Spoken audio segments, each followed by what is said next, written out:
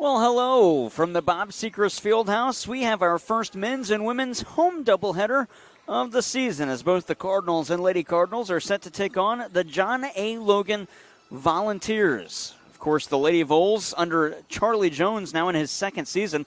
Last year, they struggled. This year, they're 500 currently and looking to improve on last year as Charlie Jones builds that program over there at John A. Logan. Jared Pettis, Glenn Berry with you courtside at MAC at the Bob Sechrist Fieldhouse. Landon Keene back at the studio.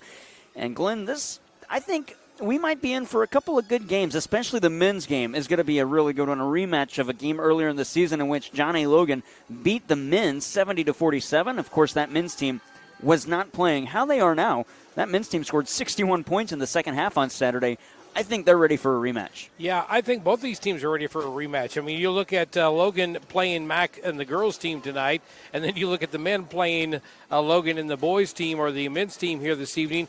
They both want to prove something. They both want to do something here tonight, Logan against Mac and Mac against Logan. So I think we could have some very competitive games, some very good, close games. And, you know, when you play a team once and you come back and you make those adjustments, you get things maybe squared away you didn't do the last time. And, of course, everybody has those games where you just don't play well.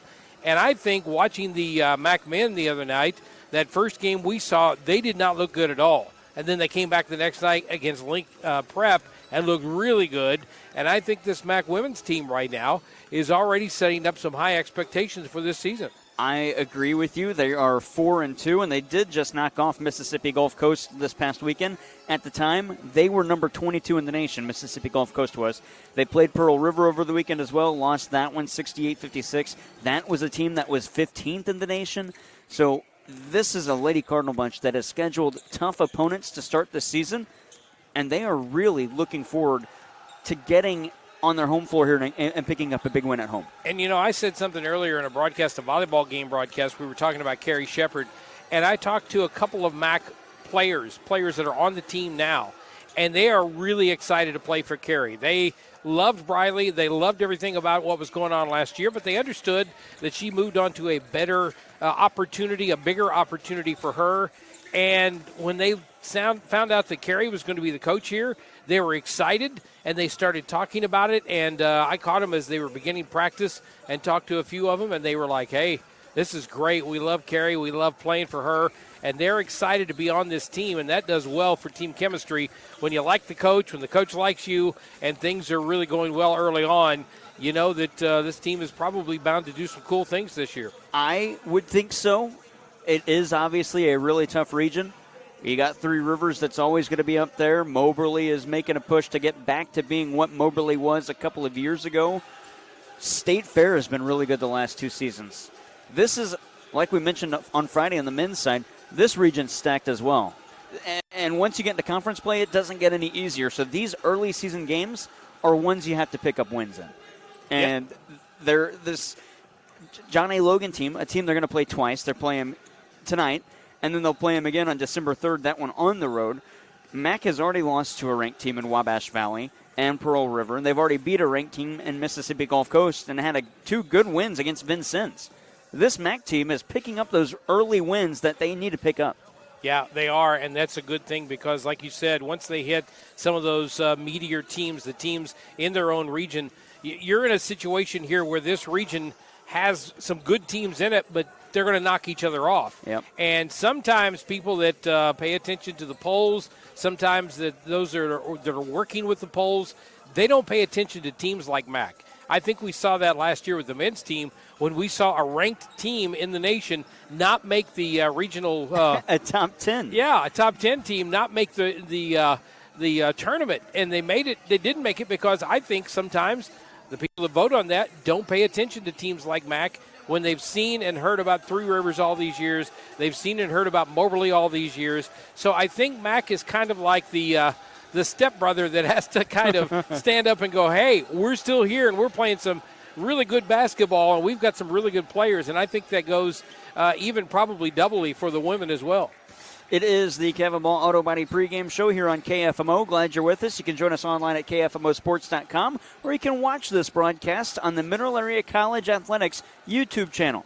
That's right. You can find the video on their YouTube channel. They'll be streaming both games tonight, the men and the women. We'll take about a 3-minute break. When we come back, we'll get into our coach interview. We got a segment before that, as we do have some preview cuts to play for you as well that had been heard in our sportscasts this week. We'll take a break, come back with more from the Bob. You're listening to MAC Athletics on KFMO.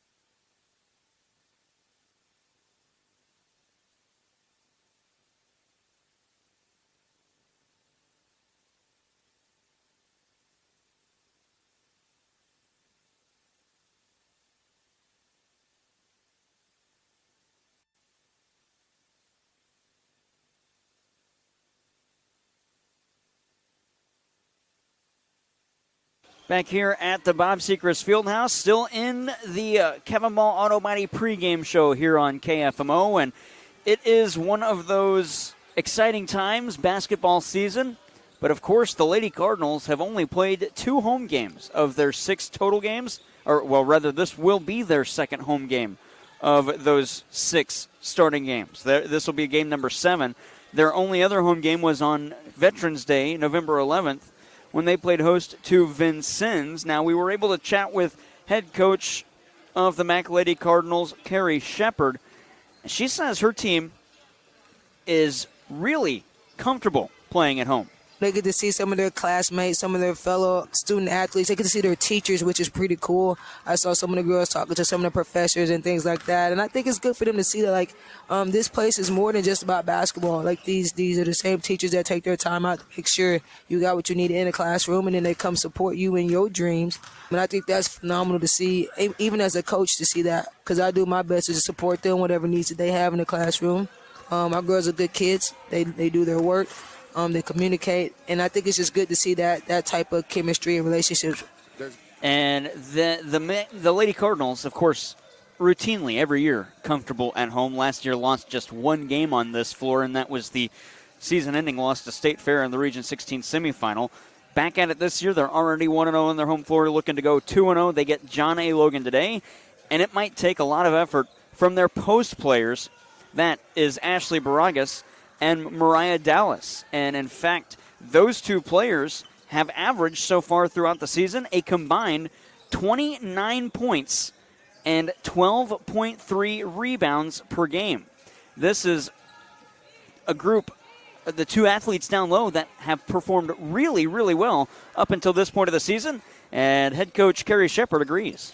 Them two have battled each other day in, day out in practice.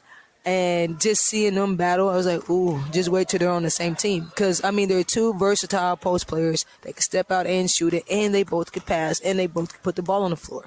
So it's getting them to have those reps together so they get to have that chemistry and rep it out together. But they're both great, phenomenal post players. I'm very blessed and very fortunate to have them. And they work well together. And I think the best thing that they have is two of them are two of the four leaders on our team. And as we develop them as leaders, they're learning how to talk to each other, how to work with each other, which is what it's all about. So those relationships that they're building off the court is definitely starting to show in the chemistry on the court.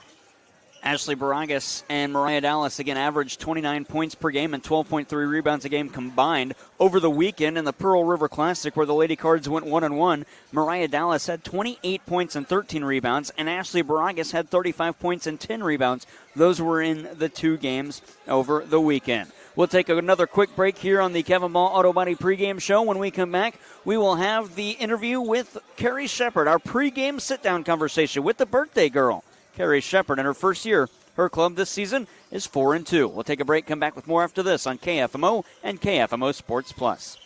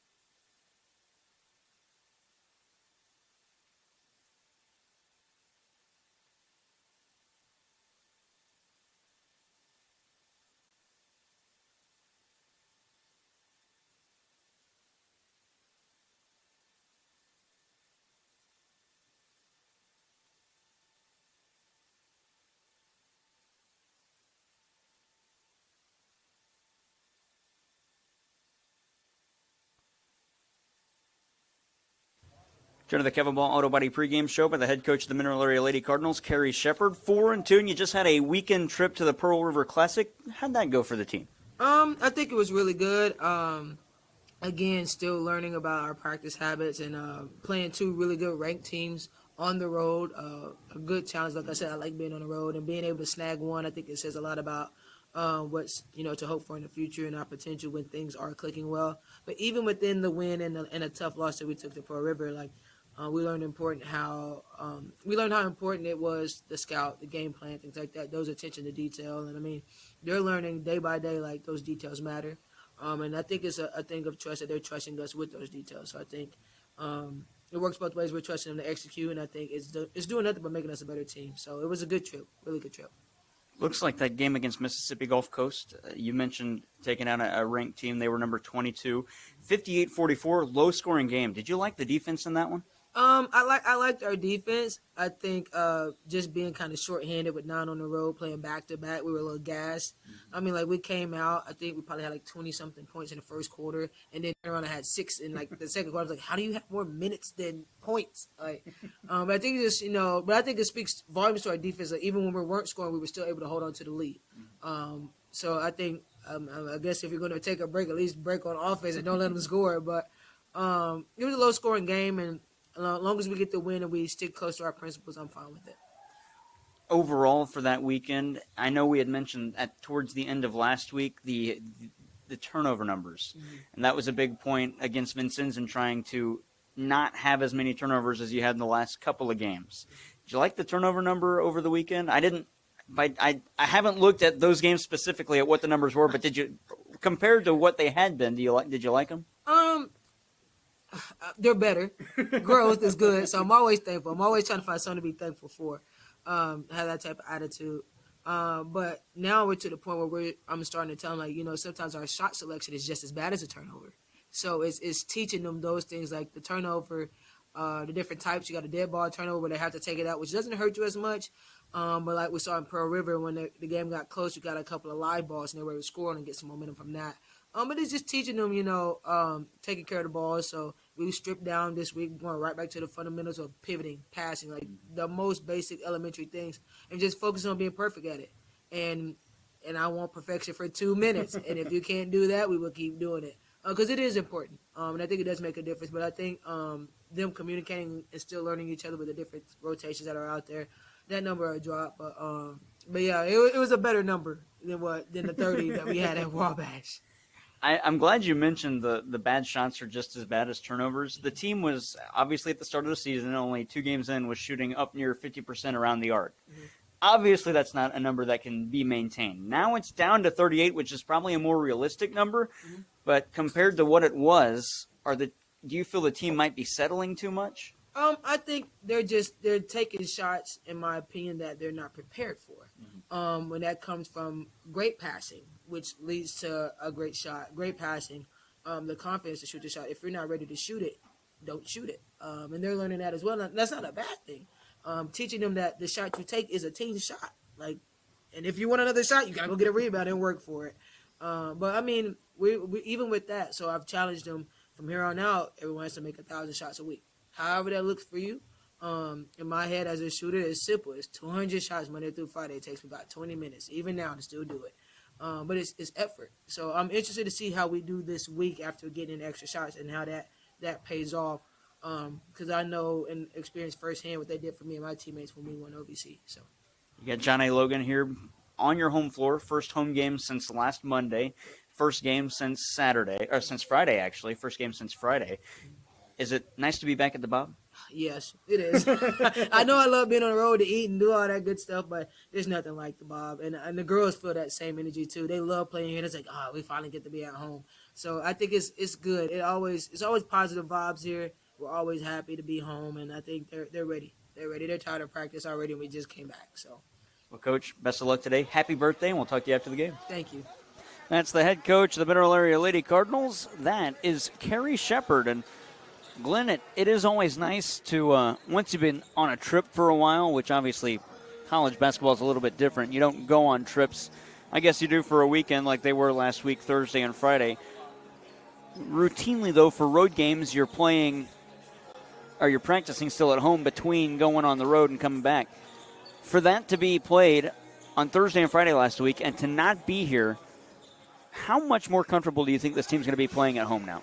Yeah, I think so. I think that, first of all, you've got all the starters that returned from last year that are comfortable here. We talked about the volleyball team didn't seem comfortable on one end of the floor, but they did the other. And that comes from practicing. Tim Copeland said at one point last year he thought about switching the ends to practice because things weren't working out so well at the other end. So you get comfortable with your rims, you get comfortable with just the surroundings, and feels like home. When you're on the road, when you're out somewhere else shooting the baskets, yeah, the baskets are the same height as we saw in the movie Hoosiers. All that stuff is the same, but just the atmosphere, the feeling can be totally different. You can be in a place that feels too big. You can be in a place that feels too small, and you start thinking about things that, you worry about. Where does this, bleacher stick out where I'm going to have to be worried about being in that section? Here at MAC, you know exactly where everything is. You know where the restrooms are. You know where the coaches sit, where your locker rooms are.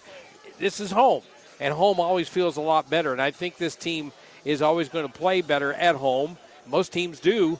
And I think the difference in the good teams and the great teams is how well they do on the road. And I think so far we're seeing that there's some good stuff about this MAC team, that they can go out and win a couple of games on the road this year and come back home and be able to do something here that might bode well for them. Tim Copeland just walked past us, Glenn. I was going to ask you about what Carrie Shepard said about the turnover number, but Tim Copeland just walked past us. He just signed Zoe Gerwitz today to start the season next year. So Zoe Gerwitz, the newest member of the Mineral Area Lady Cardinals, she will join the basketball season, or join the volleyball team next season. We are on the basketball floor, Glenn, and if you go back and look at the way that this Lady Cardinal team played against Vincennes, not a whole lot of turnovers, although they were still forcing passes that didn't need to be made. But I like what Carrie Shepard said in that bad shots are just the same as turnovers. That's something that you don't hear a lot of coaches say, even though you probably assume that they've all said that in practice. How important can it be to pick out the right shot and not settle on something that's way outside of your shooting range? Well, we've seen it countless times with both men's and women's basketball and high school basketball, where a team gets a little momentum going for them. Maybe they're down by 4, they come back, hit a shot, they get a turnover, and they come down the floor and somebody launches up a 3 from NBA range, and you look at them like, what in the world was that for? That is like a turnover. That is just like, hey, we're just going to throw it at the basket and see what happens. If you wait and get the ball and move it around and get the best shot, that's what you want to do. When you just run down there and fire it up at midcourt or fire it up at, outside of the three-point line, just like she said, it's like a turnover. It's like, hey, we don't want it. Let me shoot it real quick, and you can get the rebound and we can go back the other way. And I think probably the biggest example of that I saw was a few years back with North County and the high school team. They were coming off that season where they almost made the Final Four in basketball. And the next year, not very many starters returned. And, we were looking at, a team that didn't look good. And we asked them, well, are you going to get the offense next year? And they came back and they moved the ball around and they got the best shot and they took a lot of good shots. And early on, they looked really, really good. So I think a team that plays like a team and gets the best shots is going to win a game. And I think also going to Tim Copeland and talking about mistakes, he said 10 or more mistakes a game, you lose. Yeah. And I think it's the same way with basketball. Absolutely. You give away 10 rebounds going the other way, that's 10 points. Well, that's actually, if you're giving away 10, that's 20 points here, or even more than that if you go into, if they're shooting threes. Basketball is a game where the little things matter. Everybody says that, every broadcaster says that, every coach says that. The little things matter. If you're forcing passes and turning the ball over, that's 2 points the other way, 3 points the other way. You can't keep doing that. You can't win. And this MAC Lady Cardinal team, Glenn, averaging 18.3 turnovers. That's a number that I know Carrie Shepard doesn't like. That's a number that's lower than what it was last week. That's still a number that needs to come down. Yeah, it's something that they are going to work on, I'm sure, and probably will take care of itself a little bit as this team plays together a little bit more. I mean, these are girls who came from different high schools, different areas, some different countries, and they don't know each other as well. They don't know where Ashley Baragas is going to be on the court when they're bringing it up left side. They're not sure exactly where she's going to be, but they're going to learn that. They're going to learn, hey, usually she's in this spot, or I know where she's going on this play. And they're going to get that in their heads, and when they cross that timeline, they have an idea of where to set up the offense. And some of those turnovers will go away simply by just knowing their team better. I'm glad you mentioned North County. I am looking forward to seeing them this year under new head coach Hayden Sprinkle, former assistant coach at Mineral Area College, Lady Cardinal women's basketball under Briley Palmer, who's down at SEMO. And I'm just ready for high school basketball, and it starts next week. That'll wrap things up here on the Kevin Ball Auto Body pregame show. When we come back, it's time for the Shelter Insurance starting lineups and the opening tip from the Bob and the women's game, the Lady Cardinals and the Lady Vols, and it's coming up next here on KFMO.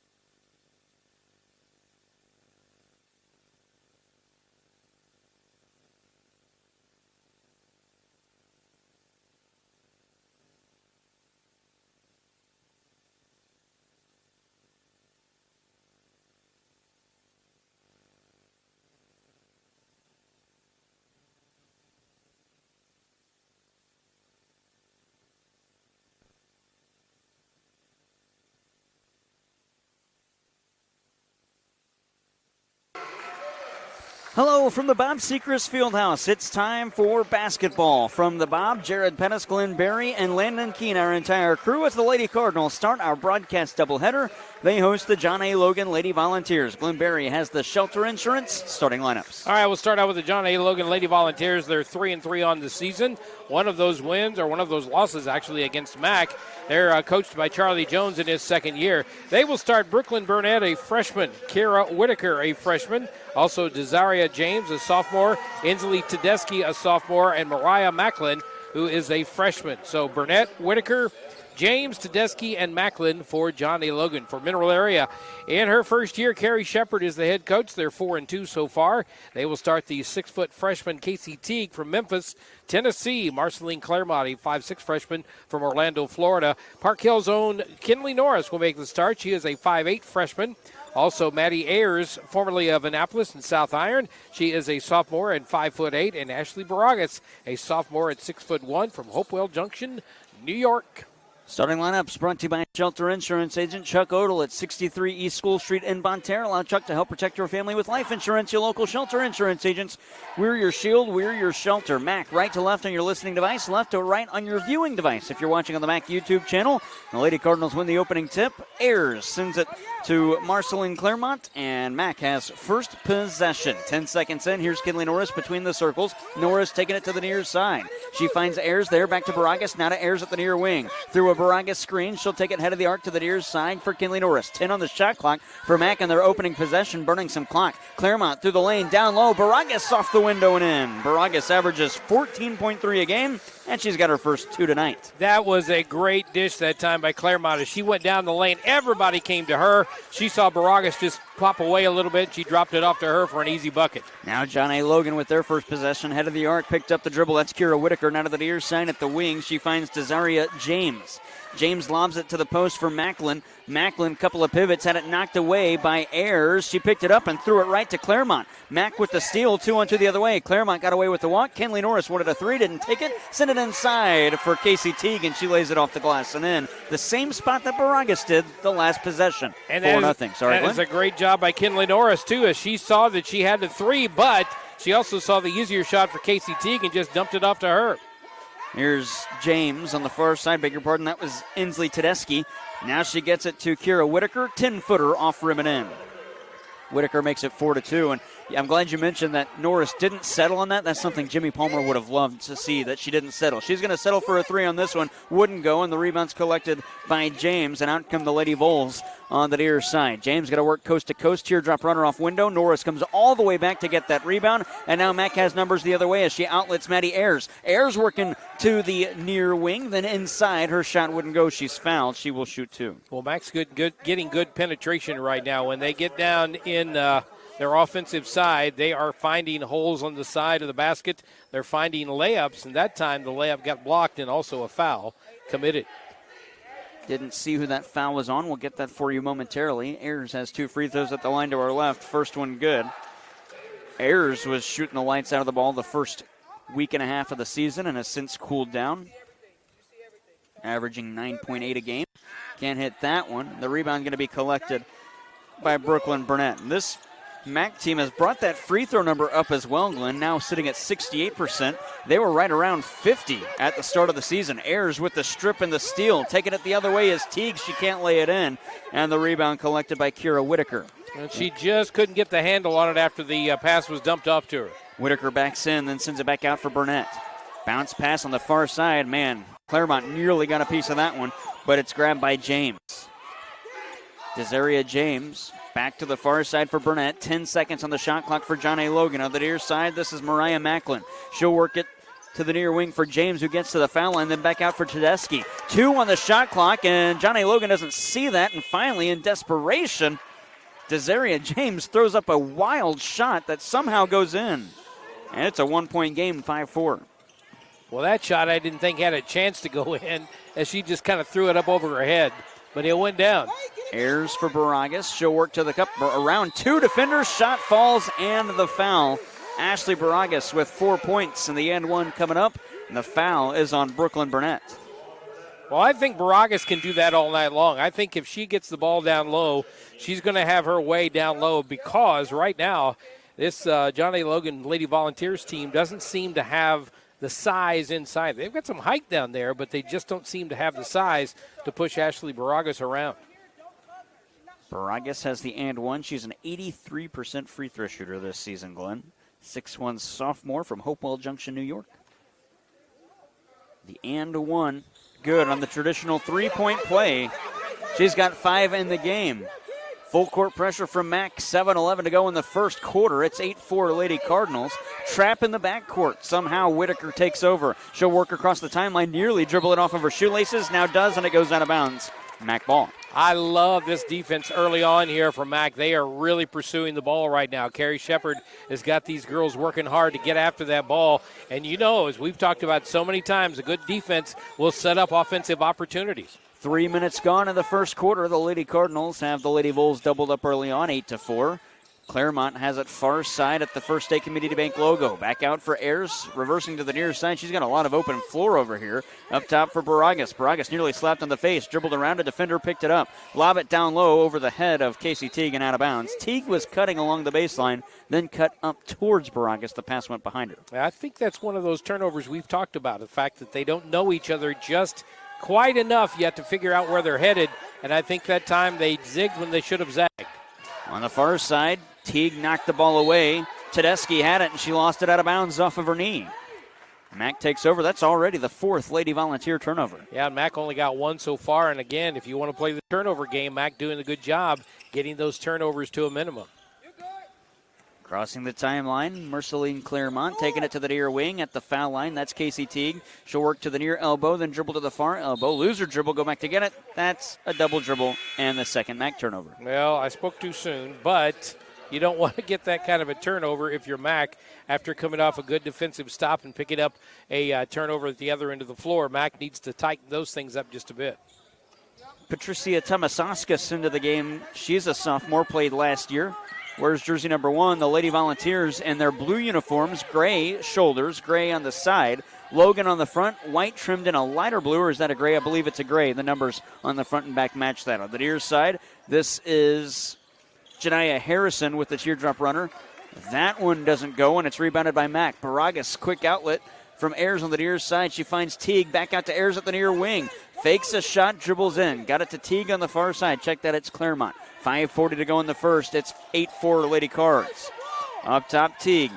Teague to the near side, Norris at the wing. 10 seconds on the Mack shot clock through a Teague screen. Lob it back to her on the pick and roll. Left-hand layup. Casey Teague got it. Assist Kinley Norris. 10-4 Lady Cards by 6. And the left-handed shot made that whole play. If she tried to put it up right-handed, it's going to be blocked, maybe a foul, but that way she just held it away from the defender before she laid it in. Patricia Tomasaskas on the near side through a screen. Ayers stays with her. Tomasaskas to the foul line. She walked, didn't get called, though. Pass to the near side. Shot doesn't fall. Ball don't lie. That miss for Inslee Tedeschi. And Mack takes over. Baragas with the second rebound. Her second rebound at as many trips. Claremont into the logo. Taking it back to the far side. There's Kinley Norris at the wing. Up top for Baragas again. Halfway done with this first quarter. On the near side, Ayers. Up top, Claremont, head of the arc. She'll dribble towards the far side, find Norris in the corner on the far wing. 7 seconds on the back shot clock. Norris dribbles to the First State Community Bank logo at the far side. Got it to Claremont. Pass. Backdoor feed. Baragas as the shot clock expired. Baragas has 7. Timeout, Charlie Jones. He's the second-year head coach of the Lady Volunteers. His club trails 12-4. 4:34 to go in the first. You're listening to Mack Athletics on KFMO.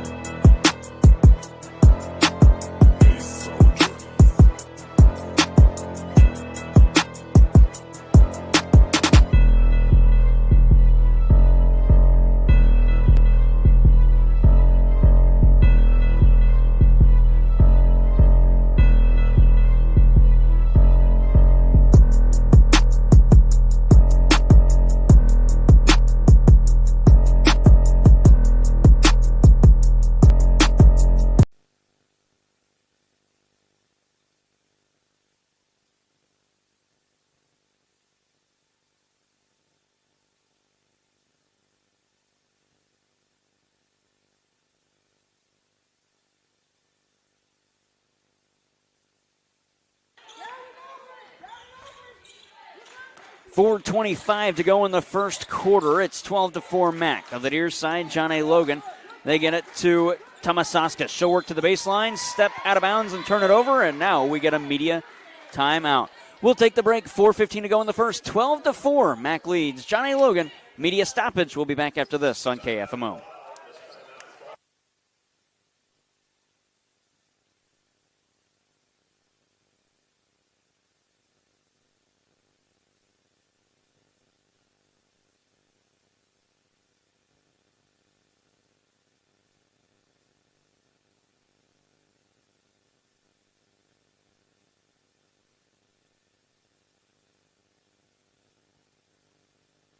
Want to earn a transfer degree or need training to jumpstart your career? Mineral Area College is the place for you. Mac offers affordable tuition, dedicated instructors, vibrant campus life, and flexible classes, on campus and online.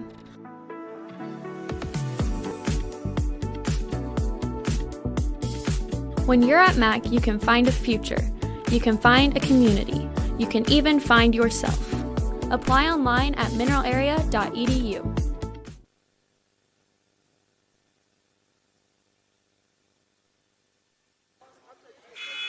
Welcome to our special Grit and Grace featured broadcast where female entrepreneurs support local women in sports. Grit and Grace is brought to you by Brothers Pub in Farmington. I Made That Crafters Emporium and Black Knight Automotive, The Giving Tree, Farm Bureau Insurance Agent Rebecca McClanahan, and Julie Pratt, Belgrade Financial. Jared Pettis, Glenn Berry with you on this Wednesday evening. Kinley Norris pump fakes, step left three. She knocks it down. Norris with her first tray of the game. And Mac leads out of that media stoppage. 4 minutes to go in the first quarter, 15-4. Well, going back to the pre-injury at Central, she is one of the most deadly shooters in this area. And I tell you what, if she gets on that roll here at Mac, she's going to score a ton of points. Freshman Morgan Alexander gets it to Patricia Tomasauskas, head of the arc through a screen. 10 seconds on the shot clock. She flips it to Michaela Carter. Her 10-footer wouldn't fall, and Baragas picks up another rebound. That is 3 for her. And on the near side, here's Marceline Claremont. Claremont working back to the far wing as she crosses the timeline. Sets up an offensive play. Norris, head of the arc. Whoa, her coach, Carrie Shepard, wanted her to take that one. She couldn't. Her pass was deflected away, and she knocks it out of bounds, trying to keep it alive. I think, again, I'm listening to Carrie talk. Me too. And I'm saying, you know what? We're talking about the same thing. She's basically saying, go for it. Do it. Don't stop and think about it. She kind of did the St. Louis Blues thing there. Hey, I got a wide open shot. Let me pass it off to somebody. Those Blues struggling to start the season. They'll play tomorrow on B104.3. Down low, that's Janiyah Harrison. Back out for Tedeschi. Between the circles, Tomasauskas. 10 seconds on the shot clock for the Volunteers. Send it inside for Carter. Her shot missed. That one rebounds off of Casey Teague and is collected by Claremont, but she overshoots Maddie Ayers and throws it out of bounds. A Mac turnover. Well, Mac got the rebound, and they're doing a great job right now on getting rebounds and limiting this John A. Logan team to really one shot per time down the floor. But that pass a little too aggressive, out of bounds, and it'll go back the other way. That is the 4th turnover now for Mineral Area. 5 for John A. Logan after just a few moments ago, it was 4-1 Logan. Skylar Sweeney and Brianna Dolman check in for the Lady Cardinals. On the near side, Morgan Alexander has it in an offensive trip for the Vols, and a foul called against Mac. Marceline Claremont hand checking. First foul on her, first foul on Mac. A little bit too much contact down there as Morgan Alexander thought for a moment it was on her, but they got instead Claremont for just a little bit too much physicality. Tomasauskas inbounds for Tedeschi. Tedeschi holds above her head, fakes to the near side, then works to the far side. She'll take it to the baseline, nearly lose it as Sweeney is all over her. She sends it back out for Tomasauskas. Behind the back dribble to the foul line. Hoist from there with 6 on the shot clock. Can't come away with it. And the rebound's grabbed by Marceline Claremont. Claremont working on the far side. Around a defender, that's Tomasauskas. Foul is called on the floor before the shot. It's going against the Vols. That's their 3rd and the 1st on Patricia Tomasauskas. Well, I think athleticism-wise, Mac has got the advantage here tonight. I think the difference in the two teams right now, and whether or not this is a close game or if Mac continues to lead like this, is the amount of turnovers, the amount of mistakes, and the aggressiveness that Mac has here tonight. Ayers through a screen set by Dolman. Step back 3 straight on. Ayers hits too much of the back iron. Sweeney with an offensive rebound. Down low for Dolman. Off the window and in. Dolman with her first point of the match, and it's 17-4. Mac with 1:50 to go in the first. And a great job once again finding the open person underneath the basket for the easy shot, although there were a defender or two on top of her.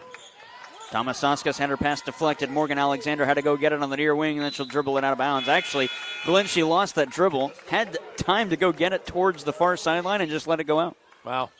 Sometimes you think that the ball's going a little faster than it is as Presley Howlig checks into the ball game, and also Ashley Baragas back into the ball game as well. 17-4 Mac. A little bit of a breather for Casey Teague right now. We haven't seen Mariah Dallas yet tonight. 5'11 freshman from O'Fallon, Missouri. She leads the team in scoring. 14.7 points a game. Mack with it. Dolman on the far side sets a screen for Sweeney. Sweeney tried to go back to her, but Tedeschi was there guarding her. Mack going to call a timeout as Sweeney gets the pass away. Carrie Shepard was shouting down the floor. And, they don't give her the timeout, rather. Sorry. They turn it over. She stepped on the baseline. She was screaming for the timeout. Yeah, she was screaming for the timeout. The official blew the whistle, and I, like you, thought that was the timeout coming, but instead a turnover. Euro step, layup to the cup. Desaria James couldn't get it to fall, and Baragas picks up another rebound. She'll wait things out in the backcourt and bounce it to Marceline Claremont. 65 seconds left in quarter number 1, 17-4 Mac. Claremont to the near side, working it to the wing, picked up her dribble. Looking inside to Baragas, who was covered and poked out of bounds off the Lady Volunteers, and that defender, I believe, was Desaria James. No, it was Janiyah Harrison. Early stat to look at. If Baragas keeps up this rebounding pace, she could be closing in on 20 rebounds tonight. Wow. Wish we stayed at assists. Claremont to inbound. Over the head of Sweeney. She has to come and get it towards us. She does. 13 on the shot clock. Crossover dribble by Sweeney behind her back. Gets around a defender because of the work by Dolman down low. Shot wouldn't go. Holwig's got the offensive board. 6 on the shot clock. Sweeney pump fake step right. She'll work it inside. Back to Dolman. 2 on the shot clock. Dolman walks and turns it over. Well, there was a lot of good things I liked about that. Sweeney's move down at the top of the key, getting it behind her back, getting down to the left side.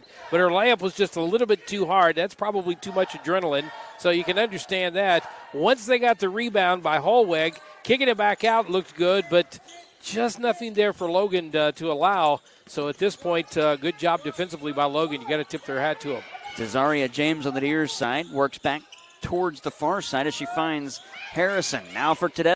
15 on the shot clock. Teardrop runner wouldn't go. Rebound is swatted back to her. She can't hit the second try, and that one's grabbed by Macklin. Jump ball arrow favors Logan, so Mac will get it first in the second quarter. And it'll be Patricia Tomasakis to inbound. So Tedeschi had 2 misses there for stat keeping purposes if you need them. Inbound up top to the near side. 20 seconds on the game clock here in quarter number 1. James with it around the arc. Handed off on the far wing for Tedeschi. Another teardrop runner wouldn't go. Another rebound's loose. And Baragas nearly had that one. It's still loose. That goes off the back of the backboard. And it'll be out of bounds off of Mac as Baragas. And I believe Inslee Tedeschi were playing hot potato down there. And Mac touched it last. Trying to grab it. Baragas actually pulled the rebound down. But when she tried to throw it out top, she hit that stanchion underneath the basket. James misses the 5-footer, and Marceline Claremont doesn't know how much time is on the clock. She dribbles it out, and we head to the first quarter break. 17-4, Mac leads. Second quarter coming up after this on KFMO.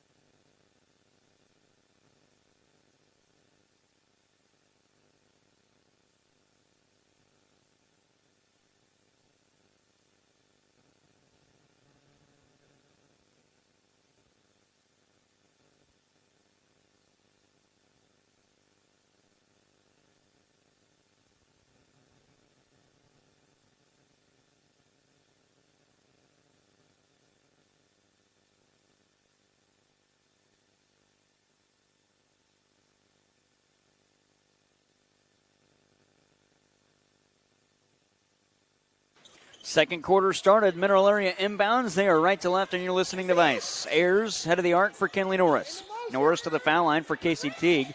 Teague to the far side, handed off at the wing to Ashley Baragas. Baragas going to drive baseline, back her way inside. Shot wouldn't fall. Rebound loose. It's collected by Mariah Macklin. And Logan the other way. That was a good try from Ashley Baragas, just couldn't finish on the layup. Yeah, first shot she's missed tonight. She's 1 out of 4 from the field. On the near side, that one's off the leg of Kira Whitaker. She has to come back and get it. 15 seconds on the shot clock for Logan. Pass down low. Baragas poked that one away, and Kinley Norris has the steal. Ayers to Teague, cutting to the basket. Teague with the lay-in in transition. 6 points for Teague. That trails just Baragas for the team lead. 19-4 Mac leads. A minute gone in this first quarter. All right, check that second quarter.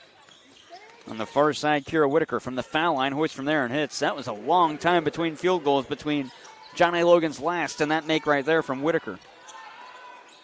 And there's a steal. Was that Tedeschi? It was, with the steal and the layup. So it's 19-8. Timeout, Mac. 30-second stoppage. We'll take it as well. 8:52 to go in the second. You're listening to Mac Athletics on KFMO.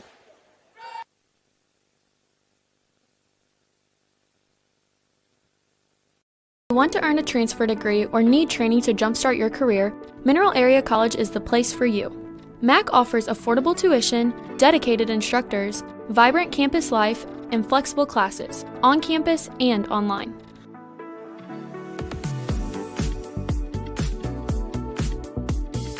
When you're at MAC, you can find a future.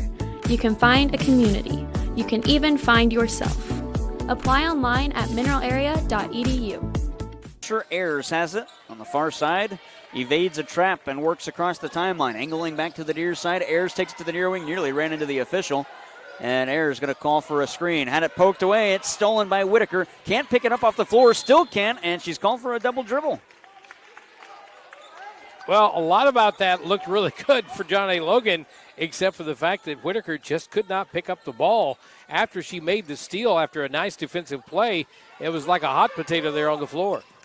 On the far side, Baragas hands it off for Ayers. Splits a couple of defenders, lost it out of bounds. It's off of Logan. It'll stay Mac ball. I wanted to get that stat in I told you about off the air in between. First quarter stats, 7 of 12 from the field. That counts three-pointers as well for Mac. That's 58%. But John A. Logan is shooting 2 out of 12, which was barely 17% in that first quarter. Hence the 19-8 lead right now. And officials have overturned the call. John A. Logan gets the ball after a Mac turnover. That is the right call. Across the timeline to Zaria James, working through Skylar Sweeney. James to the far side, kick it back out for Whitaker, circling the wagon. Cutting to the basket, Tedeschi. They find her. She floats it over the head of a defender for Macklin. Backdoor pass, and that's Harrison with her first layup, and good on the point. I'm not sure that was a backdoor pass, but it kind of looked like a lost ball and another turnover. Norris throws it away. And on the last three possessions, Mac has turned it over, and now a walk will give it back to the Lady Cardinals. Tedeschi trying to draw contact from Ayers, and Ayers kind of backed away from her. We talked about turnovers in the pregame, the fact that they had been down till about 18, and they still don't like that number. She's not going to like this number here in this first half. 11 turnovers for Mac right now, 10 turnovers for John A. Logan. Lady Cardinals in the backcourt on the near side, Claremont. They pick up the pace. Claremont works around a defender. Backdoor pass again for Casey Teague. Can't lay it up or lay it in. Whitaker gets the rebound, and Teague gets a foul 75 feet away from her basket. Well, I tell you what, that shot just did not go. I mean, she had a wide-open square shot. She hit it off the back of the glass. It went around the back iron, bounced around a little, and came back out. Maybe a little bit less touch on it. She gets it to go down, but I think she got frustrated, tried to do a little too much on the rebound. Kinley Norris nearly knocked that one away. Now she will poke that pass away. That'll be a backcourt violation. Oh, they say Norris didn't touch it. That was awfully close to Norris touching it being a deflection. Instead, it went straight across the backcourt, the half-court line, and picked up. So another Lady Volunteer turnover. Now, Glenn, I think if we get into the next couple of trips without a turnover, that team might be in business. Yeah, that's true. And that lead that looked pretty good for Mac right now is down to single digits at 9. Pass on the near side. Here's Ayers through a screen. Ayers through the paint. Kick it to the far corner. Kinley Norris. 3, and she hits nothing but net. 6 for Norris. 21 to 10. Check that, 22 to 10. On the near side, Kira Whitaker trying to work around Norris. Beg your pardon, Ayers to the foul line for Macklin. Back to Whitaker. Foul line jumper. Got it. Whitaker with 6, 22-12, 6:57 to go in the first half. We're in quarter number 2. Well, I don't think you can leave Whitaker open for a shot like that at any point because she seems to have it down. Norris wants another. Nothing but net again. She's feeling it at the bob here. 6:40 to go. 25-12. Well, we've seen her do that in high school. We've seen Maddie Ayers do it in high school and at MAC last year. Man, if that three-point game gets to be that good all year long, this is going to be a team that's going to put up some points. Here's a spot up three on the near side. Whitaker, that's around and out. Baragas has another rebound, and Glenn Norris doesn't miss a lot from perimeter. As Mack will turn it over, Casey Teague stepped on the baseline underneath the basket in the offensive half court. Norris shooting 58% from the field, 59% from the land of plenty. Wow. That's a nice little total for the three-point area. That's a number when I saw at the start of the season because it's been that high throughout the year. There's a steal for Norris. She will work it up the floor now for Claremont. Claremont lob it to Baragas, cutting to the basket. Baragas can't hit the layup. Ball still loose, and the rebound's grabbed by Janiyah Harrison. The rebound well has gone dry for Mack. At the other end, I believe Baragas is going to be called on a foul on a shooting attempt. Yep, it'll be the first on Baragas, second on Mack in this quarter. Well, here's the thing. A couple of things that come to mind. You know, this is a team right now that's been playing pretty much an up-tempo game all night. And turnovers are going to happen on an up-tempo game. But by that same token, 2 free throws for Desiree James. She missed the first. By that same token, there have been some shots down low that have to be made. Those are shots that have to go down. And right now, Mack just doesn't have the luck going for him at this point. Second free throw. Good. She splits the trip. Coming into the match, she was 6 of 10. Now make her 7 of 12. And I have to admit, that first shot was kind of Shaquille O'Neal-like. Yes, it really was.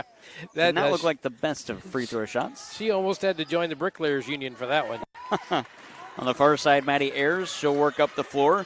Lob it into the corner on the near side. Norris doesn't take the shot. Claremont on the near wing, steps around a defender, works through another one with the extension of the step, can't hit the lay-in, and Mariah Macklin picks up another rebound. Outlet for Patricia Tomasauskas. Working through 4 Mac defenders. It's poked away. Tomasauskas hands it off to Tedeschi at the far wing. Tedeschi trying to get around Norris. Back to Tomasauskas in the far corner. Tomasauskas to the near side, pass to nobody, and Claremont steals. Quick break the other way, 1-on-0. Left-handed layup, and she got it. Claremont's got 2. It's 27-13 Mac, 5:10 to go in the first half. Well, that was a great read that time by Claremont. She saw that the player was in trouble looking for an outlet, and she just jumped in front of it and cruised home.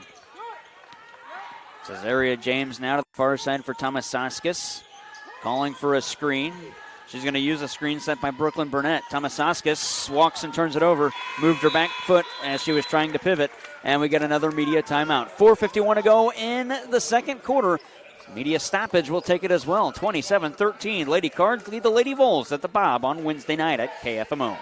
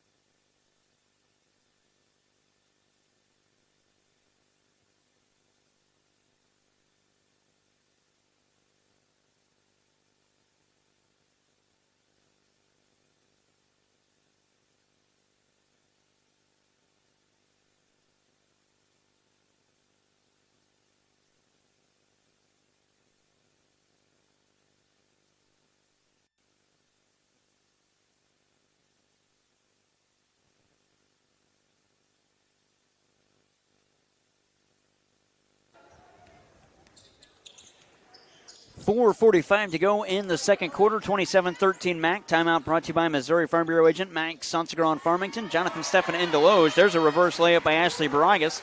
Contact them today for a free quote on auto, home, business, or life insurance. 29-13, 4.5 to play. Half number 1, Jared Pettis, Glenberry with you. End of the game for the Logan Volunteers, the John A. Logan Lady Volunteers. That's Asia Taylor. 2 points all season through 6 games. She found Brooklyn Burnett, who couldn't hit a layup, can't hit a second try, got her own rebound again, and goes for a third time and can't hit that one, but she's fouled. So Burnett 0 for 3 on that trip, but she'll shoot free throws. Well, she got some good looks at the basket, too. She had an opportunity to put it up and in, but she had some defenders right in her face, and a couple of them kind of, physically bodying her up just a bit underneath the boards there. So she got those 3 shots off, but they weren't really quality shots from down there. Foul is the second on Casey Teague, the third on Mack in this quarter. Brooklyn Burnett hits her first free throw. She's going to get a second. She came into this match 4 of 8 from the foul line. And hits both of those. Much better looking free throw shots from Brooklyn Burnett there as she put them both down. Turnover, but Mack going to get it back as they threw it directly to Asia Taylor, and she gave it right back to Ashley Baragas. 3-on-3 the other way. Norris all alone in the near corner. Norris, can't hit that one. Rebounded by Ayers. She'll work through defenders, back out for Claremont. Back to Ayers, straight on. She'll take one. She can't hit that. It's short. And the rebound grabbed by, it was bobbling around down there. Michaela Carter got it. Carter to the near side for Morgan Alexander. Back up top for Asia Taylor. Taylor to the foul line.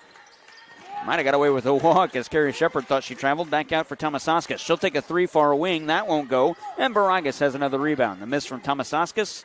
Baragas cleans up the board. On the far side, Casey Teague. 3.5 to go in the second. Teague trying to work around Taylor. Can't. Teague to the head of the arc for Baragas. Down low for Dolman. Off the window. Dolman gets that one to fall. So Baragas has an assist. She smiles and claps at Dolman, who laid that one up and in. Tomasaskas at the other end. Jumper from the foul line. That rattles off. Rebound is going to be grabbed by Kinley Norris. Player comes down on her knee. And she outlets for Dolman. And as Dolman goes to the cup, she can't hit. She's fouled. Yeah, I would imagine every time somebody gets close to that knee from Kinley Norris, there's a little bit of a holding breath for a second. And especially for a person who's had knee surgery before, you know that you just kind of flinch just a bit when that knee is, in danger. But luckily, nothing there and everything good. She wears a pretty good size brace on it, too, so that helps out quite a bit. Dolman's first free throw. Good. She's got 5 points in the game. Got a couple of substitutions. Second free throw for Dolman. No good. Couple of substitutions. On the near side, Carrie Shepard has to give coaching instructions to her girls on where to go to check in. I love it. Pass through 2 Lady Volunteers and out of bounds as Taylor was looking for Michaela Carter, but she also had to pass it through Brooklyn Burnett. Yeah, it's only the first half of the first game I've seen Carrie coach, and we've seen her dance. We've seen her, kind of give it that thumbs up kind of a move. It's just the whole attitude is so cool from her side as a foul's committed in the backcourt. Yeah, not a smart foul to take if you're Asia Taylor. Just reach around a defender like that and get the easy whistle. Baragas inbounds for Claremont. 32-15, Mack leads. 2:40 to go in the second. Claremont to the near side. Taking it to the near wing. Head of the arc, Norris straight on 3. Kinley Norris drained it. Man, she makes it look easy, Glenn. Makes it look like I could go out there and do that. I tell you what, I have probably hit maybe that many threes in my entire life, and she's done it all here tonight. 12 for Kinley Norris, 35-15. Lob it down low, and then it's going to be another turnover. Oh, no, it's not. Instead, they say it went off of a Lady Cardinal last as Michaela Carter couldn't hang on to the pass. Well, somebody must have got a hand in there because it looked like Michaela Carter was fighting that ball the whole way. And I know that Mac got their hands in there, but I thought Michaela was the last person to reach in and grab it. Inbound on the far side. Carter has it. Lob it into the paint. Posting up, that was Brooklyn Burnett. She'll circle around Ava Serra, lay it in, and be fouled. Well, that was a pretty good shot that time by Brooklyn Burnett as she got the ball inside, kind of did an underhanded little bit of a hook there from the right side with a defender on her back and drew the foul. And that's the last foul Matt can give as John A. Logan will be in the bonus on the next foul. The and one for Burnett. She's got it 3 for 3 from the foul line. She's got 5 points in the game. 35-18. Baragas out of the backcourt to the far side for Sweeney. Holwig in the far corner. She'll work around a defender. Pushing foul is called against the Lady Volunteers, and Morgan Alexander, her first and the team's third. I made the observation earlier in this half saying you wonder if turnovers are a byproduct of a fast break game the Mac run. Sometimes you just can't hang onto the ball when you're moving that fast, but their turnover rate right now at 13. Sarah to the far side for Holwig, is tripped up by her own player. Baragas had to come get that. Holwig slow to get up. Baragas dribbled off her ankle. Now Claremont can't hang on. 8 on the max shot clock. Claremont on the far side. Shot clock down to 6. It's down to 5. Sarah, the back door feed. She lays it in. Nice pass by Merceline Claremont. 37-18, a minute 35 to go in the second. Making something out of nothing. That looked like a busted play, and all of a sudden it's an easy layup on the right side from Sarah. A nice pass by Claremont. Tomasauskas trips over her own feet and turns it over. This is Claremont the other way. Left-hand layup blocked by Carter. Offensive rebound, Sarah wouldn't go. Baragas fights for it. We go held ball, and the arrow favors John A. Logan. I'll tell you what, that was a pretty good run, and I thought maybe that number 21, Michaela Carter, had no chance of blocking that shot. Even though she's a much taller young lady, she's not as physical as some of these MAC players are, but she got her hands on the ball, and MAC could not get a bucket that they probably wish they could have. Dribbling out of the backcourt, Patricia Tomasauskas to the far side for Inslee Tedeschi. A minute 10 to go in the half. Tedeschi, far wing three, too strong. Rebounded by Skylar Sweeney, then she loses it out of bounds. It'll be John A. Logan ball. You remember when we talked about bad shots being like a turnover? I'm not so sure that Inslee Tedeschi is the person you want to shoot threes, even though she's 3 for 9. That just does not look like her forte. It did not. She did not look comfortable on that shot. Inbounding Tomasauskas. Holding, that was somehow nearly that was not a 5 count. Awfully close. Tedeschi, head of the arc. Finds Morgan Alexander. 15 on the shot clock, under a minute to go in the first half. Spin around fadeaway shot that doesn't fall for Alexander, and it goes out of bounds off of Ava Sarah and out. So Johnny Logan will get another offensive possession right at the lane they inbound. Tomasauskas throws it in up high to Carter. She'll work through a pair of defenders, and a holding foul called against the Lady Cardinals on the floor. The foul is on Brianna Dolman. It's her first, and Mac has put Johnny Logan in the bonus, so it'll be 2 free throws for Kayla Carter. I say this and not in a mean way, but if I'm Mac, I play some tight defense the rest of this night on Michaela Carter and make her dribble the ball, because when she dribbles the ball, she seems to have more trouble with it. First free throw good for Carter. And I don't mean that in any ill intent, but that's not her strength. Second free throw for Carter. Rattles out. Man, that one looked as good as it could get before falling out. And the rebound is collected by Ava Sarah. 45 to go. Sarah going to go coast to coast. Reverse lay and got it in the foul. 4 for Sarah. The and one coming up. The foul is called against John A. Logan. Foul is on Michaela Carter. Her first and the team's 4th. Next foul puts Mac in the bonus. And one for Sarah. Got it. Traditional three-point play. And it's 40-19 with 43 seconds left in the half. Patricia Tedeschi on the far. Check that. Tomasauskas on the far side. For Morgan Alexander. Now it's Tedeschi. Inslee Tedeschi to the foul line. Lob it down low to Carter. Off window. Can't hit. Foul on Sarah. That'll be her second. Well, they're doing a better job, John A. Logan, of moving the ball around now, getting the shots down low, but Mac's still playing a physical game, and that physical game is adding up in fouls right now and sending this John A. Logan team to the line. Carter shooting 2, split an earlier trip about 30 seconds ago, hits that one. Maybe a little over 30 seconds, maybe about a minute ago. He's got 2 points in the game. The next one, around and in. So she hits them both. And with 28 seconds left, shot clock turned off. Mac has final possession, or what could be final possession if they don't turn it over. Holwig put it off of the leg of a Lady Volunteer and Carter, and it goes out of bounds. And Mac will inbound on the near sideline. I love what Carrie Shepard just told Holweg. She said, look, you can't dribble through 2 people, so don't try it. And that's what caused almost turnover. 17 seconds left in the half. Claremont on the near side, dribbles. Dolman sets a screen. Claremont to the near wing. Up top for Holwig. Game clock down to 10. Sweeney had that one go through her fingers. Collects it at the far wing. Her 3 bounces off the iron. And the rebound for Burnett. 3 seconds left. Tedeschi to the half-court line. She will hoist from there at the buzzer, and it's just short by about 1.5 feet. It's 40-21. Mac leads at halftime. The KFMO Sports Halftime Report coming up after this on KFMO.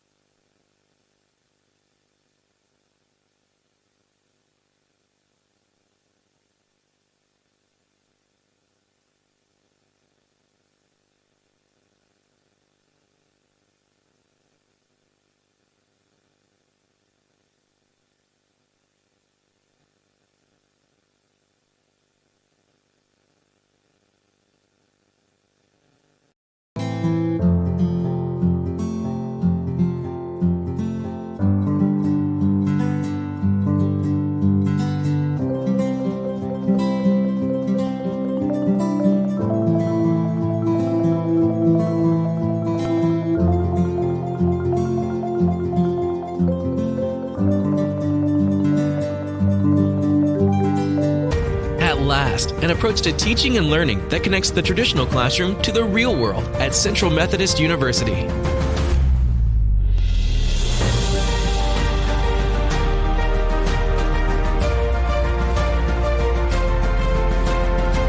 Now you can learn the way you live and the way you'll work with the new Digital U, available only on the campus of CMU.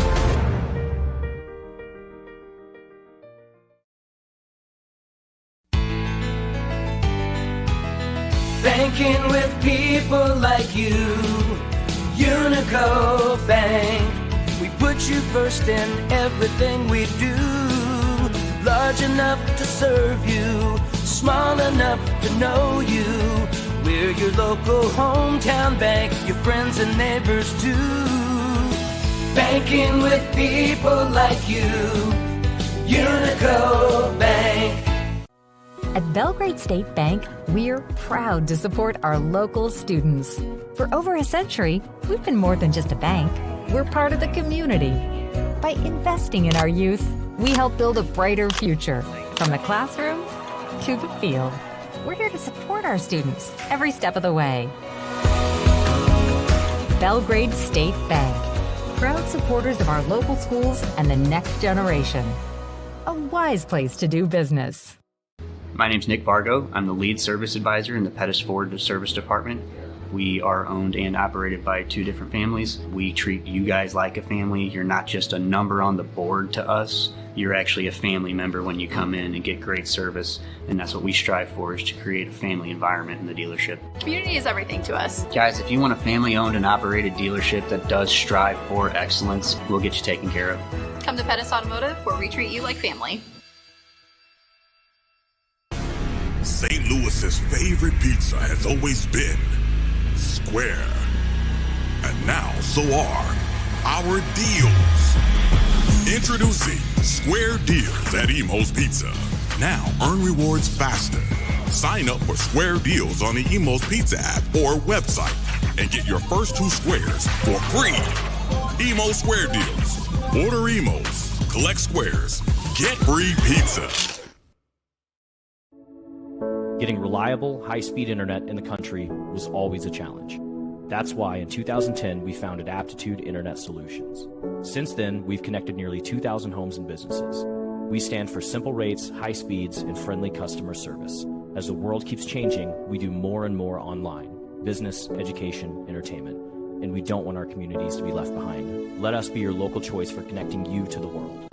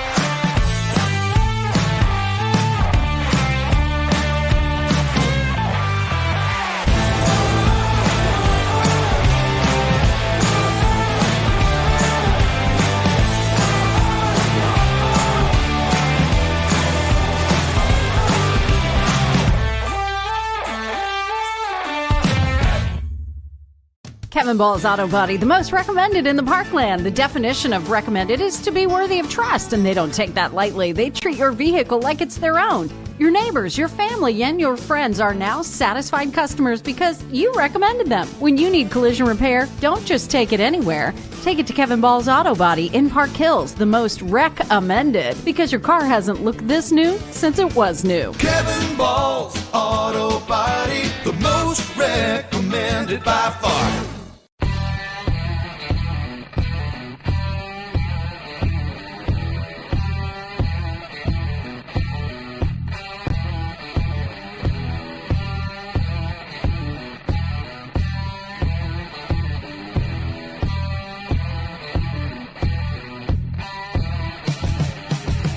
Come see us after the game.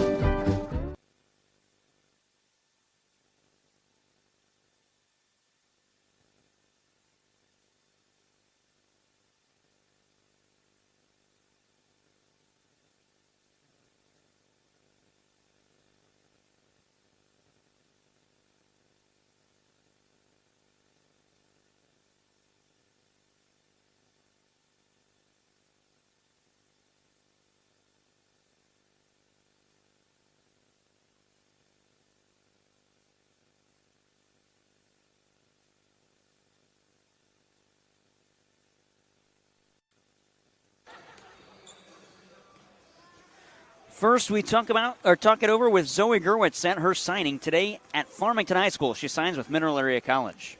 Joined by Zoe Gerwitz after she signs at Mineral Area College, keeping it local, Farmington to Park Hills. Was that a big part of the idea of moving on to that next level to stay local?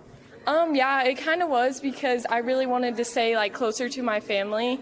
And yeah, I just really felt like it was the best fit for me at the moment. And yeah, I'm really excited. The team this year was a really good team. Last year, good team as well. Just had to get over that hump. So you get back this year, the team, honestly, I don't think at any point this year was the team struggling. It was one of those seasons where everything was clicking. Was there a point for you where you thought it clicked really well and it led to that district tournament championship? Oh, yes, definitely. I think at the very beginning of the season, we all really clicked together. And, I just felt that we had a closer connection as a team. And I felt that we played really well together. So definitely just right at the beginning of the season when we first started, I just knew that we were going to have a great season.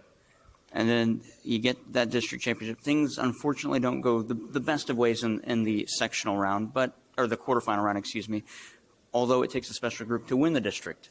And you're one of those special group of seniors now that have signed to that next level. What does it mean to be a part of that group? Well, to me, I just am very thankful that I'm a part of a group of girls that have been supportive, not only through my journey of volleyball, but just my journey at school, because I am just so grateful that I get to come to practice and just be with this great group of girls as seniors, and just knowing that we're all graduating together. I'm very sad to let them go, but I know that we're all going to be on our separate journeys and just have a great time after high school. You mentioned being on the journey with that group. Now, focusing on yourself, was there a person or a particular coach or group of people that really helped you focus forward in volleyball throughout your career? Yeah, I would say my club coach, Jeff, he really helped me get on track and become a better athlete, because my sophomore year I wasn't the best athlete, but he helped me get back on track, and that's how I can say I signed at Mac. So I give a big thanks to him. That was Zoe Gerwitz. We then talked it over with Tim Copeland, head coach at Match. How quickly have you been able to get that work started here in the offseason? On recruiting? Mm-hmm. It starts as soon as the season's over or during season. So this is the first signing we've had, for 25, and happy to get a local young lady, and Zoe's a good player too. So always adds to getting somebody local and somebody that can come in and compete day one. So we're looking forward to that. And, obviously her dad's my boss, so I got to be nice and, at the college. But no, Zoe's a good player and good young lady, so she's going to add a lot to the program. What is the process like throughout the season and preparing for a class? Say, take us back and peel that curtain back a little bit for the class of 25. What's the process like starting the recruiting process and now getting to signing day? Well, I get emails every day from kids that are, wanting to come make a visit or try out or whatever, even in August, or even last summer. Obviously some of it's what my needs are with my kids leaving, sophomores that are graduating or freshmen that, are moving to a different position. I get a middle instead of a right side. So there's always something that just kind of makes the direction I go. Obviously the kids that leave, starter-wise, if it's two outsides, then I got to replace those. If it's one outside and one middle, then I got to replace those. So it just I start looking at all the emails, I look at all the videos, I look at stuff like that, and then I go, okay, I need two middles, so I got to start looking at middles harder than I am a defensive kid that I've already had three. So it just kind of depends on which direction I need to go according to what I lose, and then try to get the best talent I can along with anything local that's interested and also fits that bill. It seemed like from a broadcast perspective, Zoe has really opened eyes this year and even later into last season and really early on. And honestly, throughout her last 2 years on the varsity team, she has really come into her own, I guess you could say, from a broadcast perspective. Is that what you've seen as well? Yeah, I'm not 100% sure, what she played middle here, a little undersized for middle in college, but jumps well. If she hits the weights hard and gets stronger and stuff like that, she can come in maybe and have a competing spot in the middle. May go to the outside, maybe a situation I haven't seen her there. I'm not sure how that would fit, but, she's definitely improved. I watched her 2 or 3 years ago, when her sister was playing too here.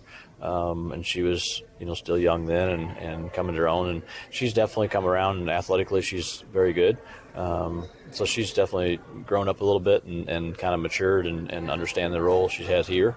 And I think she's grown a lot as far as a player too. So, it's a good situation, I think, for her and me, and especially a local kid right here 5 miles away. And you mentioned the first signing for the 2025 team. You got another one coming up. How quickly do you feel that those spots that might need to be filled will be filled? Next 3 weeks, I'll probably sign 3 kids. I'm losing 6. And I've got an international kid that's supposed to be coming in January. That's a semester early. So that'd be 4 out of the 6 that I need to sign. And I'll probably sit back a little bit and make sure it's the right fit for that last 1 or 2 spots. I just don't want to bring kids in just to have numbers and not be something that can help me. Because you only have so many numbers you can sign. So, I'll have 3 for sure local with the other kid from Oak Ridge, another one from Cape Notre Dame, and then Zoe. So I'll have 3 pretty local kids and then an international kid coming in. So then the last 2, I got a girl from Kansas I'm going to bring in here pretty soon, another one from Colorado that I'm going to look at. So just see how it goes and get 4 out of the 6 done and kind of see where the last 2 wins up. That was Tim Copeland and Zoe Gerwitz after Gerwitz signed with Mineral Area College for volleyball earlier today. That'll wrap things up here on the KFMO Sports Halftime Report. When we come back, second half action. Mac leading John A. Logan 40-21. All right, get one. Oh.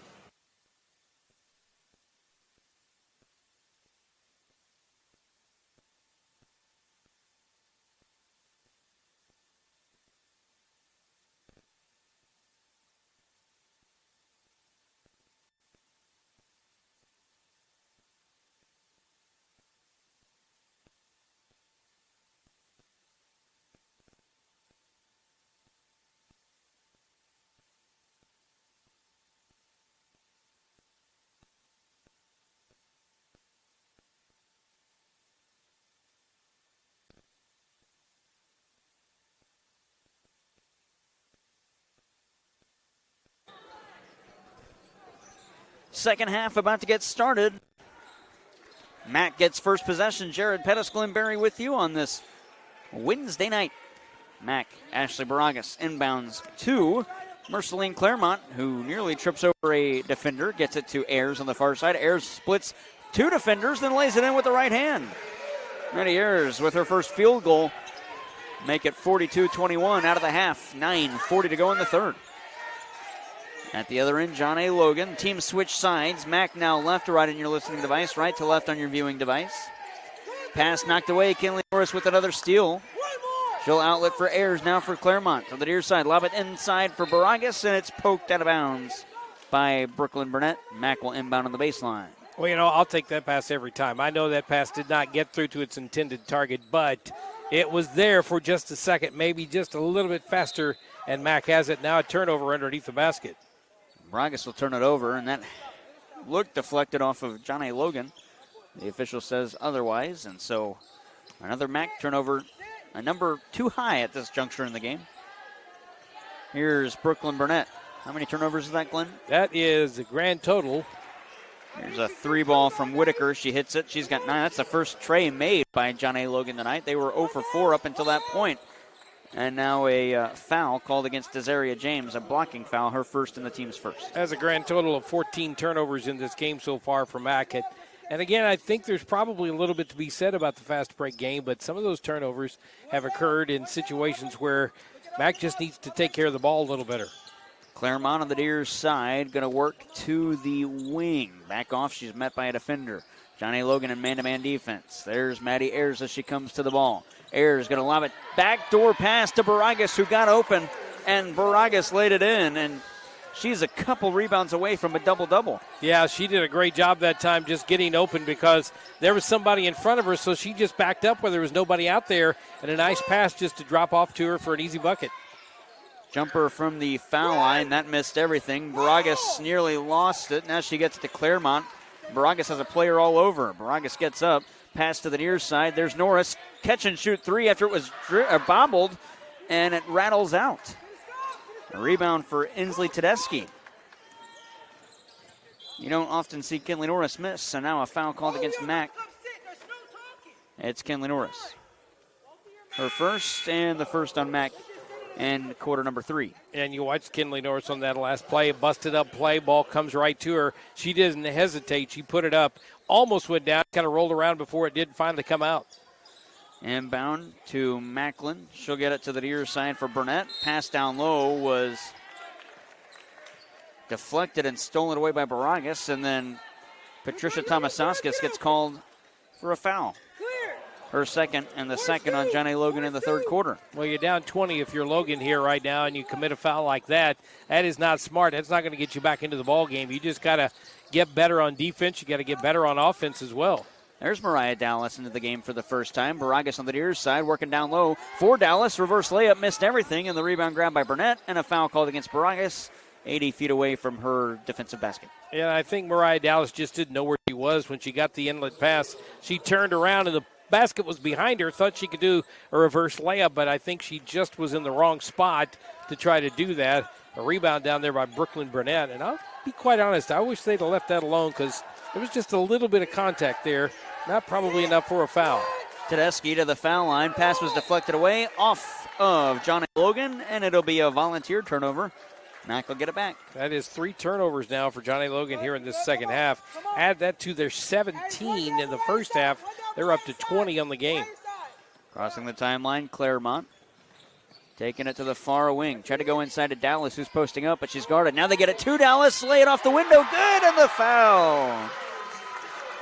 And one coming up for Mariah Dallas. The foul is called against Mariah Macklin, her first. And that's why I like Mariah Dallas and her athleticism down there, because it didn't look like they had any play anywhere, but they got it up over the top. She was able to get to it, get it up and in, and get fouled. And one, not good. Ayers going to have the offensive rebound. Back out, Kinley Norris. Snap pass to the far side. Claremont, 3, drained it. Mercelin Claremont, a 33% shooter from the arc, made that one look pretty. Nothing but net. And none of that happens if Maddie Ayers doesn't hustle after that rebound. Absolutely. 3 at the other end. Tedeschi for the answer. That goes out of bounds and missed everything. Mack will inbound on the baseline. Well, a couple of times we've said tonight, isn't it amazing how it's played out? Bad shots are like turnovers. That was not the best shot. Even though she was kind of open, she just thought about it too much and laid it up too high, and it was way too long. Claremont bouncing inside for Mariah Dallas. Reverse layup. This time can't get it. Baragas tapped it out of bounds. And it's going to be, Baragas is called for a foul. Yeah, that's another. Push in the back. That's another one of those fouls that, there was some contact there, but 2 girls going after the basketball. I'd like to see that one let go a little bit more. Me as well, as long as it's also let go at the other end. Yeah. And now if they call it down here, it's got to be called down here as well. I think it's a foul that has been called on both sides. Here's a 3 from the near corner. That wouldn't fall. It was Whitaker, and it goes out of bounds off of John A. Logan. Mack ball. Well, Mack's going to get an opportunity here to increase that lead, which right now stands at 25. And they're playing some still first-team players out there, still going at it hard. They're not going to give up and kind of coast in this one at all.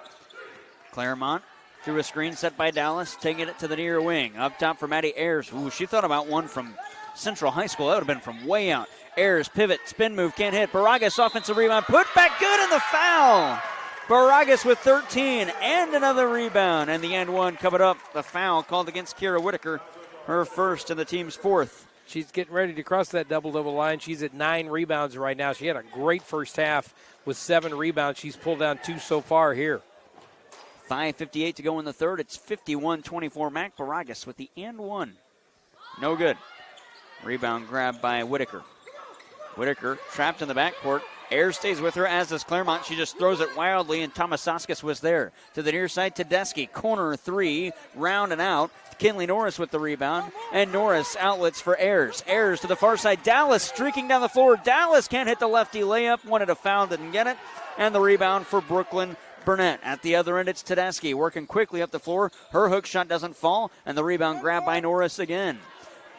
Hail Mary down the floor. Claremont all alone. Off window, no good. Got her own rebound. Second try was blocked. She's got it again. And now she's fouled. And she will shoot 2 if they give her continuation. They do give her continuation, but Mack's in the bonus. Foul is on Brooklyn Burnett, her 3rd. Well, that time I think she got down low. She got the, as you said, Hail Mary pass. Got it up underneath. Maybe thought about it a little bit too much. Rushed a little bit going up on the shot. Got it off the front of the rim. Got her own rebound. By that time, the defense was back, but they fouled her. 2 free throws for Claremont. First one good. She only shoots at 57% from the foul line so far this season through 6 games.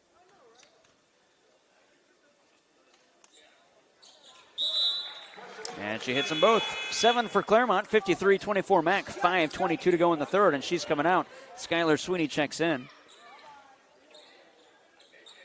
And the inbound for Thomasauskas back to the near side for Morgan Alexander. Back to Thomasauskas, they play catch. Thomasauskas works up the floor on the far side, trying to get around Ayers, finds Tedeschi in the circle.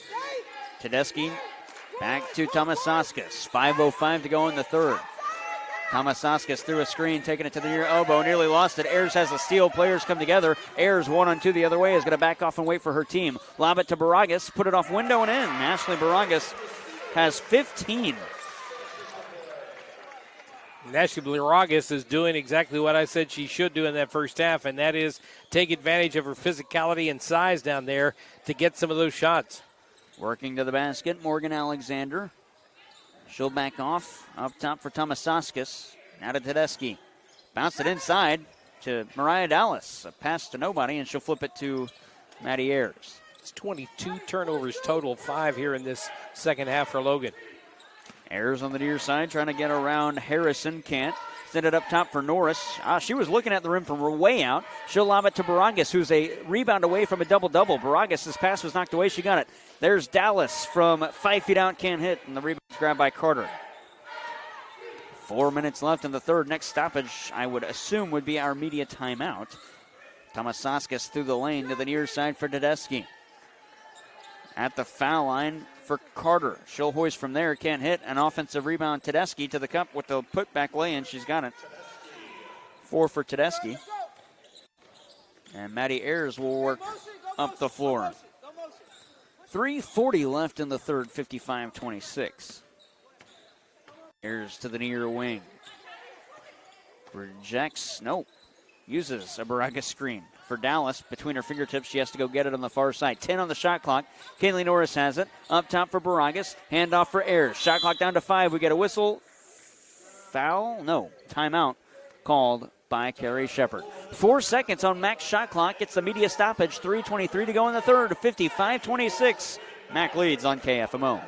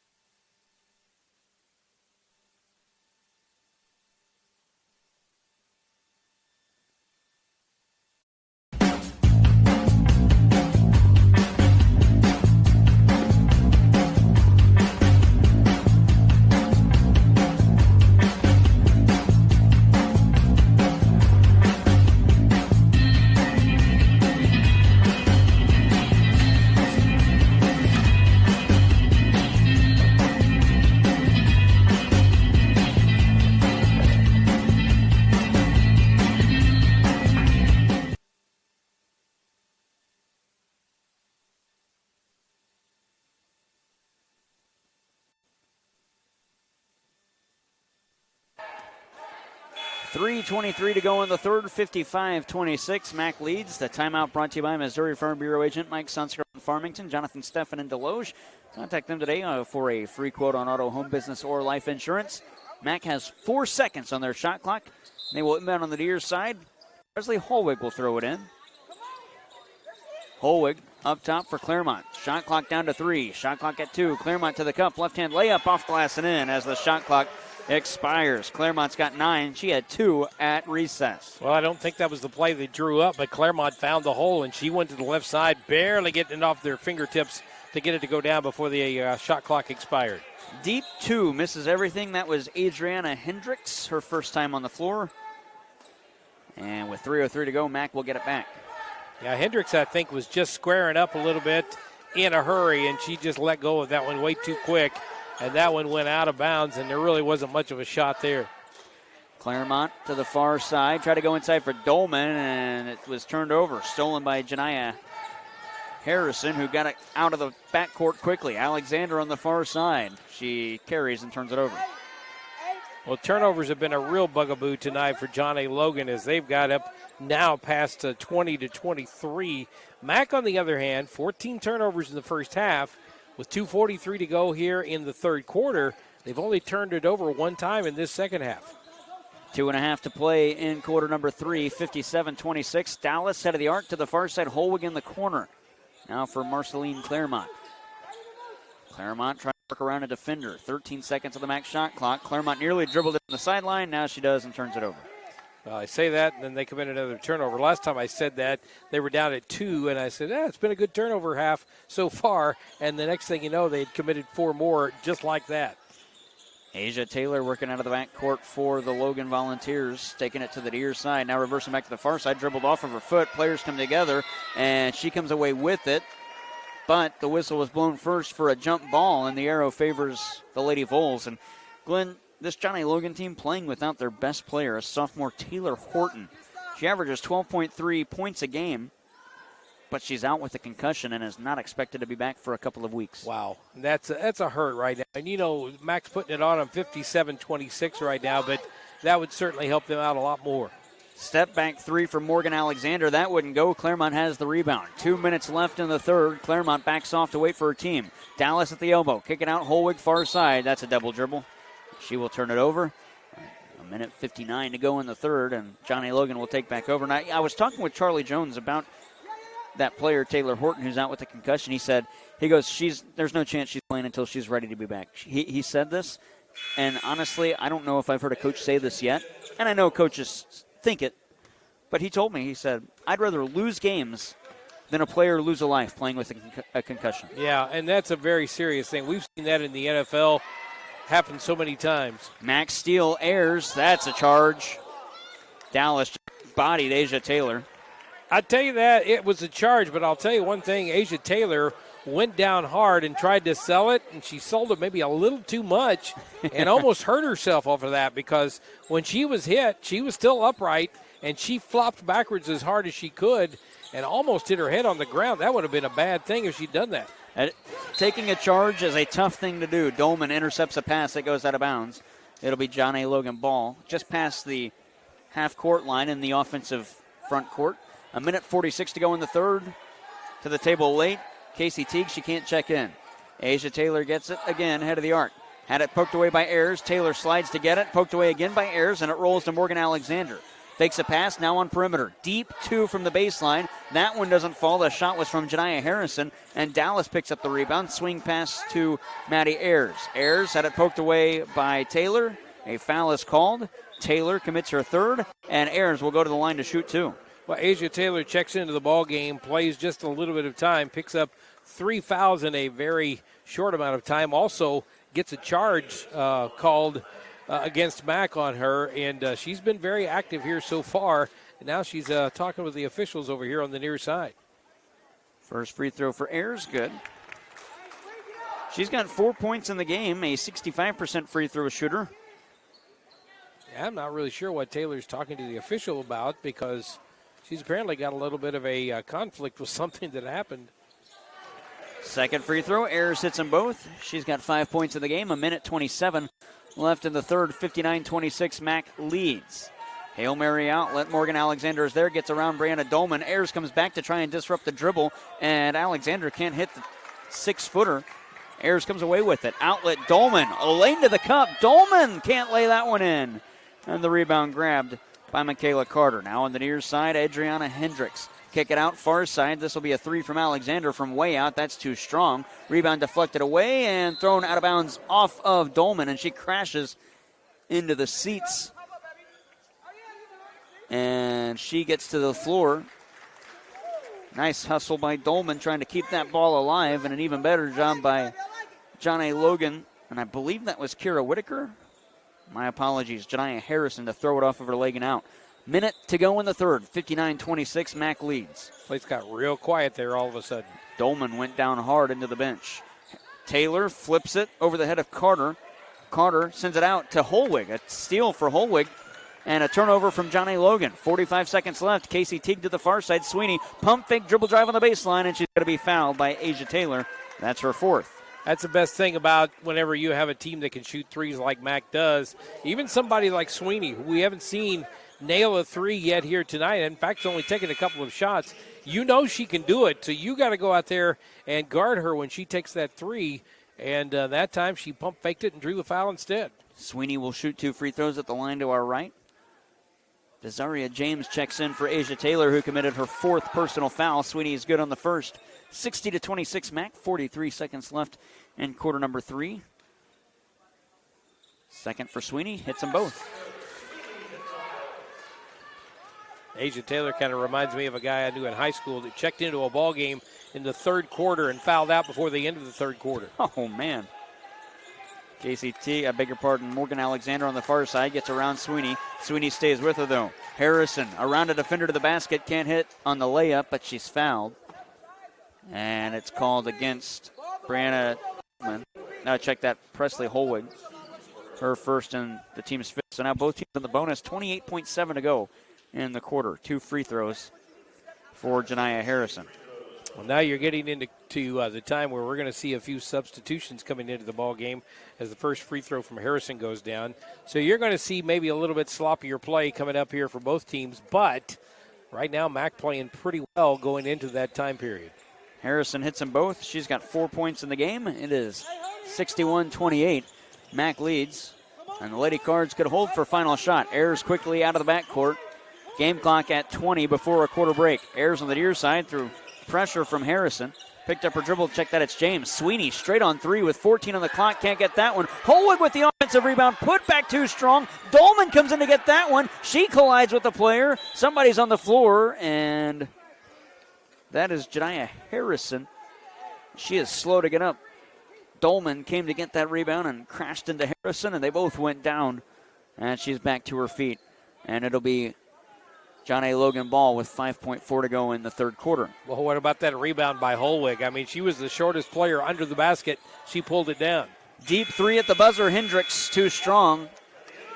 And we are through 3 quarters. Mac leads 61-28. 10 minutes left in this one. You're listening to Mac Athletics on KFMO and KFMO Sports Plus.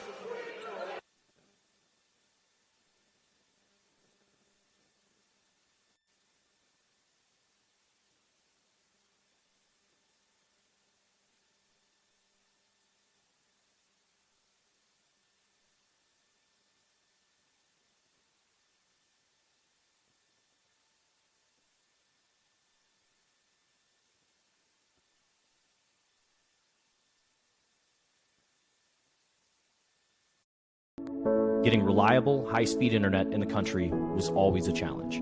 That's why in 2010 we founded Aptitude Internet Solutions. Since then, we've connected nearly 2,000 homes and businesses. We stand for simple rates, high speeds, and friendly customer service. As the world keeps changing, we do more and more online: business, education, entertainment. And we don't want our communities to be left behind. Let us be your local choice for connecting you to the world.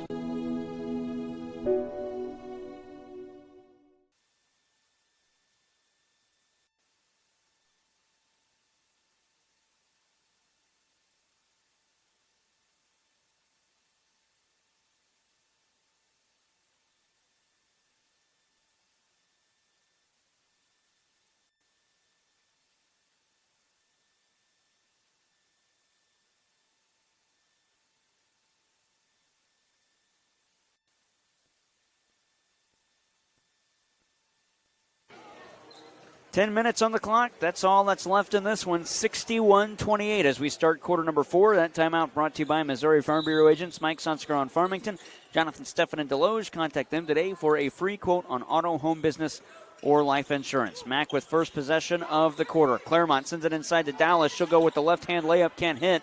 And the rebound grabbed by Michaela Carter over the top of Dallas. Out of the backcourt, that's Desaria James. She'll flip it to the basket, can't hit. Ran right into Casey Teague, and it's an offensive rebound for Harrison. Back out 3 near side. That's Hendricks, wouldn't fall, and she got her own rebound off the rim. Back up top for Morgan Alexander. She takes it to the far side, handed off for James. James pass nearly intercepted by Holwig. Alexander has it. She'll work around Holwig. Flip it to the foul line for Carter. Back out of the near side. 5 on the shot clock. That's Hendricks. She hits a deep 2. And nearly a fresh set of Lady Cardinals on the floor at the next stoppage. There's 4 ready to check in. On the near side, Claremont through a screen set by Teague. Up top for Dallas. To the far side, this is Sweeney. Around a screen set by Dallas. Deep two from Sweeney. Wouldn't fall. And the rebound grabbed by Adriana Hendricks, and she'll work up the floor. Hendricks on the near side for James. James picked up her dribble. Now to the far side for Morgan Alexander. Alexander through a screen set by Carter. Now to the near corner. This is Harrison. Spin move down low. Shot doesn't fall. Wanted a foul, didn't get it. Rebound for Casey Teague. And out of the backcourt, they're looking for Dallas. Flip it to the far side. Sweeney. Dribble drive in. Hook shot with the right hand. And Sweeney's got her first field goal and her 4th point of the game. That matches her point per game average of 4. And you can see that right now Carrie Shepard is excited about Sweeney putting that ball in the basket. She's been imploring her to shoot the ball the last couple of times down the floor. Dallas commits a foul. That'll be her second and the first. Baragas, Sarah, Dolman, fresh 5. Norris and Ayers back onto the floor for Mac. Well, you got to like this if you're a Mac fan, that you can see those girls maintain the lead, increase that lead just a bit, and then turn around and put out 5 on the floor. And most of the fresh 5 you put out on the floor were starters anyway. 2 free throws for Desiree James. First one, no good. Check that, it falls in. That looked like it had no chance of going in, Glenn. I know. I was watching it myself going, well, I'm about ready to write the little X down there, and looked up, and it was bouncing around going down. Friendly rims here at the Bob. Second free throw. Hits that one as well. That one looked a whole lot better. James has 5 points, 63-32. Mac leads. Baragas a rebound away from a double-double. Out of the backcourt, Maddie Ayers. 8 minutes to go in regulation. Ayers will be fouled. Blocking foul called against Desiree James, her second, and the first on the Vols in quarter number 4. Ava Serra inbound.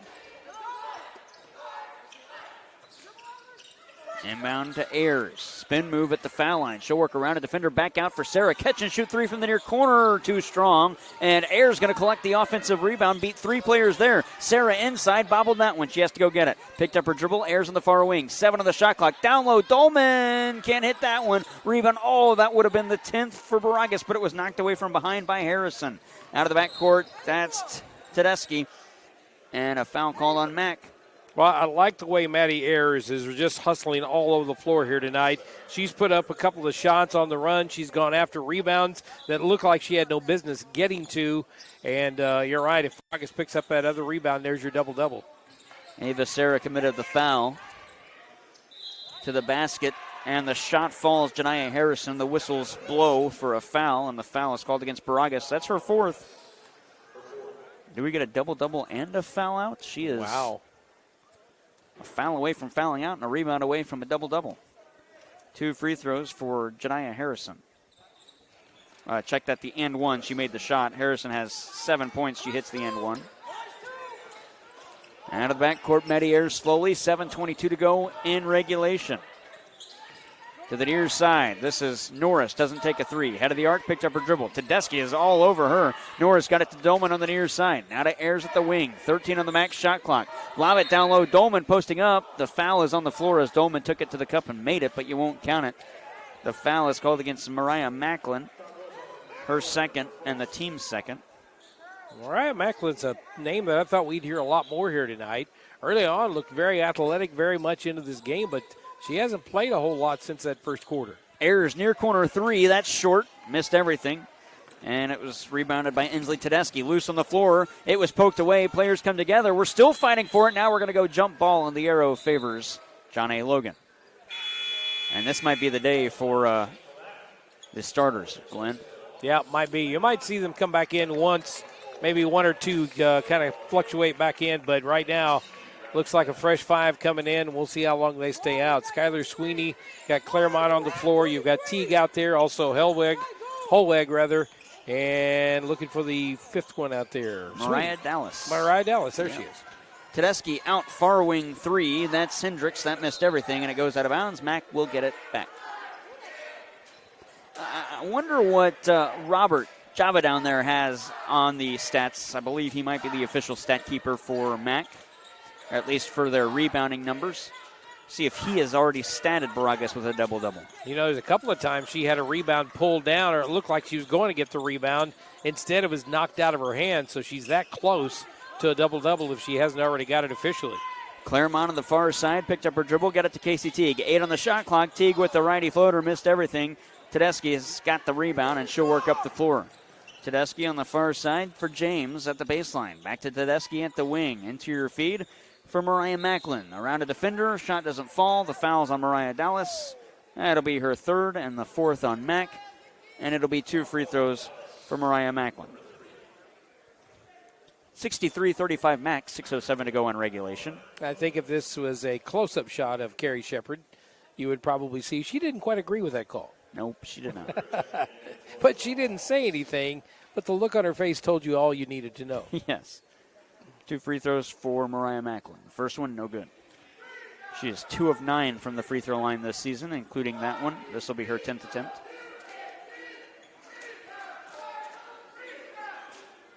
Second free throw, she hits that one. Her first point of the game. It is 63-36 Mac with 6:04 to go. Dallas double dribbles, or they call her on the walk and turns it over. She looks at her coach and asks, why did she pass it to me? Claremont just kind of handcuffed Dallas with that pass. That's only the 4th turnover here in the second half. That is good news for Mac. Lob it inside. Dallas blocks a shot from Macklin, who gets her own rebound. Shot doesn't go, and Dallas grabs the board. Dallas going to go coast to coast with the left hand. Can't hit that. There's an offensive rebound for Casey Teague. Foul from behind, and she will shoot 2. Mariah Dallas. Oh, no, they go jump ball. My apologies. Mariah Dallas, just a little bit too much English on there. She's only got 2 points in this game tonight. She's not having a real good night shooting here, but a lot of those shots have been very tough. Inbound, Skylar Sweeney on the near side. She'll work through the paint.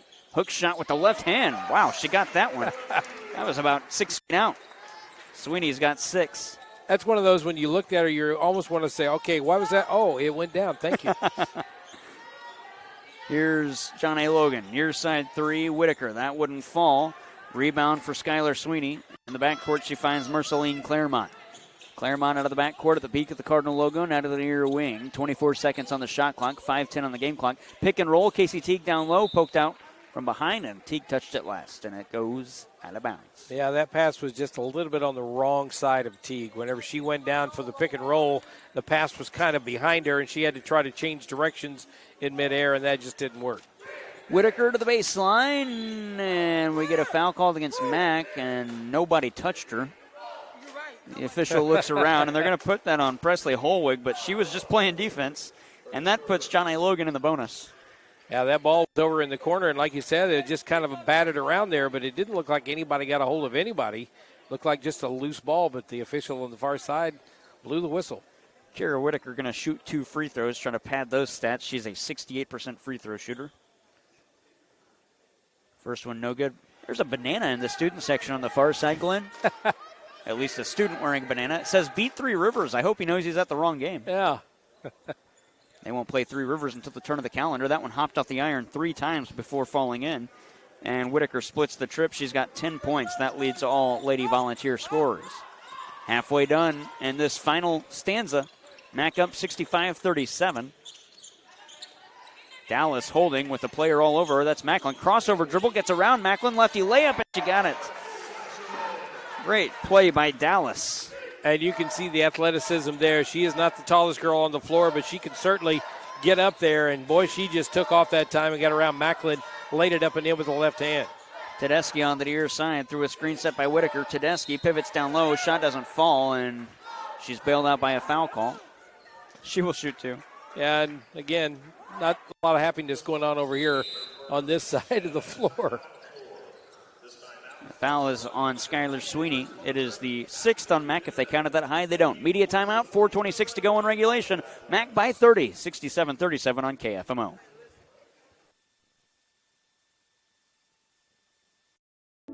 Getting reliable, high-speed internet in the country was always a challenge. That's why in 2010 we founded Aptitude Internet Solutions. Since then, we've connected nearly 2,000 homes and businesses. We stand for simple rates, high speeds, and friendly customer service. As the world keeps changing, we do more and more online. Business, education, entertainment. and we don't want our communities to be left behind. Let us be your local choice for connecting you to the world.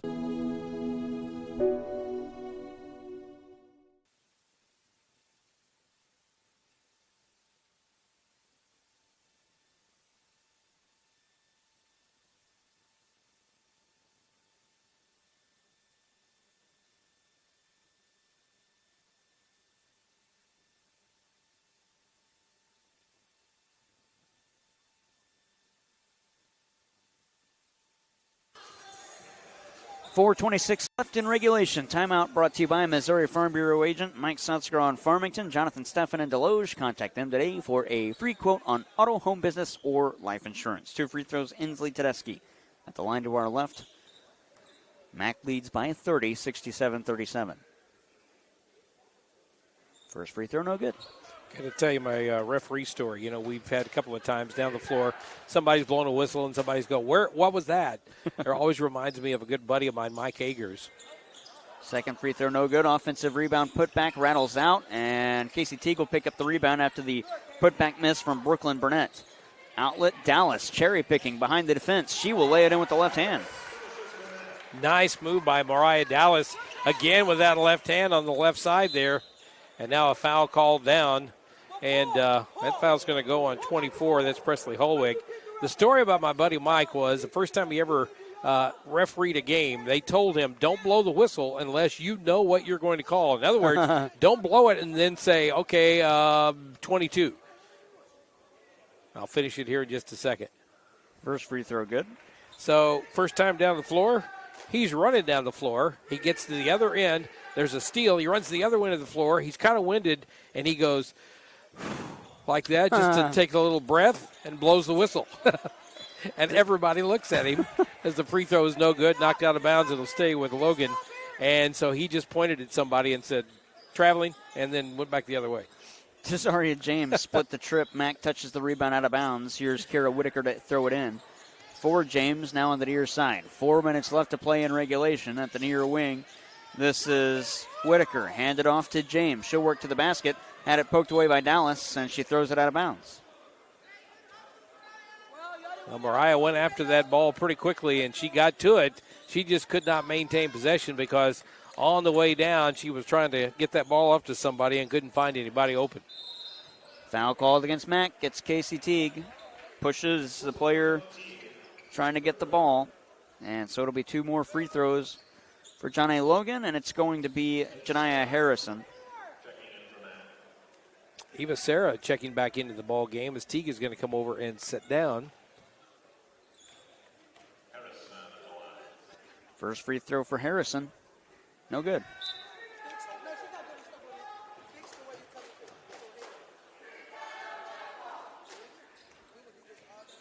.352 to go in the fourth.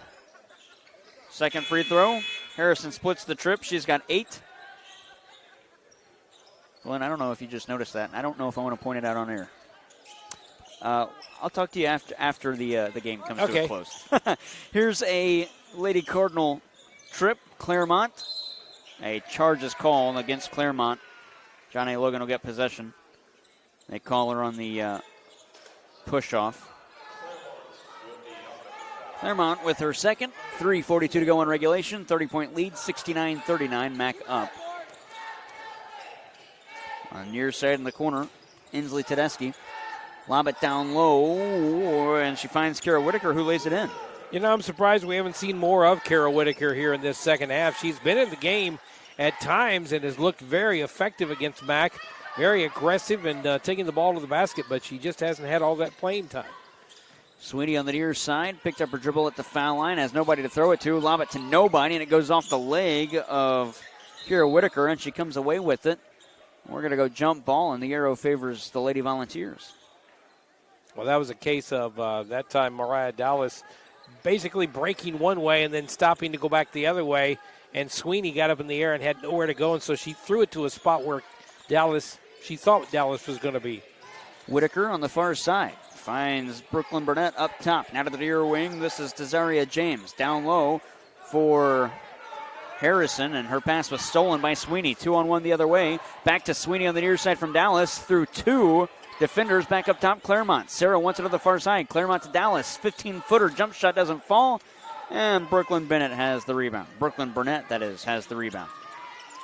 Tedeschi lost it, picked up her dribble, had to feed a teammate, and now it's stolen by Claremont. Quick transition the other way. Nobody to beat, and she lays it in. Claremont with 11, the third Lady Cardinal in double-digit scoring.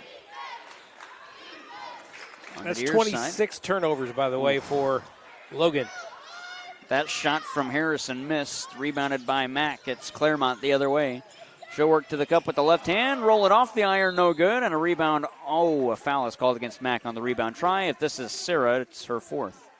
Yeah, and Sarah didn't have to do that, basically. That ball was really not even attainable by her, and she just jumped up there to try to grab it, maybe do something superhuman, and it's just not possible. I mean, you're up by 30. Why go for it?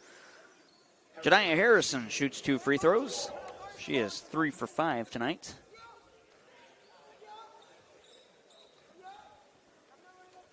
First free throw for Harrison on this trip.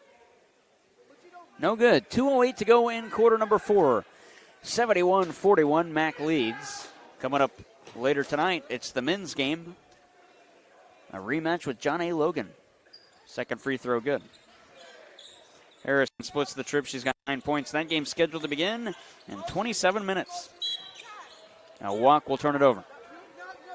A little bit of apprehension there, I think, by Claremont, and she hop, skipped, and jumped just a bit. There's where the turnover comes. Good news is only 7 turnovers in this second half for Mack. A couple of them coming recently in this kind of downtime. But overall tonight, you're looking at, looks like almost 21 turnovers.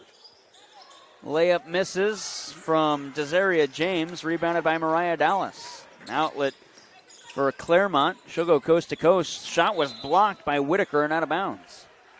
There again, you see Whitaker being very aggressive. She averages 9 points per game for this Logan team. And I think if you combine her with Taylor Horton, you've got a pretty good little 1-2 punch there. Claremont needs to inbound. She throws it to nobody. Dallas has to come get it on the near side. Minute 45 to go. Sweeney near corner 3. Drained it. Skylar Sweeney with 9. Minute 35 left in regulation. 74-42 Mack. Tedeschi is fouled in the act of shooting. She will shoot 2, and the foul is on Mariah Dallas, her 4th. Yeah, and you can hear Carrie Shepard saying you didn't have to do that. I mean, that shot was going up, but there was no real reason to attack the ball at that point. You're still up by, right now, 32, sending Tedeschi to the line. Tedeschi good on that one. She missed 2 earlier. It's that one. She's got 5 in the game. 74-43, a minute 32 left in regulation.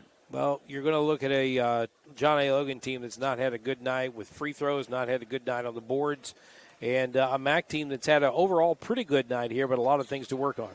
Tedeschi hits them both. Back to a 30-point game, 90 seconds left. On the far side, Claremont taking it to the wing. Claremont holding, finds Skylar Sweeney. Game clock at a minute 20. Sweeney working towards the basket. Picked up her dribble at the low block, handed off to Mariah Dallas. She'll get around a defender and lay it in with a minute 13 to go. Dallas has 8. And so, John A. Logan will control for what could be their final possession. Tedeschi, shot was blocked. If that's Sarah, she's fouled out. Yep, Sarah's done. 5 points. She fouls out with 58.5 left in regulation.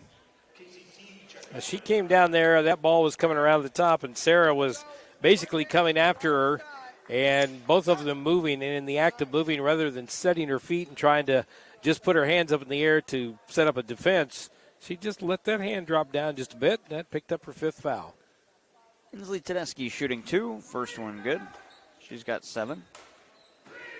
Flat-footed free throw. In fact, it's sort of like a shot put towards the rim. Hits them both.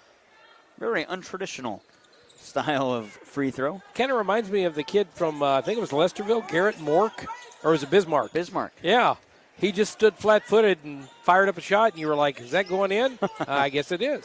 Tedeschi hit them both. 45 seconds left. Casey Teague to the basket. Can't hit that. The rebound grabbed by Harrison. Harrison Outlet. Oh, Holwig deflects that one into the seats. Nice defensive play by Presley Holwig to knock that pass away. Well, you got to like the tenacity of folks like Holwig, Skylar Sweeney out there as well. You've seen Maddie Ayers all over the floor tonight here. That's some good defense by these ladies. Lob it down low. This is Burnett. Kick it out, 3-ball Tedeschi. 2 strong. And Dallas picks up the rebound, and she is fouled by Kira Whitaker. Tedeschi is 0 for 4 from the three-point arc tonight. And it feels like that every shot she's put up tonight has not been pretty from the three-point line. But she keeps putting them up. 30-point game across the timeline, Claremont. She will likely dribble out the clock. There's only 17 left. Desaria James going to guard her, though, so now she's into the logo. 10 seconds. This will do it. 76-46 going to be the final score. The Lady Cardinals get their second win of the season at home and their 5th win overall. They are now 5-2. There's the buzzer. Between game show coming up. MAC wins 76-46. You're listening to MAC Athletics here on AM 1240 KFMO.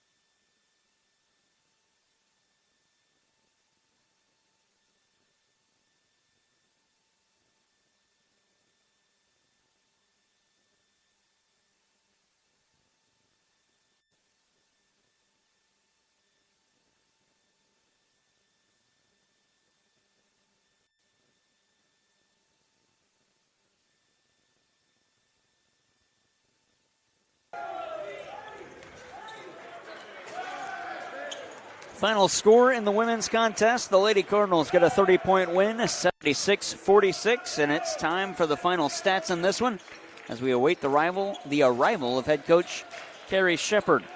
Let's start it with the Lady Cardinals, who get the big 30-point win, and they are led in scoring by Ashley Baragas, 15 points, 12 from Kaylee Norris, 11 from Marceline Claremont, 9 points from Skylar Sweeney, and 8 from Mariah Dallas. That at 6 from Casey Teague, 5 each from Ava Serra, Maddie Ayers, and Brianna Dolman.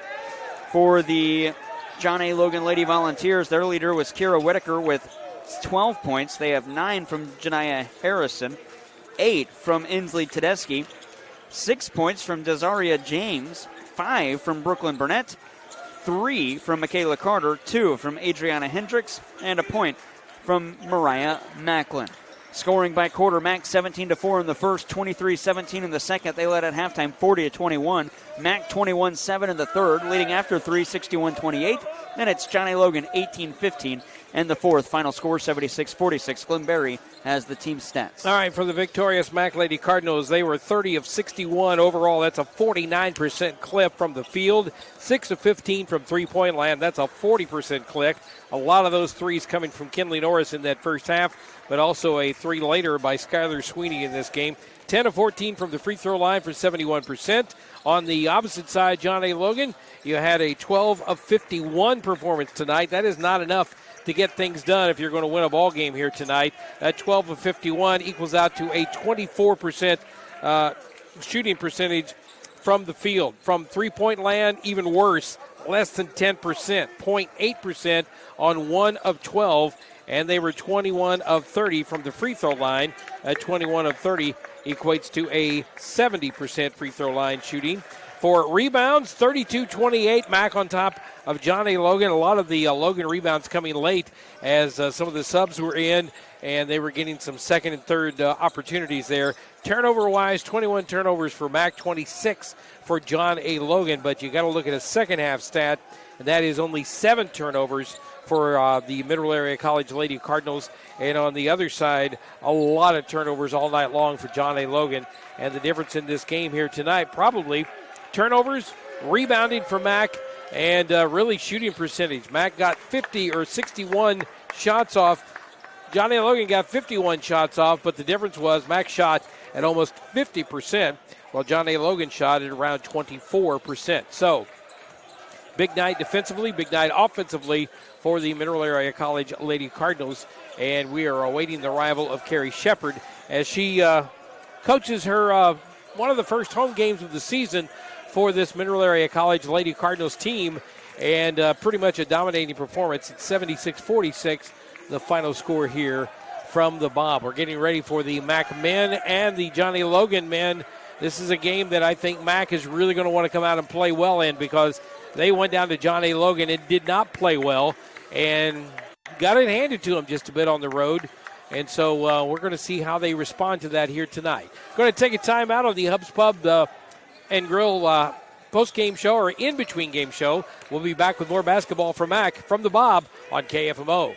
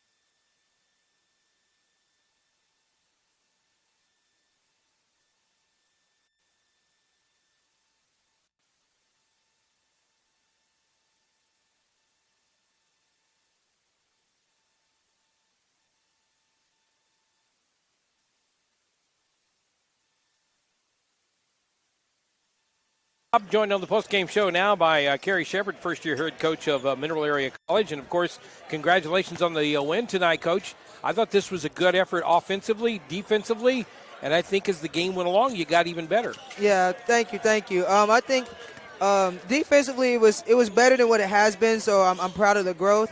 We missed way too many layups. And for a team that the first thing we do in practice is layups in transition, just lets us know that our focus just wasn't there. We just expected to make them because we do it all the time. But it's a good learning point for us. Hey, you have to focus on every single shot, especially if you get one that easy. But also the good thing about it is that we get to the locker room like, Coach, we could have won by this much if we would have made our layups. So if they're acknowledging it, I can live with that. Now, you talked about turnovers in the pregame show about how you wanted to get those turnovers to go down. Overall tonight, you had 21 turnovers, but second half was much better. Is some of those turnovers kind of a byproduct of the up-tempo game you run? I think usually when we have those types of turnovers, they're like overthinking and not just relaxing and trusting the things that they've done. And I tell them all the time, like, kid, if you're confident, I'm living with it. Like, I'd rather you be strong and wrong than safe and timid. So I think those come, and I think we've forced a lot of things. We like to do things on the very first pass, and we don't like to be very patient. With a young team, I can expect that, but it's just like probably said I don't know how many times, like, see all of your options. Just not forcing it, but, I mean, that number is still too high for my liking. But they'll get it. They're getting better with it, so I can live with it. Well, the good news is only 7 in the second half. So most of those turnovers came in the first half. By the second half, you'd cut down on that way big time. Good, yeah. I think it's just because, like, calm down. I tell them all the time, like, take your time. We're not in a rush here. All right, our sets are designed to where everybody can have some success at any point, at any time, no matter where the ball is. Just being patient, like I said, seeing all of our options. Now you got Kinley Norris into the game tonight. She was hot as a firecracker in that first half. Cooled off a little bit in the second half. Didn't take as many shots. But having her hitting those threes in that first half expanded that lead. And then you add Ashley Baragas underneath. That's a good 1-2 combination there. It is. Kinley knows our rules. If Kinley don't shoot the ball, even in practice, I take her out. She runs a suicide, and she joins the club. But that's just a reminder to the whole team, like, there is something that you bring to this team, and it's valuable to us. When you don't bring that, that tells me that, one, you either don't value yourself, which is already an issue with me, because if I believe in you more than you do, now we have a problem. But what she realizes, even if she takes the shot and she misses, like you just said, you have Ashley, Mariah, Casey that's going to clean up. That's opportunities for them to get involved as well. So, again, when everyone does their job, everyone has success. But, yeah, I watched her in warm-ups, and we literally call it snipe for a reason. Like, the kid doesn't miss. I tell her all the time, I say, you're starting to look like me a little bit shooting the ball. But when she's hot, we're a hard team to guard. So, I knew she was going to have a good game just from watching her in warm-up. And Ash is a good, consistent leader, great finisher. So I know she's always going to find her way in there as well. I don't know anything about your health over the years, but I've had knee surgeries, and seeing that big brace on her knee, it makes me not want to be an aggressive person if I'm her. But she is very aggressive, even with that brace on that knee. Yeah, the good thing about Kinley is that we have that relationship because I've been there. When I transferred from Mizzou to SEMO, my very first team practice where I was going to get to play, last drill, boom, I blew everything out of my knee as well. And then I had that big, bulky, squeaky brace the next day that needed WD-40. But I think it's a mindset thing for her. Like, she knows that I'm putting her in the best position that she's comfortable in, but I'm also going to push her. Even with the brace, it's not an excuse for her. She still makes all her sprinting times. It doesn't change her aggressiveness at all. And I think that just shows the type of tough kid that she is. One other player I'd like to point out tonight, Maddie Ayers. She only had 5 points tonight, but it seemed like every single time there was a loose ball on the floor, she was diving after it, running after it, getting a rebound when she had no business rebounding it. She had put in a lot of effort tonight. Yeah, that kid. The thing about Maddie is she doesn't understand how great she is. It's teaching her that, like, yeah, I know you can score. I know you can shoot the ball, but you make your teammates so much better by getting them involved, and then your points will come. But her defense is the first thing. Like, the kid, like, I don't know how many steals she had, but good Lord, like, she presses the ball. She does everything she does on the floor as a standpoint. Her effort is always there. But sometimes I have to remind her, like, kid, you have to reward yourself for your hard work. Like, there's something I'm calling play for you, and you're looking for the open pass, which is a great point guard. So she does great things, but she's more than just a scorer. She's a great defender. She's a playmaker. She's a smart IQ kid. That's why she's going to do big things and go next level. So what do you got to do to improve on tonight's performance? Even though it was a really good one, there's probably things you're going to work on. Oh, for sure. So tomorrow morning we'll have recovery. We'll do some film, and then we'll have practice. And the first drill we got is the same one. It's going to be layups. We got a little drill. We can do 22 and 2. And the thing about it, they know is my expectation. I don't care if we had a game. I don't care if we play tomorrow. I don't care if we play today. The standard is the standard. So cleaning that up and then just learning from our mistakes, because I think a lot of times they're out there, they think they're doing the right things, but it's a different thing when you see it on film that, like, okay, I'm not in my right spot, or I wasn't doing this, or I wasn't talking. But the more film we can watch, the better we can be. And obviously just working on those things defensively so we're not fouling as much. Because we got 2 games on the road this weekend. We got Ren Lake and Swick. So I definitely want to sharpen some things up before we go down there. Now, you've played John A. Logan a couple of times here. You're going to play him again on the 3rd of December. Is that a good idea? I mean, is that something you really like to see in the schedule, or? I mean, I think it's a respect thing. You got a home game and away game. I mean, like, if we're going to bring you here, we're going to go to your place too, which is good. Like I told Jared, I think it was the last time I was on the radio, I like playing on the road. I know I'm going to eat good on the road, and there's something good about going to someone else's house and getting a dub. I like that. That's the type of player that I was, and coach that I'm trying to get them to be is like, no matter where I'm at, I'm trying to win.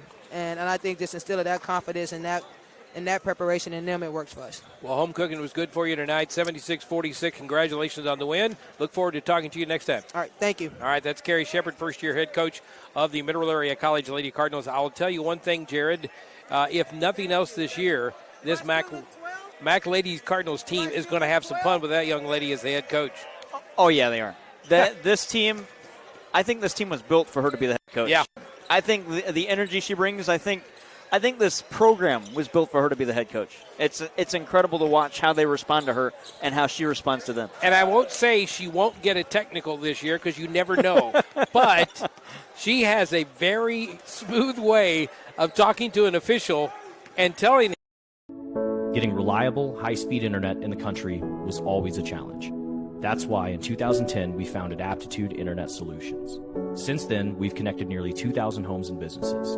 We stand for simple rates, high speeds, and friendly customer service. As the world keeps changing, we do more and more online: business, education, entertainment. And we don't want our communities to be left behind. Let us be your local choice for connecting you to the world.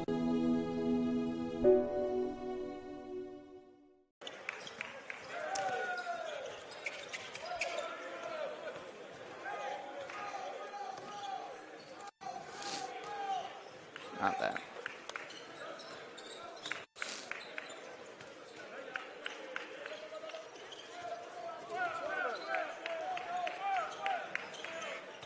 There you go. Thank you. Go, go, go. All right.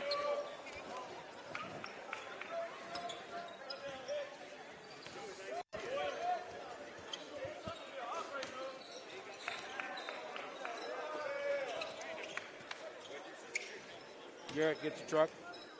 Garrett gets the truck. Really?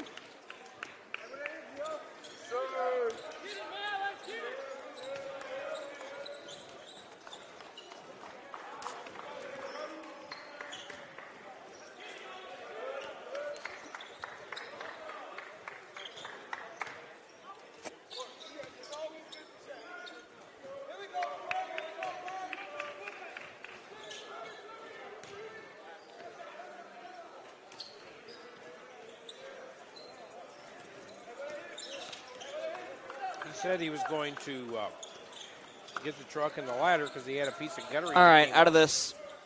You're good to eat.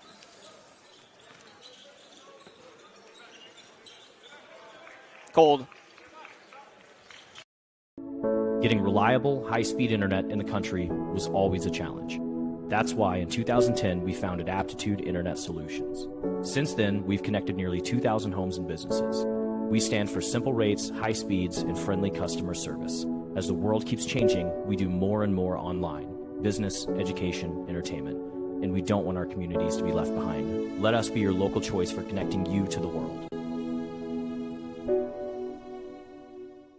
A lot of the emotions were kind of tied up in that. But again, like we're a team that's a little bit inexperienced in certain situations. So, our goal hopefully now is to hopefully be playing a lot better when we play them the second time. Well, playing a lot better. They are doing that. Saturday they picked up a big win over Link-Year Prep, 96-87. And in that game, in fact, they trailed at halftime until they scored 61 points in the second half. There's going to be positives and negatives pretty much every game. And we're just going to have to learn from the negatives and keep building on the positives. And that's what it is right now, too. So we're trying to figure out how to play consistently. And you can see even with the runs that we made, we still had some mistakes in there, right? But we didn't dwell on those today. We kind of fought through those. That was a game in which Mac only scored 35 in the first half, 61 in the second half. And, of course, Tony Irons mentioned that they need to find that consistency. Well, tonight would be a big night to find that consistency. That win on Saturday came against Link-Year Prep. That is a team that features Joe Bryant, former Central Rebel standout and MAAA Conference all-time leading scorer. Joe Bryant met with us after his game Saturday and spoke about his return to the Parkland. It's going to be back, seeing all old faces, old friends, just seeing them was really a blessing just to be able to come back here and play in front of the community. What was it like to play on the floor here at the Bob not wearing a Central jersey? It felt weird. I walked in and I was just like, we was on the visitor side, and I never did that. Conference tournament usually had the 1 seed, so I wasn't used to being on the visitor side, so it felt a little different. Oh, we learned a lot. That was Joe Bryant on coming back to the Parkland as his club, Link-Year Prep, was here on Saturday. We also had a chance to talk with Job about the transition for him from being a high school player now to being a player preparing for college basketball. It's just a big difference, you're playing better talent every day, day in and day out. The strength-wise, it's a lot different. I've talked to a lot of people. They just say they just feel like I've gotten stronger. So, it's just different playing high-level talent every day. And even when you come on the court and play against teams like Mac and Three Rivers, you can't have a bad game or you're going to get exposed. So just playing games like this is really a blessing. Glenn, it was really exciting from a broadcast standpoint and to see the amount of fans here that were here on Friday and Saturday to see Joe Bryant come back to town. Well, I'm like you, first of all, and I'm kind of like Job as well. It was weird seeing him on the floor in a black jersey. I was like, wait a minute, that guy looks familiar. But, yeah, it was really a neat thing to have him back here in the Parkland area. And as you talked about, he's working at Link Prep, and that means he's preparing himself for a 4-year college career. And you never know. A guy like that may want to come to a place like this afterwards, simply because he grew up in the area. He knows a lot of people in the area. I'm sure that the coaching staff has talked to him. There's been a number of people in this area that have probably talked to him as well. But at the same time, it was nice to see this kid who did so much for Central and so much for the area in terms of basketball and in terms of just his athletic ability. Yeah, guy played baseball 1 year, never had played baseball, and he didn't do too bad at all. No, he did not. Those kind of athletes only come along once in a great while, and it's good to see him back in town. And he was a group of an entire class of athletes that doesn't come around a whole lot. Honestly, that class of athletes that Central graduated last year, and even some that are there this year, that's a generational group of athletes that don't come around, once in a generation. Yeah, you just don't see a team like that. They were underdogs in that football championship last year every single time. I had a friend that lived in Jeff City that said, when they go to Elias, that's the end of the road for them because Elias is way too good. And after they played beat Elias, Blair Oaks. Yeah. After it was, Blair Oaks is who it was. After they beat them, then it was like, holy cow. I know, yeah. That was the game. Everybody had written Central off in that game, Glenn. And they came out because Blair Oaks obviously has multiple players that they play. They're not double starters. All of Central's team was double started on both sides of the ball. You come out and beat them, then everybody was turning their heads. You go to Columbia, have a fantastic first half against Seneca, and you can kind of, I say stroll to a championship, but they had to put up the effort in the second half. But you beat that Blair Oaks team, and it was almost penciled in. I remember that Blair Oaks game, them getting up on top and looking at the score going, wow, they're on top. But they were running out of gas as the game went along. Yeah. And I remember you talking about it on the broadcast. basically saying they have got to get a first down here. Otherwise, they're going to have to go off the field, come back out, and play defense, and that might be a problem. Yes, that is a group of athletes that obviously they've had their name etched in Central history with that state championship and several basketball district titles and even a run to the Final Four on both the girls and boys side as well. That'll wrap things up between games. When we come back, it'll be Shelter Insurance starting lineups and tip-off in the men's game. The Mac Cardinals and John A. Logan Volunteers coming up after this.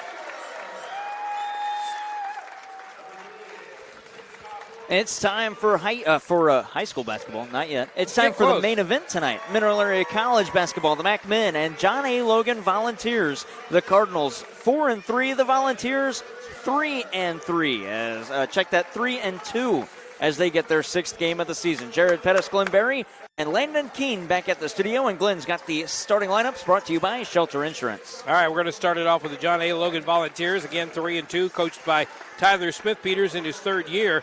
Julian Norris Jr., the 6'3 sophomore, makes the start.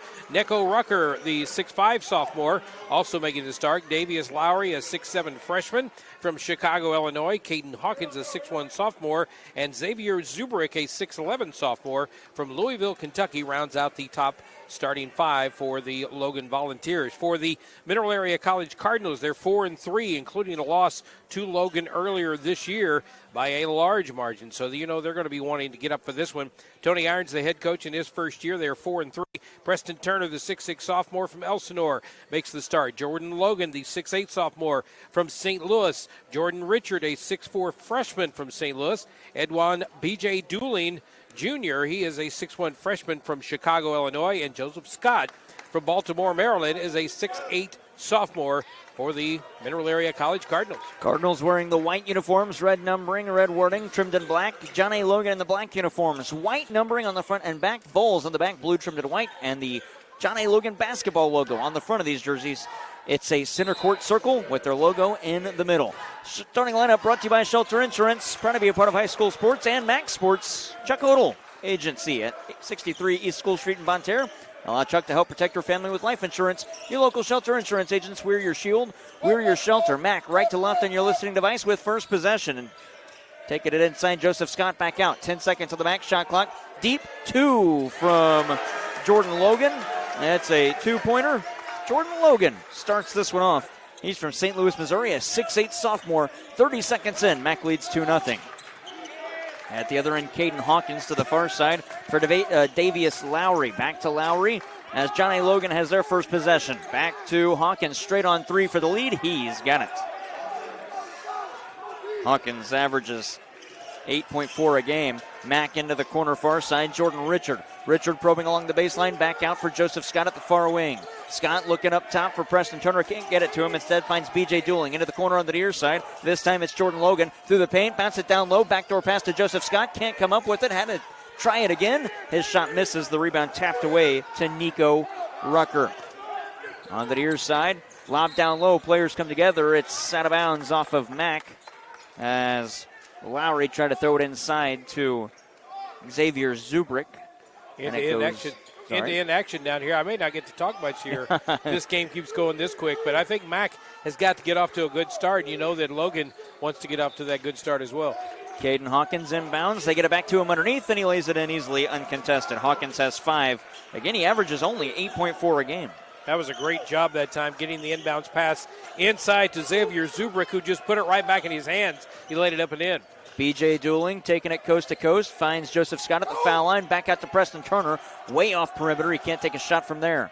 Turner calls out a play as Mack resets the offense. To the near side, this time Jordan Logan. Logan holding, 8 on the shot clock. Logan trying to get around a defender. Out, B.J. Dooling, near wing 3. Dooling around and out. Rebound tapped in by John A. Logan. It was last touched by Jordan Logan as he tried to get it. So Logan will get the rebound put back. He's got all 4 Mac points. The Cards trail by a point. Well, maybe that's an omen for tonight. Things going Mac's way early on. It was tapped in by Davius Lowry, and now he's down low trying to get 2 points back for his team, and he can't. The rebound for Joseph Scott. B.J. Dooling at the other end. That was Logan, tried to step into one. He'll drive to the basket, can't hit. Rebound knocked away and out of bounds off of Mac last. But Davius Lowry went up for that rebound, as you said. I almost feel like I ought to give him a rebound on that one. Right? He just hit it straight up into the air, and it went in like a smooth shot from the left side of the baseline. So inbounding, Lowry threw it to his teammate.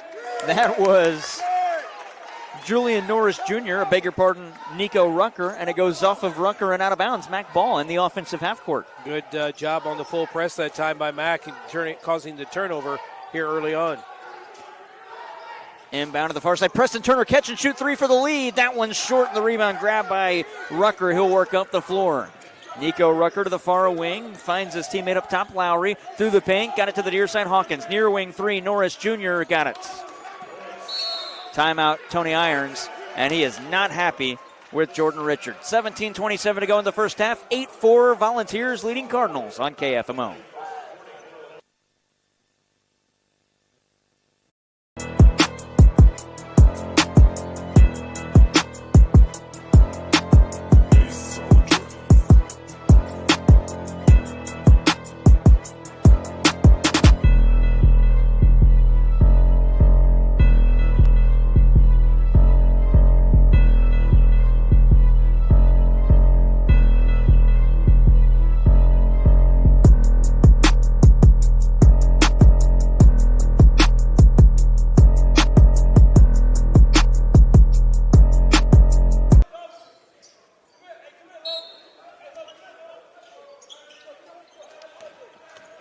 B.J. Dooling gets the inbound on the near side. 2.5 minutes done in this first half. On the near wing, Jordan Logan.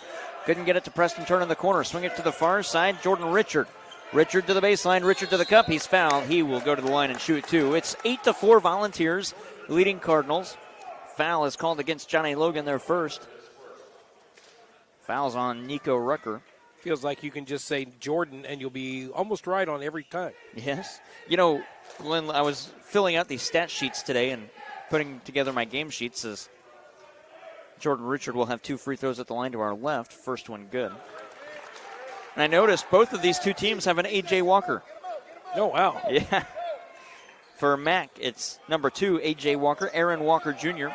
For Johnny Logan, it's number 25, A.J. Walker. He has not played yet this season. So if A.J. Walker on the other side plays, we'll call him Junior. This one doesn't go for Jordan Richard. He splits the trip at the foul line. Mac trails by 3, 8-5. Caden Hawkins on the near side. Man, Johnny Logan has some pace to their game. 3 minutes into this one, Hawkins trapped up top. He finds Davius Lowry to the near side through a screen. Pick and roll. They find Zubrick. He'll kick it back out far side. One-touch pass. Slip and a fall. Nearly a turnover. And now Mac will steal numbers the other way. Joseph Scott to the basket. Up and underneath. Move can't hit. It's loose on the floor. Mac comes together, and Johnny Logan poked it out of bounds. Boy, that ball looked like it was headed down on a slam from somebody as it hit the top of the rim and rolled around. I just thought somebody was coming out of nowhere to put it down. But, man, that Johnny Logan team is on the boards big time. They don't let you do anything uncontested. Mac inbounds far sideline. Jordan Richard will throw it in. Mac, it looked like all 5 were down there trying to get that rebound as well and falling over each other. Inbound to B.J. Dooling. He'll take it into the logo. 16:40 on the game clock in the first half. Preston Turner at the far wing. Cuts to the basket. Turner underneath. Bounced it to Richard, who didn't come to it, and it'll be a Mac turnover. Julian Norris now out of the backcourt. Near corner 3 to extend the lead. That rattles off. Taylor Smith was in. He couldn't hit. B.J. Dooling had the rebound. Jordan Richard the other way. Lay-in was blocked. They're going to count that. Goaltending. Richard's got 3 points. Mac down by 1, 8-7. End-to-end action again, and both teams really going hard on the boards. Checking into the ball games is Diari Duncan, the 6'9 sophomore, and he'll check in for Mac. Last game we saw him play in. He played a lot in the first half, didn't play hardly at all in the second half as Coach decided to go with a little bit smaller team in that game. Inbound for Julian Norris Jr., 6'3 sophomore. I should say that's the last game I saw. He did play a little bit in that game against Lincoln Prep. Didn't make the start, played a little bit in the second half. Lowry head of the arc. 4 minutes gone in this first half. Lowry kick it out near side. Dribble drive to the cup. Taylor Smith. Shot was blocked by Duncan, and it goes out of bounds off of a Cardinal. Well, that's one thing that Duncan can do. He can get down low, and he can be a presence down low, not only offensively but defensively as well. Big thing is, can he stay out of foul trouble, and can he get his shots to go down? Media timeout. 15:55 to go in the first. 8-7. Mac trails by a point on KFMO.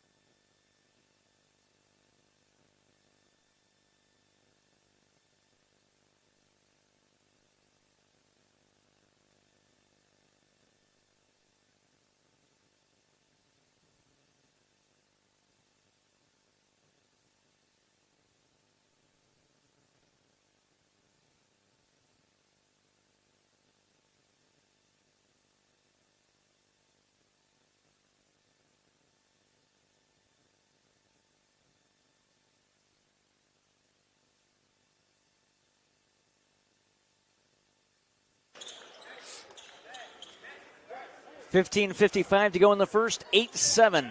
Mac trails by a point. John A. Logan has the ad on the rock. They will inbound on the baseline right of the lane to throw it in. Danon Rucker, who's in. He throws it in to Davius Lowry. Lowry gets it back from Rucker to the cup with an up and underneath move. Can't hit. Rebound is an offensive slam. Misses. Shot clock expired. Players fight for it on the floor. Mac will draw the arrow, and it favors John A. Logan.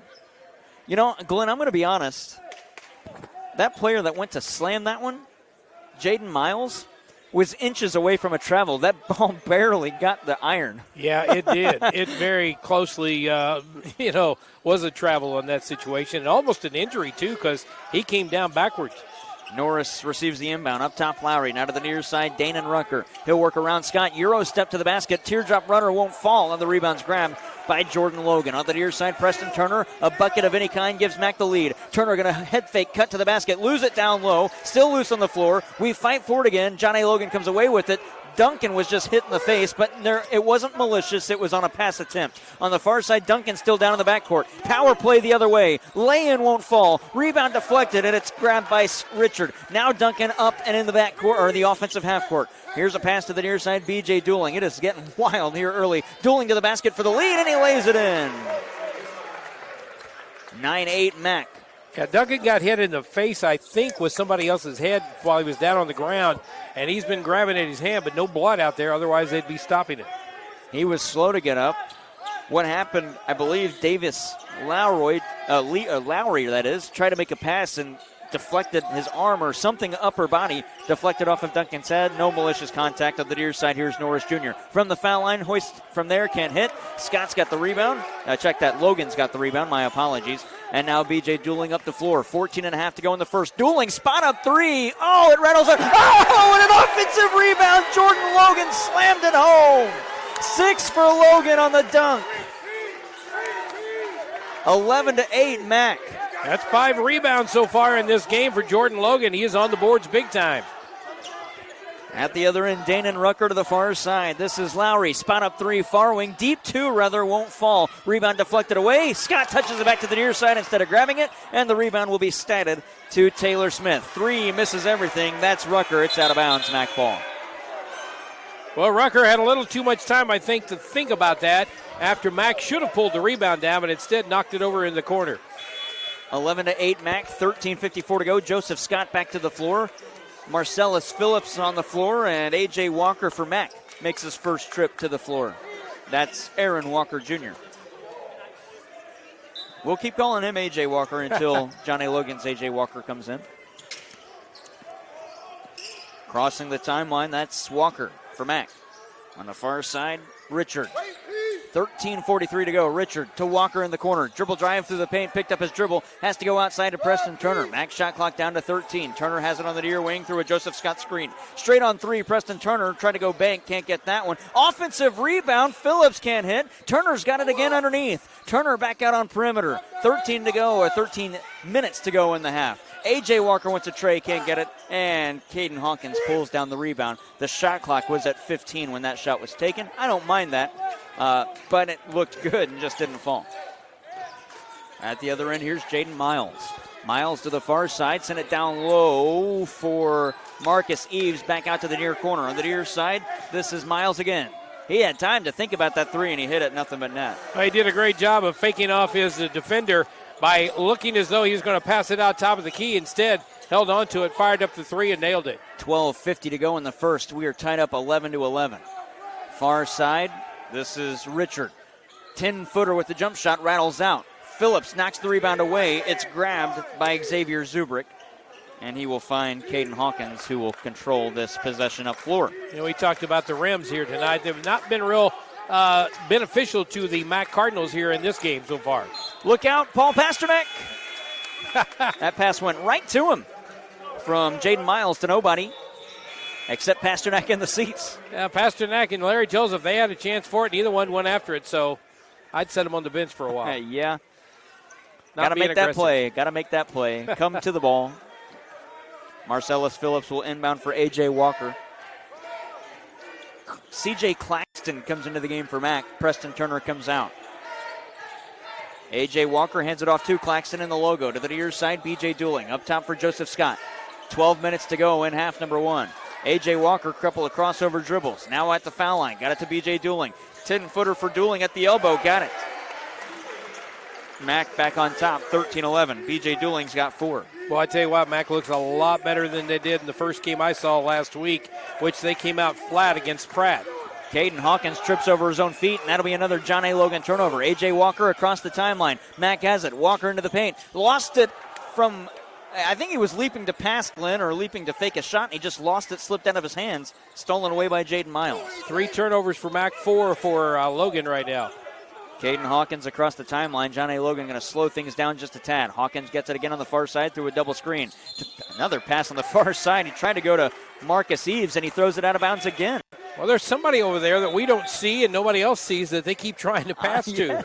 They got 6 guys on the floor. Must have. Because at some point last few minutes we've seen passes to no one and then passes to somebody, but not really on the floor. Media stoppage, 13-11 Mac, 11:27 to go in the first. You're listening to Mac Basketball on KFMO.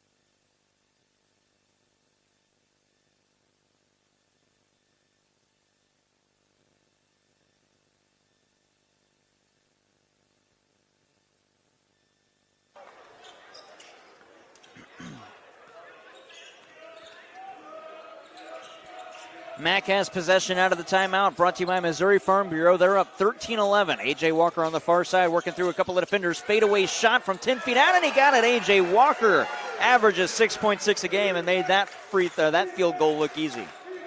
That was a great turnaround jumper. He kind of pushed the defender back, almost like a Kobe Bryant type fadeaway afterwards. That was very reminiscent of a LeBron James fadeaway shot, too. Far side 3, drained it. That's Julian Norris Jr. He's got 6 points and Mac up by a point, 15-14. Yeah, the only difference was LeBron would have fallen on the floor afterwards and looked like he had just died. B.J. Dooling, pick and roll to Scott. He's fouled. He goes to the line to shoot 2. I think Scott kind of jumped a little bit too early, going in for the layup, maybe even the slam, but he found himself a little bit further away from the basket than he wanted to be, but he got fouled. Joseph Scott to shoot 2. He is a 50% free throw shooter this season. This has got to be an important part of this game for Mac, too, is free throw shooting. And that loss to Pratt on Friday of last week as the first free throw doesn't fall. They left a lot of points on the table at the free throw line. They ended up losing by 6. I think it would have been like a 1 or 2 point game had they hit the free throws. Yeah, they hit just a normal amount of free throws at that point. And they're back into this ball game a little bit closer. Scott splits the trip. Mac 2 for 4 as a team from the free throw line in this game. They're up by 2, 16-14. Preston Turner back into the contest. And by that game, I mean the game that we did against Pratt, in which, like you said, they only lost that game by 6. But free throws were not good. Inbound for John A. Logan. They hand it off to Julian Norris Jr. He'll work deep into the backcourt, then now up floor as Mac defense backs off. On the near side, handoff to Eves, back of the near wing for Cameron Boone. First time we've said his name. This one down low. Jaden Miles missed the shot, the rebound for Mac. A.J. Walker up the floor. I believe that rebound was Jordan Logan. Walker's shot was blocked, and it's poked out off of B.J. Dooling and out of bounds. It'll be John A. Logan ball on the baseline in the backcourt. Well, that time just getting a little bit too deep there, and I think really not seeing who was around him. Jordan Logan tried to get it up and lay up an easy layup on the left side, but Miles wasn't having any of that. DeCarl Payne into the game, and he works across the timeline. Gets around A.J. Walker. Payne to the cup with an easy lay-in. Well, that's a pain. Yeah. We're tied at 16. That's what you don't like to see is another guy coming in off the bench that looks that good. B.J. Dooling back on perimeter. Preston Turner swinging it to the near side. A.J. Walker around a defender. Bounce pass to Scott. Off the window. Can't hit. Got his own rebound. Nearly walked.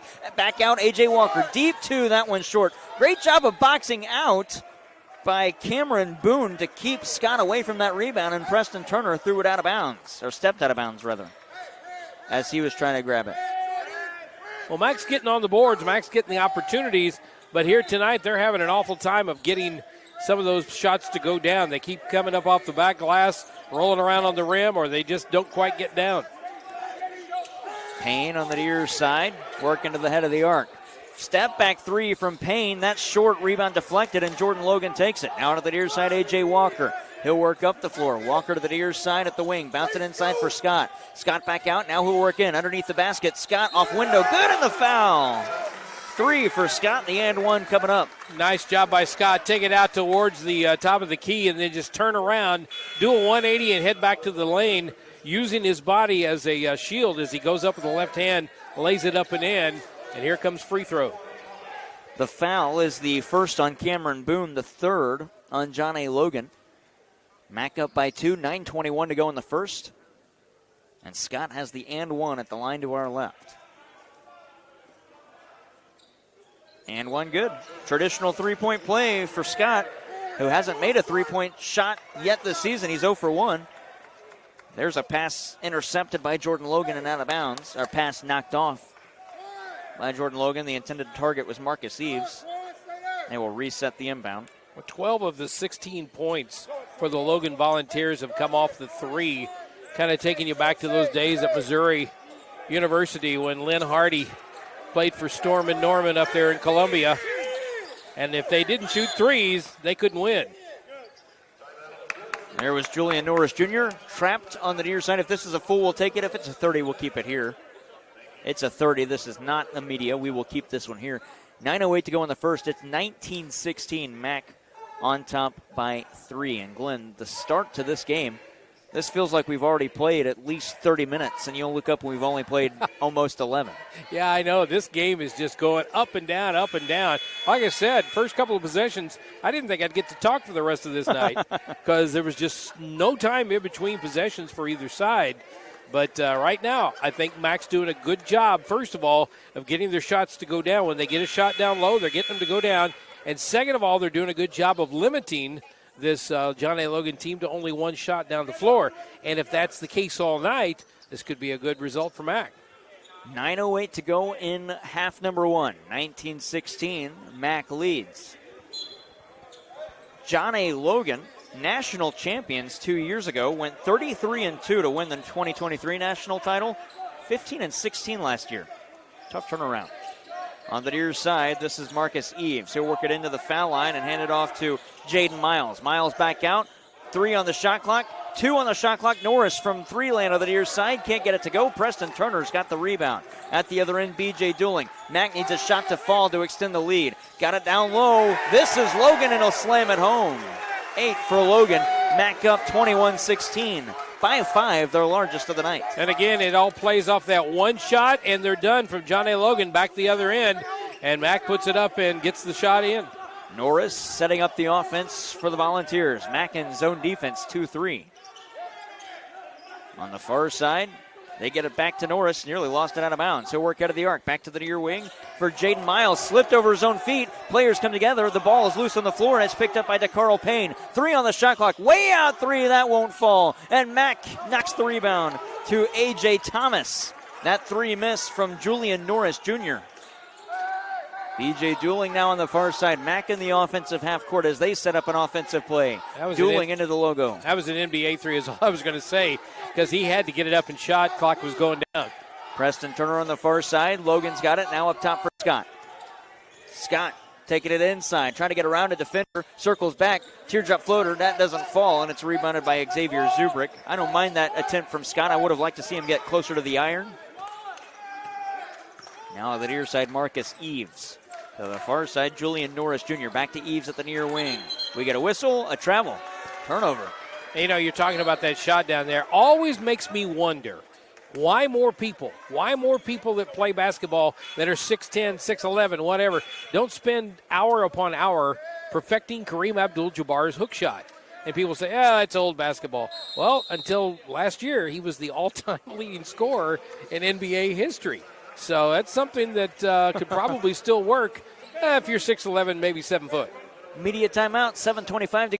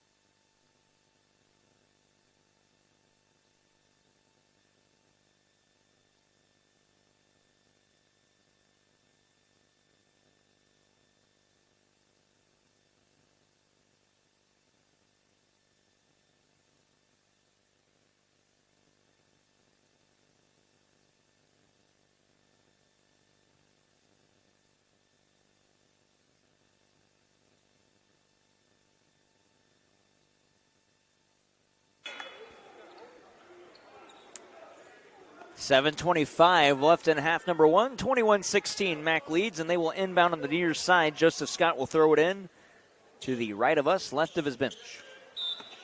Jared Pettis, Glenberry, Landon Keene, our entire crew. Inbound to B.J. Dooling. He had to leap like a wide receiver to catch that one over Caden Hawkins.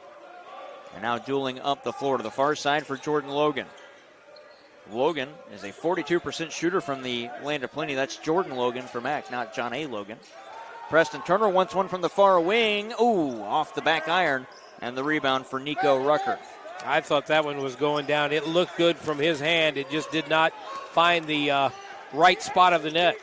Well, if the Cardinals want to win this game, they're going to have to start hitting those. They have not hit one yet this game. Here's a dribble drive to the cup for Davius Lowry, and he lays it in off glass. 21-18 Mac. Yeah, because you know John A. Logan's going to hit those shots. Left-handed layup that went up and in over two guys. Jordan Logan straight on. That wouldn't go. And a pair of Volunteers get that rebound. Xavier Zubrick comes away with it. And up the floor come the Volunteers. This is Caden Hawkins. Now to the foul line. Hawkins down low. Picked up his dribble. Kick it back out. Straight on three. Lowry. No good. Preston Turner didn't grab the rebound, and it goes out of bounds. Three Cardinals were there. Turner comes in from the back and doesn't get the rebound. Knocked it away from B.J. Dooling and out of bounds. Yeah, B.J. Dooling looked at him like, dude, I had it. What's going on here? But Preston Turner saw the ball coming down, and he just went up aggressively and knocked it out of bounds. So instead of Mac ball, back to Johnny Logan. 6:18 to go in the half. Up top, Zubrick. To the far side, he got it to Hawkins. Hawkins bobbled it, had to get it on the near wing. Hawkins rejects a screen. Step back at the far elbow. That was poked away. Diving for it, Zubrick. Players come together. Held ball, and the arrow favors Mac. D.R.A. Duncan going to come into the game for the Cardinals. I think you got to be happy if you're Mac so far with their defense. Some of the shots that are being put up here by guys like Julian Norris and also early on Caden Hawkins were some really tough shots. Mac's defense is playing well, but they got to play a little bit better. They also got to take advantage of things like that play before where a rebound comes down and they got three guys and nobody from Logan there. They got to pull that rebound down. 6 minutes to go in the first. 21-18, Mac leads. Inside pass to D.R.A. Duncan. He'll pivot down low, be swallowed up by defenders. Can't lay that one in. It was swatted from behind. Zubrick, and a foul whistled on Mac. It's B.J. Dooling, his first and the team's first. And I'll go out on a limb and say that he didn't agree with that one because when he came up the floor, Jordan Richard, I believe it was, grabbed him and held on to him like, hey, dude, hush it. We don't need any more trouble. But that was the shot that Duncan had. It just did not go down. Rucker inbounds for Caden Hawkins. Hawkins on the near side gets around two defenders. Look out, B.J. Dooling this way. Pass to the near corner. Three ball ties us up. That was Taylor Smith. And Taylor Smith turns around behind him and says something to somebody on the Mac bench, setting down at the end. B.J. Dooling for Jordan Logan. He'll probe inside, has one to beat. Kick it to the near side. Man, he threw that off of Marcellus Phillips, and that was on the near corner. It was caught on the far wing by Jordan Richard. Fadeaway shot from the elbow, can't hit. Preston Turner can't get that rebound. Xavier Zubrick grabbed it, and Jordan Logan pokes it out of bounds, out of his hands. This is getting quite wild, Glenn, the amount of stuff that we've seen that I haven't seen ever on a basketball floor so far tonight. A defensive basket for Mac, or I guess you could call it for Mac, is because they got the points out of it, but that time throwing a ball down and a nice header in soccer terms back the other way for Mac, but they can't get it to go. Well, I tell you what, he was firing that like a bullet pass to the corner, and Phillips was right about 10 feet away from him. There's Caden Hawkins on the far side of the wing. 12 seconds on the John A. Logan shot clock, 4:45 on the game clock. Straight on Lowry. He'll probe in. His shot wouldn't go. A late whistle, and I think they're going to call a shooting foul against Mac. Glenn, I understand waiting, but if you're going to blow the whistle, blow it when the foul happens, and don't wait until he's coming down for the rebound. Because what happens is people want to know why you didn't blow it earlier. Because he was driving the lane on the left side as he's going up. Nothing. When he's coming back down, there you go. Foul is the second on Mac. It's Davius Lowry shooting 2 at the line to our right. First one good. He's got 3 points in the game, and the Volunteers have their first lead since early on in this first. Diari Duncan back in, 22-21, and checking in for the Volunteers, 6'10" sophomore Cameron Boone. And checking out of the game is Marcellus Phillips, kind of blinking his eye a bit. I think he might have got hit in the face the last time he went up for a rebound. He's trying to shake that off as he sits down. Still trying to shake off that pass that ricocheted off his forehead. Could be. Lowry hits them both. He's got 4. Vols up by 2, 23-21. 4:38 to go in the first half. B.J. Dooling out of the backcourt of the near side. He'll cut back to the far side. Deep 2 as toes were on the line. That wouldn't fall. Jordan Logan has the rebound. Preston Turner step right. Now we'll get it to Dooling. Quick feed into the corner. Step back, pump fake, dribble drive in. That's Richard. Duncan down low for Turner, and he can't hang on to the pass, man. Preston Turner struggled on Saturday to hang on to anything down low. Yeah, that was an opportunity that Mac needed right there, and they just can't hang on to it. Duncan knocks that one away. Steal for Jordan Logan. 1-on-3 the other way. Logan back out. Turner far side. Up top Richard. Quick feed to the near side. B.J. Dooling. 4 minutes to go in the half. Here's Duncan down low. Layup good in the foul. Diari Duncan 2 in the end, 1 to follow. I like Diari Duncan's size. I like his aggressiveness, his physicality down there. You just got to get a few more of those shots to go down, and right now he is working hard to try to get that done. Foul is the second on Cameron Boone and the 4th on the Volunteers. Duncan has the and 1 at the line to our left. Only a 47% shooter from the free throw line, but every day that I've been here where they haven't played, he's been shooting free throws, working on it. Media timeout, 3:58 to go in the first. We're tied up 23-all. Duncan has a chance to put Mac on top after this break. You're listening to Mac Athletics on KFMO and KFMO Sports Plus.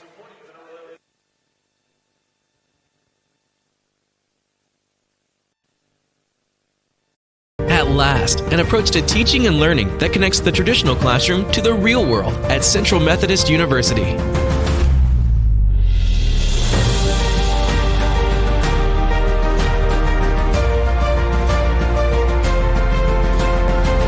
Now you can learn the way you live and the way you'll work with the new Digital U, available only on the campus of CMU.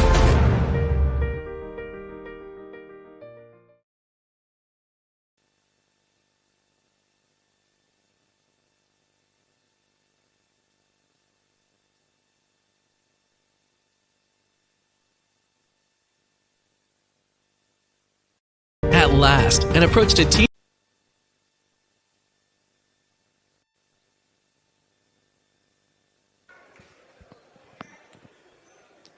3:58 to go in the first. Tied up 23-23. Jared Pettis, Glenberry, Landon Keene with you on this Wednesday night.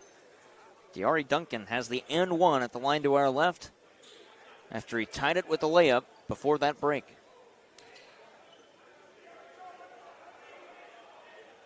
Duncan gets it. The and 1 coming up. That's a violation. And they're going to redo that free throw. I was going to say, if they missed that one. Jaden Miles into the lane early. And that, I think, on the far side, the official underneath the basket that time had his whistle out of his mouth. So whenever the ball hit the rim, he took a second before he actually blew it. Second chance, and Duncan makes that one. 24-23, Mac up by a point. They're going to show full court pressure. The inbound goes to Caden Hawkins, that is. Hawkins out of the backcourt of the Deers side. Down by a point, 3:50 to go in the first. The Vols trail. Pass to the Deers side for Taylor Smith. Head on the arc. Smith bounces to the near side. Duncan with another steal. And Richards going to turn it over. Quick break. Lowry slams it. 6 for Lowry, and now the Volunteers lead 25-24. Well, Duncan did a great job that time of getting the ball away from them, but kind of a misfortunate thing happened. That's goaltending. Free points for B.J. Dooling. He's got 2 more. Give him 6, and Mac's up 26-25. Wasn't he the one that got the goaltending earlier as well? I think he was, yes. So 4 of his points have come on goaltending. Kind of the full philosophy, just throw it towards the net, see what happens. Nico Rucker to inbound, the 6'5 sophomore from Belleville, Illinois. Inbound on the Deers side, Taylor Smith. Smith is guarded by his numerical counterpart, Jordan Richard. They both wear jersey number 4. On the far side, Rucker gets it back. 3:15 to go in the first. Rucker in the logo. Shot clock at 14. Rucker to the far side, around a pair of Cardinals to the basket. And he's bailed out on a foul call. I didn't see much contact there. If they put this on Turner, it'll be his second. They do. Second on Turner, third on Mack. 2 free throws for Nico Rucker. And he's hit 2 of his 2 taken this season. Well, Nico Rucker has just got that speed. As soon as he takes that step, he's around Preston Turner. And Turner, trying to catch up with him, commits the foul. First free throw, Rucker no good. A.J. Walker comes into the contest, takes Preston Turner's spot. He got a fan behind the backboard, lifting his shirt and rubbing his stomach right before each free throw by Nico Rucker. First time it was somewhat effective, I guess. Second one he hits. Rucker has his first point. We're tied up at 26 apiece. Well, we're kind of glad he made that one. We don't want to see that again. 3 minutes left in half number 1. Richard has it on the far side, fighting off some pressure from Rucker. Richard can't hit, and the rebound's grabbed by Taylor Smith. Smith behind the back dribble, taking it to the far side.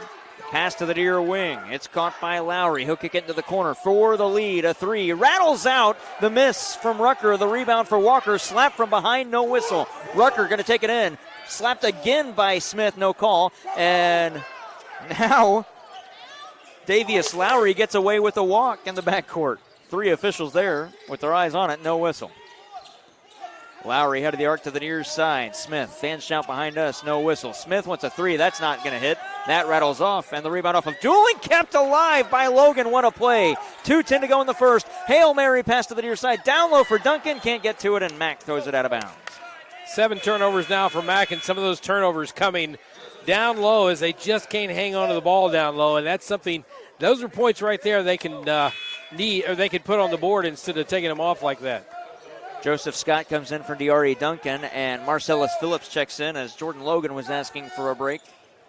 2:06 to go in the first. The inbound for Julian Norris. We're tied up 26 all. Norris with the crouch dribble across the timeline. Gets it back from Taylor Smith. Norris on the baseline. Back out Smith. Near wing 3 with the man in his face. Got it. Nothing but net. 2 3-pointers made for Taylor Smith. He averages 12.8 a game.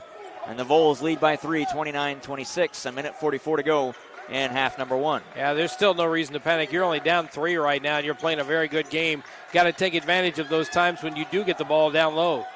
A.J. Walker gets it back, nearly lost it. 10-footer on a jump shot wouldn't go. Players come together, and the rebound's grabbed by Nico Rucker. On the near side, Julian Norris Jr. out of the backcourt, setting up the offense. Screen set by John A. Logan as Norris takes that to the elbow, can't hit. Scott can't pull that rebound down, and a foul is called against Jaden Miles. I think that kind of bails Mack out. I don't know if I necessarily like that call, but I'll take it. The foul is the second on Miles and the 5th on the Volunteers. Mack will inbound on the baseline. Yeah, a little bit of a lucky break there for Mack. They got to take advantage of it, though. 1:17 to go in this first half. They've played a pretty good game defensively. They got to get a few more balls to drop down, but they got to get into the locker room, hopefully tied up at this point. Maybe very close anyway. B.J. Dooling across the timeline of the near side. Jordan Richard has it at the near wing. 63 seconds left in the quarter, or the half rather. That one's poked out of bounds by John A. Logan. Mack ball. It was poked away by Nico Rucker, and Mack is getting a little too sloppy in the offensive half court. Yeah, they are. They're going to have to take care of the ball a little bit better. They're going to have to get themselves set up. And a couple of times we've seen a few players just standing around. That they need to get that motion going again so that they don't have to pull up and stop and look around to see what's out there. Shot clock at 10, game clock at 57. C.J. Claxton on the far side around a couple of defenders, picked up his dribble on the baseline to B.J. Dooling. Catch and shoot three far wing for the tie. Can't get that one. And it's rebounded by Nico Rucker. And now for Julian Norris Jr. and John A. Logan may take their time on this possession to run down some clock. We're 40 seconds away from half. Well, I say that, and quickly to the cup. Norris can't hit the layup, but he is fouled, so he will shoot 2 free throws. Mack is 0 for 8 from the three-point arc here in this first half. And as you said earlier, that's something that has to change if they expect to win this game tonight. Yeah, they were 2 for 11, if I'm not mistaken, in that Pratt game in the first half. First one for Norris, good.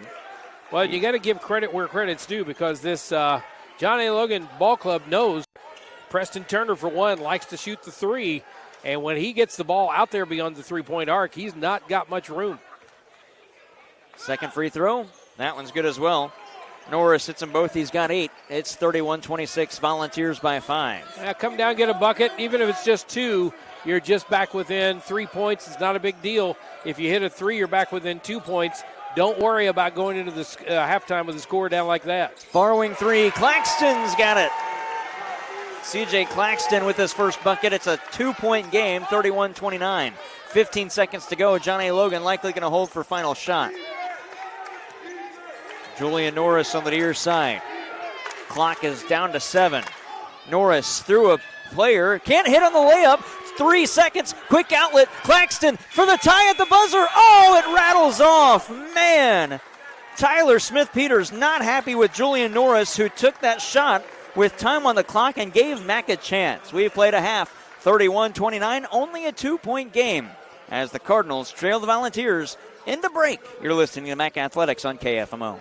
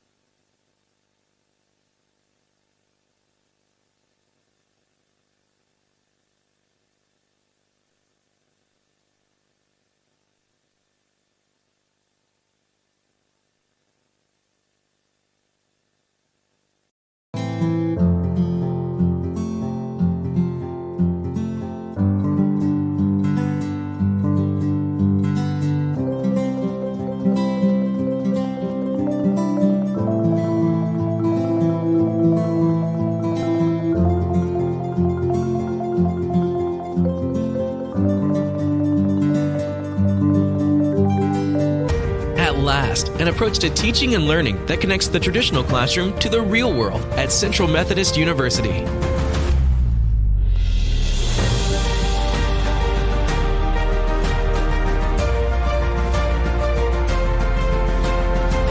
Now you can learn the way you live and the way you'll work with the new Digital U, available only on the campus of CMU.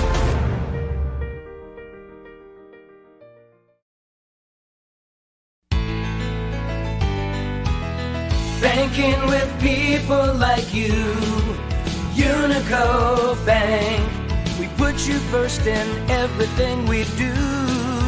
Large enough to serve you, small enough to know you. We're your local hometown bank, your friends and neighbors too. Banking with people like you, Unico Bank. At Belgrade State Bank, we're proud to support our local students. For over a century, we've been more than just a bank. We're part of the community. By investing in our youth, we help build a brighter future, from the classroom to the field. We're here to support our students every step of the way. Belgrade State Bank, proud supporters of our local schools and the next generation. A wise place to do business. My name's Nick Vargo. I'm the lead service advisor in the Pettis Ford Service Department. We are owned and operated by two different families. We treat you guys like a family. You're not just a number on the board to us. You're actually a family member when you come in and get great service. And that's what we strive for, is to create a family environment in the dealership. Community is everything to us. Guys, if you want a family-owned and operated dealership that does strive for excellence, we'll get you taken care of. Come to Pettis Automotive, where we treat you like family. St. Louis's favorite pizza has always been Square. And now so are our deals. Introducing Square Deals at Emo's Pizza. Now earn rewards faster. Sign up for Square Deals on the Emo's Pizza app or website and get your first 2 squares for free. Emo Square Deals. Order Emo's, collect squares, get free pizza. Getting reliable, high-speed internet in the country was always a challenge. That's why in 2010 we founded Aptitude Internet Solutions. Since then, we've connected nearly 2,000 homes and businesses. We stand for simple rates, high speeds, and friendly customer service. As the world keeps changing, we do more and more online: business, education, entertainment. And we don't want our communities to be left behind. Let us be your local choice for connecting you to the world.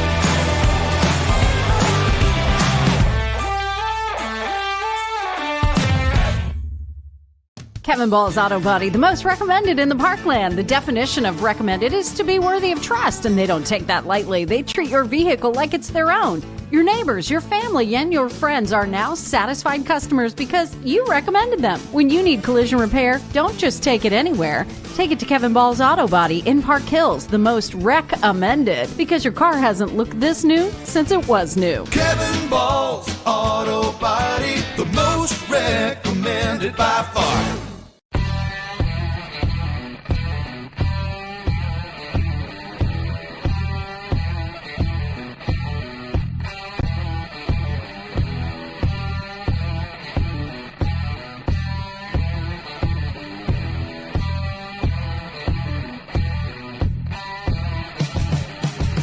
Come see us after the game.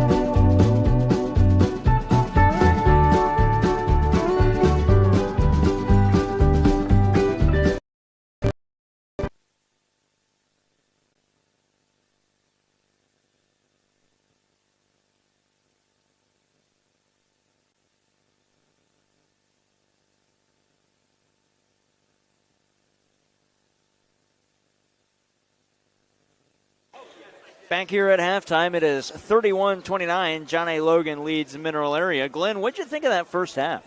I thought Mac did a great job of keeping Logan to one shot most of the time down the floor. Felt like that Logan was struggling offensively at times and that Mac was defensively shutting them down. One shot, done, getting the rebound, bringing it back the other way. Logan started to hit the threes, and in fact, three-point shooting has been the total difference in this game so far. You take away Logan's three-point shooting. Want to earn a transfer degree or need training to jumpstart your career? Mineral Area College is the place for you. MAC offers affordable tuition, dedicated instructors, vibrant campus life, and flexible classes, on campus and online.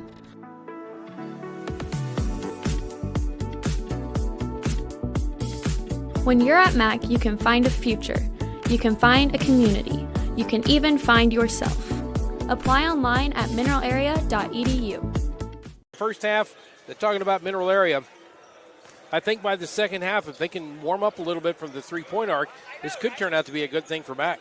The Cardinals trailing by 2, and as a team this season, they're shooting 37% from the arc. That's not necessarily a bad number. I know for a fact it's not a number this game, obviously, only hitting one that Tony Irons is going to like.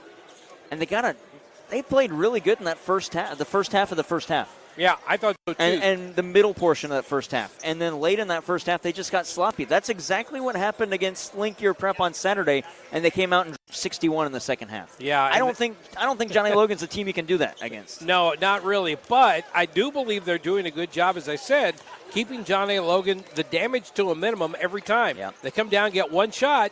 Usually that's it. They have got a few offensive rebounds, especially late. Kevin Ball's Auto Body, the most recommended in the Parkland. The definition of recommended is to be worthy of trust, and they don't take that lightly. They treat your vehicle like it's their own. Your neighbors, your family, and your friends are now satisfied customers because you recommended them. When you need collision repair, don't just take it anywhere. Take it to Kevin Ball's Auto Body in Park Hills, the most recommended, because your car hasn't looked this new since it was new. Kevin Ball's Auto Body, the most recommended by far.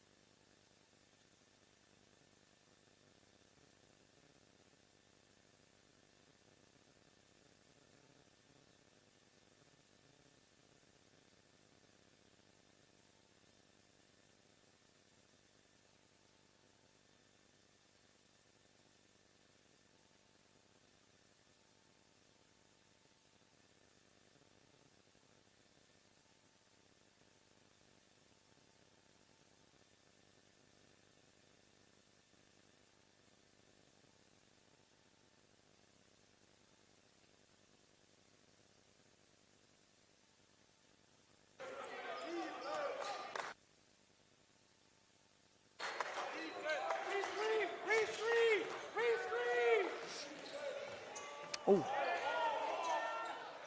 23.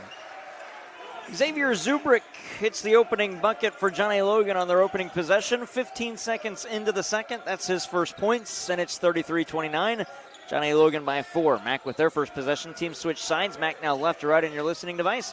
Right to left if you're watching on the Mac YouTube channel. BJ dueling to Preston Turner far side. Pump fake dribble drive. We get a whistle, and I think a foul coming up against the Volunteers. Yeah, I think Davius Lowry's going to get called. He went up to try to defend a potential three from Preston Turner, and he got caught up in the air as Turner started towards the basket. They put it on the floor. Turner gets this one on the inbound. Lowry goes right after him. Got it to Logan on the far side. That's Jordan Logan. Send it back up top. Now to the near wing. Here's Joseph Scott up top. Turner again. Can't take the shot. 8 on the shot clock. Turner trying to work inside, and he's held up by Caden Hawkins. That'll be his first and the team's second. Great job by Preston Turner to get to the dirty areas and draw the foul. Yeah, he's doing a good job right now. He's being aggressive out there going toward the basket, and both times that he's done that, he's picked up a foul. BJ dueling the inbound for Preston Turner. Catch and shoot three on the near side. That one wouldn't fall. Scott had the rebound, lost it. It's going to go out of bounds. No, stays inbounds. Kept alive by the Volunteers, and Norris will throw it or receive it after Hawkins kept that one alive. Well, I thought that three was going down too. Oh, me too, Glenn. 2 minutes gone. Check that, a minute gone in this half. And John A. Logan will turn it over, and now Mac needs to come away with points on this trip. Yeah, they're down 4 right now, and that could have been 6, but that time the Logan player just took off a little too quick on that pass and let it get through his hands.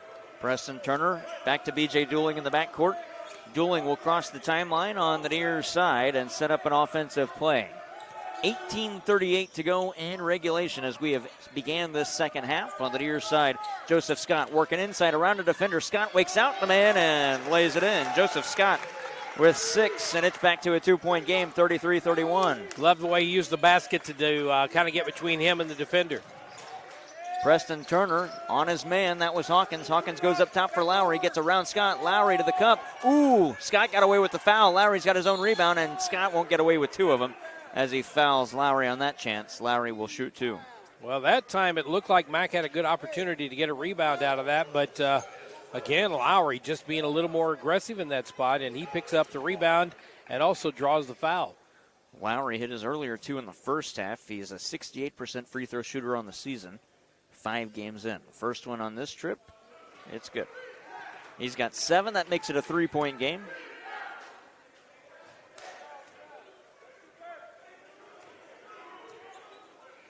Next one on its way. And he hits them both. Lowry with 8 points on the game. That ties Julian Norris for the team lead for the Volunteers.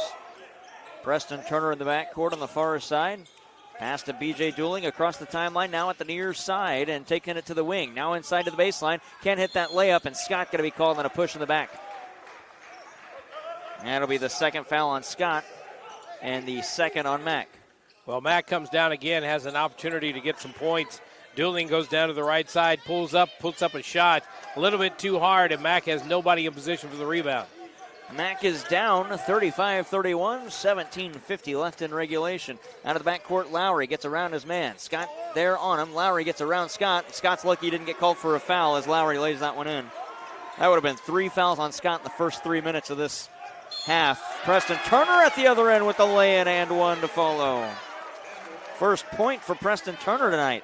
Yeah, first 2 points of the game for Turner, and he did a great job driving the lane. And you kind of get that idea that maybe Tony Irons told him at halftime, I want you more aggressive on taking the ball to the basket. If they're not going to give you the 3, take it down the lane or fake the 3 and go down the lane. So Preston Turner will have an and 1 at the line to our right. 17:37 to go, 37-33 Mac. And the and 1 rattles out. And we get a whistle. Oh, another violation on John A. Logan. So Turner will get a free try. And by the look on Julian Norris' face, I think it was him.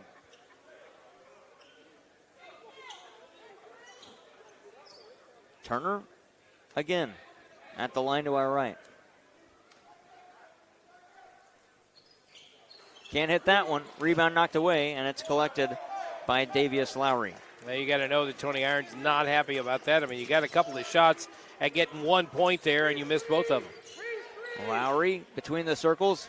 Lob, dunk. Oh, it was missed. Zubrick was too early, and Tyler Smith-Peters not happy. And B.J. Dooling nearly lost that pass out of bounds. He had to go get it.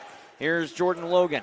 Head of the arc to the far side. Preston Turner nearly slipped and fell, made a man miss. Turner step back, lob it inside. Wants it back, foul off the ball. It's going to be a holding call against Nico Rucker. That'll be his third, and already the fourth on John A. Logan in this half. Yeah, not even 3 minutes in. Sorry, I think you can really tell that the new idea here in this second half is to get Preston Turner the ball and make him drive and key the play off of him. Whatever he does, he can kick it back out. He can take the three, or he can drive the lane. B.J. Dooling inbounding left of the lane. Throws it to Marcellus Phillips. Floater, got it. Phillips.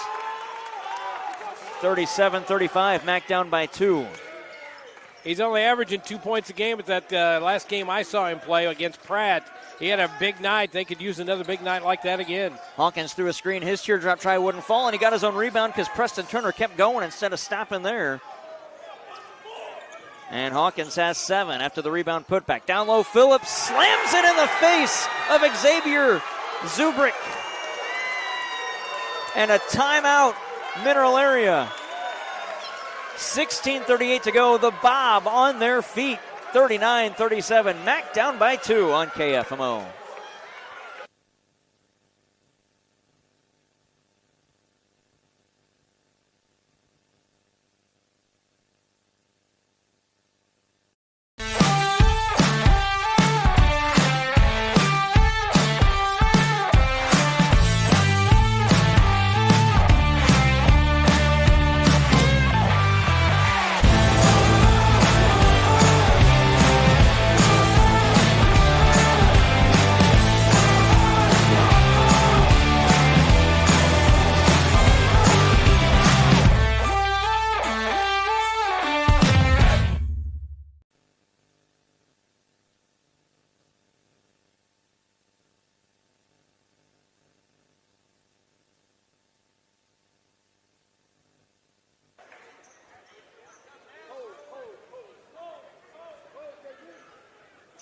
$16:38 to go in regulation. 39-37, Mac down by 2. And they show full court pressure. The inbound going to have to be thrown in before the 5 count, and barely Lowry gets that in. Bounce pass to Caden Hawkins on the far side. He's guarded closely by Jordan Richard. Across the timeline as he backs across. Richard stays with him. Got it to Lowry. Lowry down to the baseline. Met by Logan. Lowry might have got away with the walk. He's going to throw it out of bounds. It goes off of Mac, and it won't be a turnover. It'll be Logan possession on the baseline. Yeah, came close to carrying the ball as well as he was backing in, trying to turn that corner. He lost the handle on the ball, but I guess did just enough not to carry it. Hawkins will inbound right of the lane. Lob it up top for Lowry. Lowry through a screen set by Miles. Lowry reverses. Back to the far side. Hawkins 3-ball corner. Got it. 10 for Caden Hawkins. 42-37. 16:15 to go in the half. He's got 2 threes. He's got 2 field goals. B.J. Dooling lays it in off window. Dooling's got 8. Half of his points. Goaltending calls. Other half not. Foul on Preston Turner. That'll be his third. And the third on Mac in the half. And A.J. Walker comes in. Turner coming out. Well, Preston Turner didn't know what he did, but Tony Irons knew exactly what he did wrong. And he turned around and kind of threw his hands up in the air. Turner has to sit down for a bit. Hail Mary pass. That was nearly knocked away. That's a walk that's not called. Fans shout no whistle. And John A. Logan's got a possession. Norris here on the near side. I don't know how they don't call Marcus Eves on a travel there. He caught the ball and slid like 10 feet. On the near side, Norris Jr. taking it to the foul line. Hoist from there. That one's short. Rebounded by A.J. Walker. He'll work up the floor. Lob it to B.J. Dooling. Numbers the other way. Dooling tosses. Phillips is fouled. He will shoot 2. Man, back and forth action on that trip.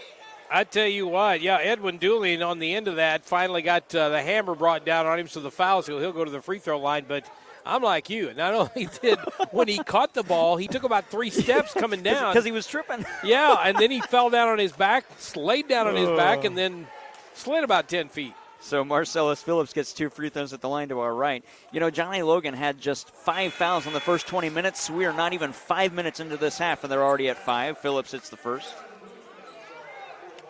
Marcellus Phillips coming alive here in this second half after scoring nothing in that first half. He's put up 5 points here so far.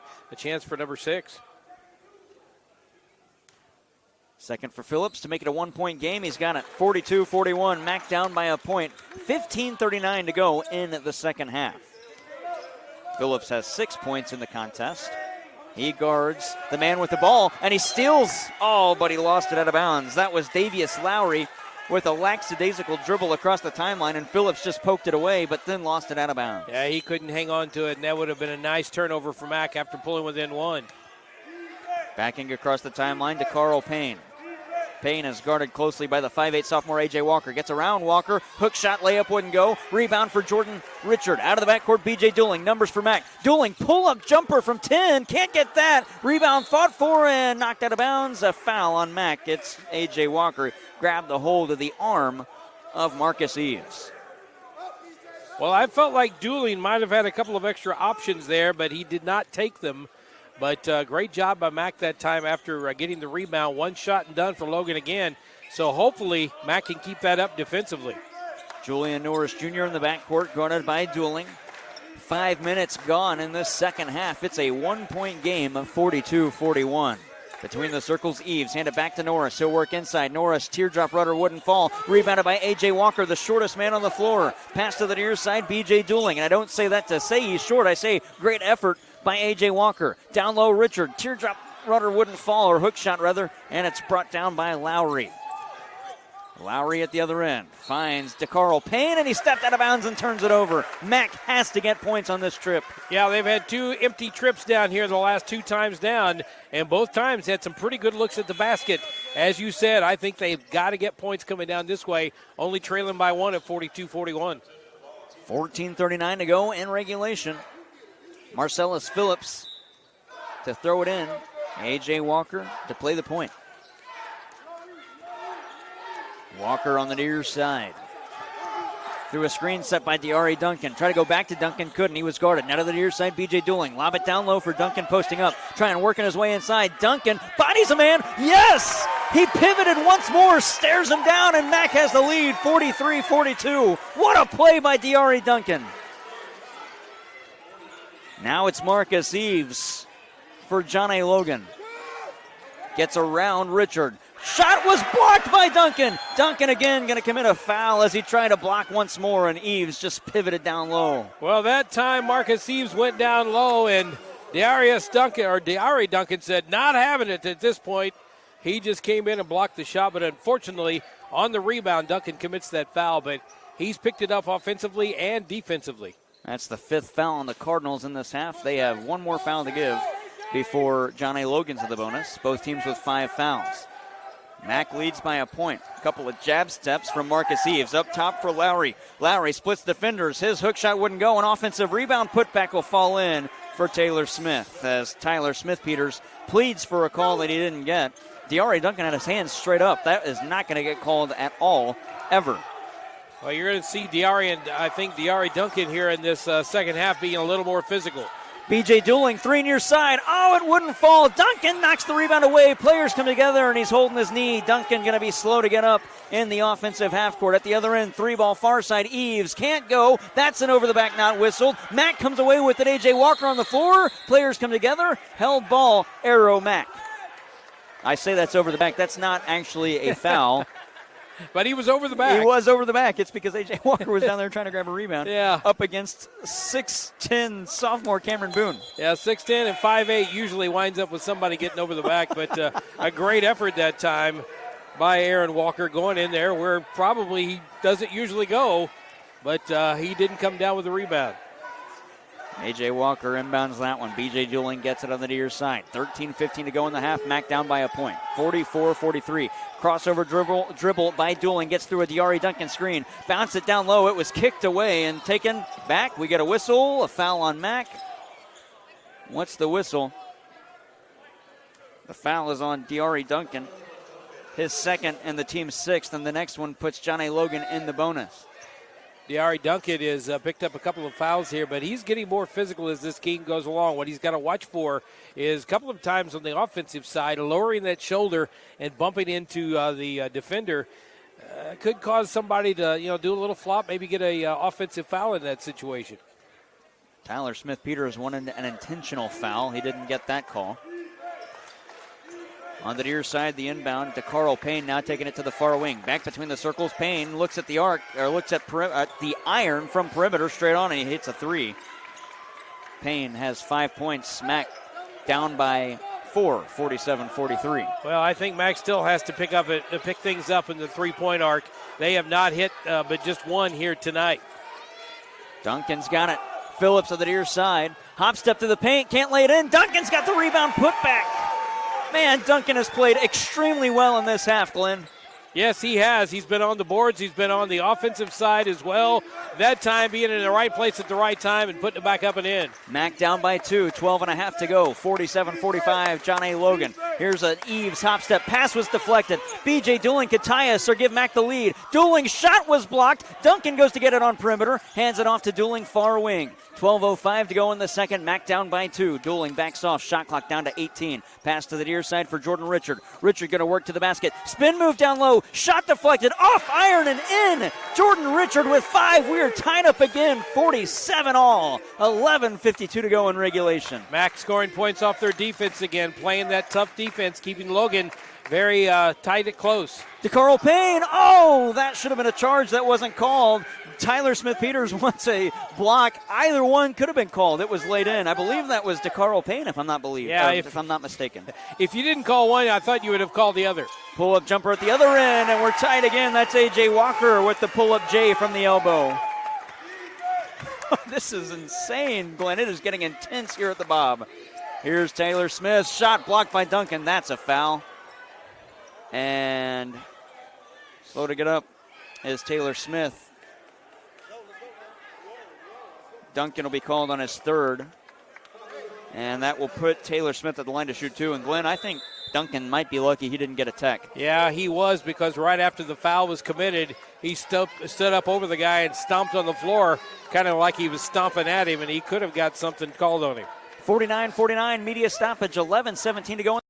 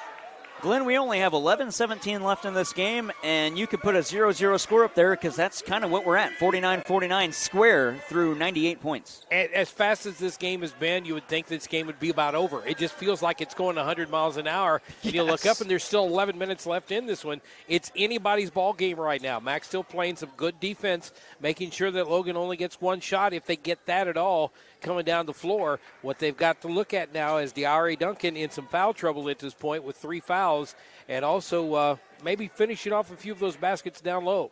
Taylor Smith has 2 free throws at the line to our left. He's good on the first. 12.8 points per game from the bench, 8 of 10 from the free throw line this season, make him 9 of 11 after making that one. Hits them both, nothing but net. Smith has 10. Well, that's what you got to do. Good teams make those free throws, and if you're going to stay into this game or keep the lead, you got to make free throws. Mac has missed 3 tonight. They'd be up by a point if they'd hit him. Scott, he might have got away with a walk, picked up his dribble. Scott still holding. Shot clock down to 14. Scott has nobody to throw it to. Now he gets it to Jordan Richard. Richard tried to go back to Scott, who was covered by 3, and that is a forced pass that didn't need to be made. That's a turnover. Yeah, and only about a third turnover of the half for Mineral Area, but it came at the wrong time. Hawkins for Miles on the near side. Miles across the timeline to set up an offensive play. Miles gets around a couple of defenders. His floater won't fall. Jordan Richard has the rebound. Mack coming up the court, 2-on-3. Now 3-on-3 as B.J. Dooling joins the play. Behind the back pass, A.J. Walker near wing 3 was blocked. He gets it back. Walker had it poked again. Walker down low, backdoor pass, and Scott lays it in. Jordan Scott. And we're tied up at 51 apiece. And that's what you like to see from Dooling and Walker and guys like that who are the shorter guys on the floor. They come back in, drive the lane, and dish it off to the other guys down low. 10:08 to go in regulation. Spin around jumper won't fall. That was Taylor Smith, and the rebound for A.J. Walker. Again, he works up the floor. Coast to coast for the lead. That was blocked by Cameron Boone. And Hawkins takes over. Norris on the far side. Spot up 3. That's Payne. Won't fall. And it's rebounded by Jordan Logan. Now on the near side, B.J. Dooling. Under a half left in this half. We're tied up 51 all. On the near side, Dooling going to slow things down. Dooling, reverse, rejects the screen. Lob it inside to Joseph Scott. Through 2, and a foul is called. They call it on the floor. Scott, I think, was trying to get to a shot but couldn't. The foul is on John A. Logan and number 20, Cameron Boone, his third and the team's 6th. Next, John A. Logan foul puts Mack in the bonus. And Cameron Boone kind of gave him a bear hug on that. He just kind of walked up from behind as though he was trying to get to the ball, and I guess he reached around and looked like he was giving him a big hug, but he got called for the foul. And so Mack will inbound right at the lane, B.J. Dooling. 9:36 to go in regulation. Mack and John A. Logan tied up 51 all. Dooling bounces it. He finds Jordan Logan on the near side. Logan, toss it. Joseph Scott, head of the arc. 9.5 to play. Scott nearly lost it, had to come back and get it on the near side. Preston Turner's back in. Preston Turner working to the baseline. We get a whistle and a foul call. I believe it's going to be a block, and I think it's going against Nico Rucker. Yeah, Rucker pushed him just a little bit too close to the edge. That's the 4th on Rucker, and that's going to put Preston Turner at the line to shoot a 1-on-1. Turner missed a and 1 earlier tonight. That's a big foul for John A. Logan. He's only averaging 4 points a game, but he's been a big part of this game so far, has Nico Rucker. Even though he's only got 1 point in the game, he has pulled the ball down off the boards 5 times. 1-and-1 for Turner. First one. Good. He's going to earn the bonus. And that gives Mack a 1-point lead with 9:23 to go in half number 2. It's easy to lose track of where the score is. Yes. You'll look up and you think, okay, they're up by 4, they're up by 3. Oh, wait, it's tied again. Well, there was a time when John A. Logan, in the last little bit of that first half, was on a run. Turner can't get that one. It's still loose as the rebound now going to be collected by Xavier Zubrick. Glenn, I could have swore that John A. Logan was up by 10. I look up and it was only 4. Yeah. Hawkins across the timeline, setting up the offense for the Vols. Handoff on perimeter. Norris Jr. far side, now at the wing. That's Zubrick. Zubrick down low. Shot was deflected. Miles going to go to the line. I think Preston Turner just committed his 4th foul. Yes, he did. Well, that didn't work. Sorry, go ahead. That did not work too well for Preston Turner because you would hope that he could stay in the game a little bit longer. He's probably going to stay in for a little bit, but they're going to get him off the court now as we see Jordan Richard checking back into the ball game. But Turner has had a struggle here tonight. They've been playing some tight defense on him, keeping him from shooting the ball from downtown, and he only has 3 points so far in the game.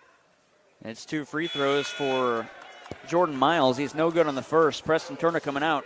You mentioned it, 3 points and 4 fouls. You don't often see that from Preston Turner, who has been at times the team's best player, especially this last weekend. You can say, okay, well, he only has 3 points, but Mack's still up by 1. Miles splits the trip. We're tied up 52-52. 9:03 to go in regulation. Creeping across the timeline, A.J. Walker. Got it to the near side, Jordan Logan. Logan going to work around a defender. Met by said defender, that was Miles, back out on perimeter. Jordan Richard on the far side. Richard taking it to the basket. Shot was good, and the foul is called. Richard with the lay-in, and the and one coming up. The foul is the second on Davius Lowry. Great job that time by Jordan Richard, taking that ball to the line. And, I mean, he just drove the lane left side, left-handed layup, drew the foul. He'll go to the line to shoot. Get my Jordans mixed up here. Jordan Richard shooting the and one. Got it. 8 in the game for Richard. He is the 4th Mac Cardinal to get to 8. Nobody's got double digits, but the scoring's been spread out. You got Diari Duncan with 7, Marcellus Phillips with 6. A lot of scoring in this one for Mac. 55-52, they're up by 3. Lowry on the far side. He gets it to Zubrick at the wing. Lob it down low, try to go to Jaden Miles, and he throws it out of bounds.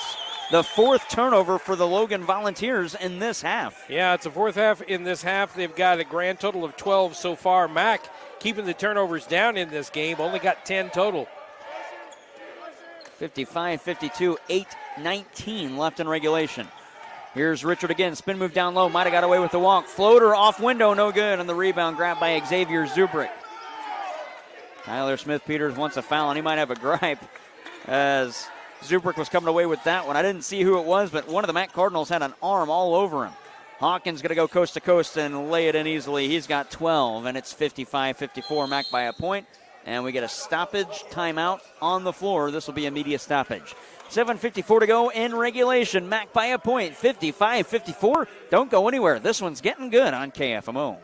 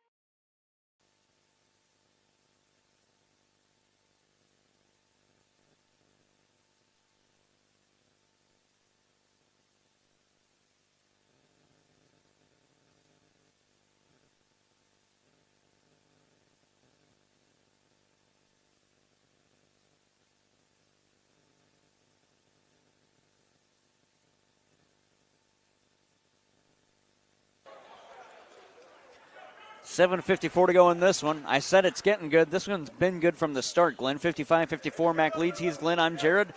Landon Keene back at the studio. We were on KFMO and KFMO Sports Plus tonight, online at KFMOsports.com or on your mobile device, the KFMO app. And you can also watch a little bit earlier College YouTube channel. Did I miss any outlets that we're on? I don't think so. If you don't want the KFMO app for whatever reason, we can find us on the TuneIn app. I'd prefer the KFMO app, though. That's just me. That's just real easy. You open that thing up, it's already there, and it just starts playing. You don't have to search it. A.J. Walker with an offensive trip for Mac. Joseph Scott between the circles. 7:40 to go in regulation. Bounce pass inside for Jordan Richard. He'll spin a pivot down low. His shot wouldn't go. He got his own rebound. Put back, yes! Jordan Richard. He's got 10.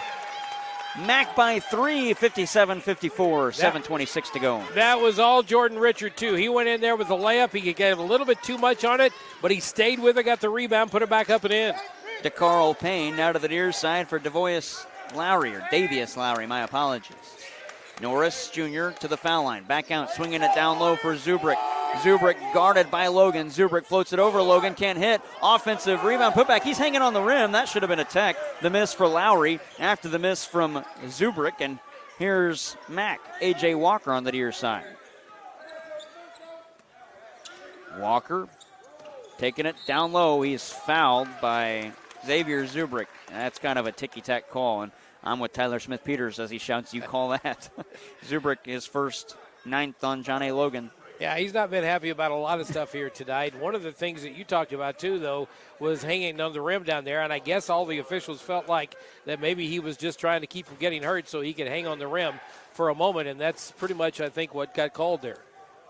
So it's a 1-and-1 for A.J. Walker. First one, good.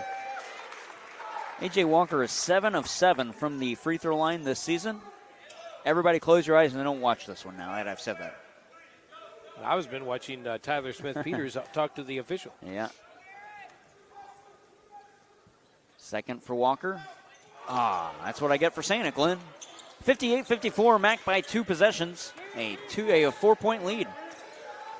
Lowry out of the backcourt. Crossover dribble. Jordan Richard runs into a screen, then disrupts that pass, and Richard's going to have a steal. It's still loose on the floor. Diving for it, a Cardinal, and the arrow is going to favor John A. Logan as we go held ball as Joseph Scott came away with it. But either way, the whistle was at the held ball situation.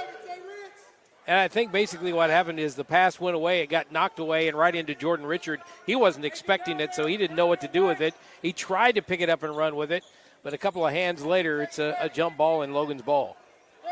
The inbound will be left to the lane. Caden Hawkins will throw it in. He was in some pain into that media timeout after being dropped to the floor. We get a whistle. What's the whistle? Get ready, BJ. And I think they're going to check the shot clock. Shot clock should be reset to 20 on the jump ball, and now it will be.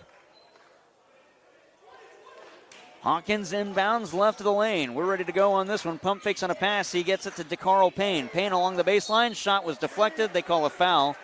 They're going to call this against Joseph Scott. I don't know if that's the right guy to put it on. He and B.J. Dooling were there. It'll be the third on Scott and the 9th on Mack. Joseph Scott, we've heard a lot from him early on here tonight, here in this second half especially, but he's kind of cooled off just a bit in the last few minutes. We've seen a lot from Edwin, B.J. Dooling, and Jordan Richard picking it up. Mack needs to get a little more scoring from some other folks. First free throw, no good from DeCarl Payne. The fan that was at John A. Logan's side with his middle section out with the shirt up comes all the way over across and disrupts that first one. Not the second one, though. Payne splits the trip. He's got 8. 58-55, Mack by 3. 6:24 to go in regulation. It is a little disconcerting, I can tell you that much right now. It disrupts me. Yeah. A.J. Walker nearly lost it inside, sent it up top for Logan. That's Jordan Logan. Couple of jab steps. 10 seconds on the Mack shot clock. Bounce pass A.J. Walker. Step back 3 straight on. Walker, that one's short, and no one goes to get the rebound except John A. Logan and Davius Lowry. And now the Volunteers a triple away from tying us at 58. 5:55 to go in the second. Caden Hawkins on the far side. Kick it out. This is Jaden Miles. He wants to tie us. Miles, that was short. Offensive rebound by Lowry. Sent it down low for Zubrick. He can't hit. Scott lost that rebound. Still loose on the floor. B.J. Dooling had it. A.J. Walker one-on-one. Walker to the cup around Hawkins. Pivot, spin move, fadeaway, shot off glass and in. A.J. Walker with 6. Mack back up by 5, 60-55. And you were watching A.J. Walker come down the court thinking to yourself, don't shoot it, the guy's taller. Instead, he does the turnaround jump shot and fade away, and there's no way to block that one. DeCarl Payne gets it to Jaden Miles. Miles lost it, still loose. Coming away with it, Joseph Scott. Numbers the other way for Mack. B.J. Dooling with the floater. That wouldn't fall. Tap back still loose. Scott comes away to get it. Out of bounds, and Scott was there. And so it'll be a Mack turnover after the miss from B.J. Dooling. Well, I tell you what, Mack has picked up a couple of turnovers the last 2 times down the floor. Brought it back, got 2 points out of it, hopefully getting 4. Taking a timeout here. 60-55, Mack on top. My name's Nick Vargo. I'm the lead service advisor in the Pettis Ford Service Department. We are owned and operated by 2 different families. We treat you guys like a family. You're not just a number on the board to us. You're actually a family member when you come in and get great service. And that's what we strive for, is to create a family environment in the dealership. Community is everything to us. Guys, if you want a family-owned and operated dealership that does strive for excellence, we'll get you taken care of. Come to Pettis Automotive, where we treat you like family.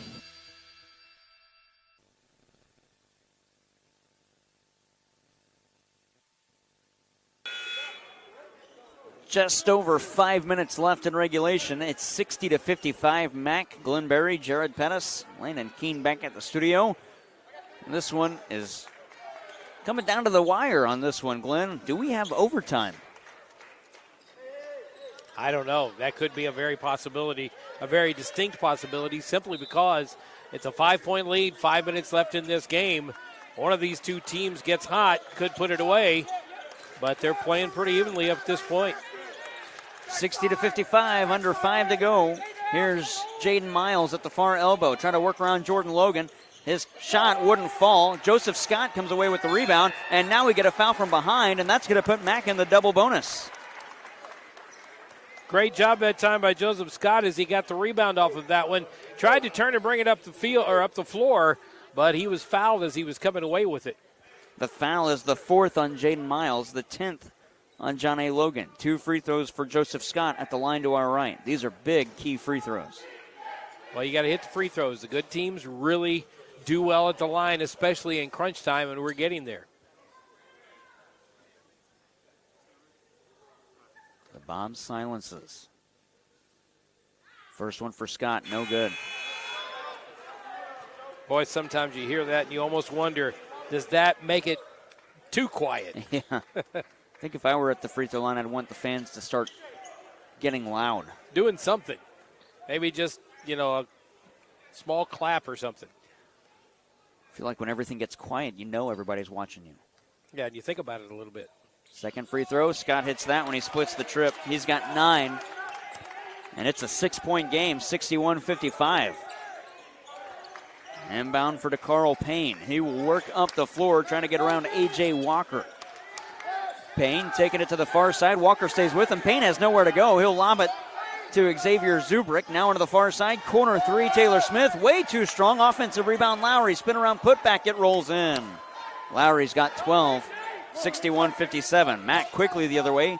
A.J. Walker crosses the timeline, and Coach Tony Irons says, whoop, slow it down a little bit. 4:20 left in regulation. Mac up 61-57.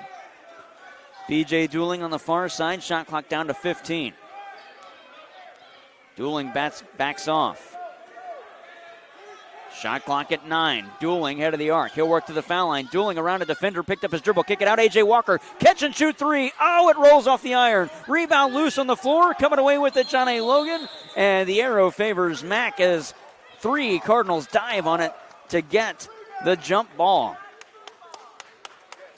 Preston Turner back in. He'll play with 4 personal fouls with 3:56 left in regulation.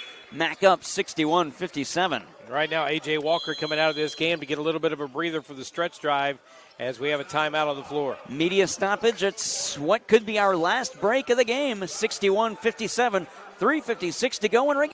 My name's Nick Vargo. I'm the lead service advisor in the Pettis Ford Service Department. We are owned and operated by 2 different families. We treat you guys like a family. You're not just a number on the board to us. You're actually a family member when you come in and get great service. And that's what we strive for, is to create a family environment in the dealership. Community is everything to us. Guys, if you want a family-owned and operated dealership that does strive for excellence, we'll get you taken care of. Come to Pettis Automotive, where we treat you like family.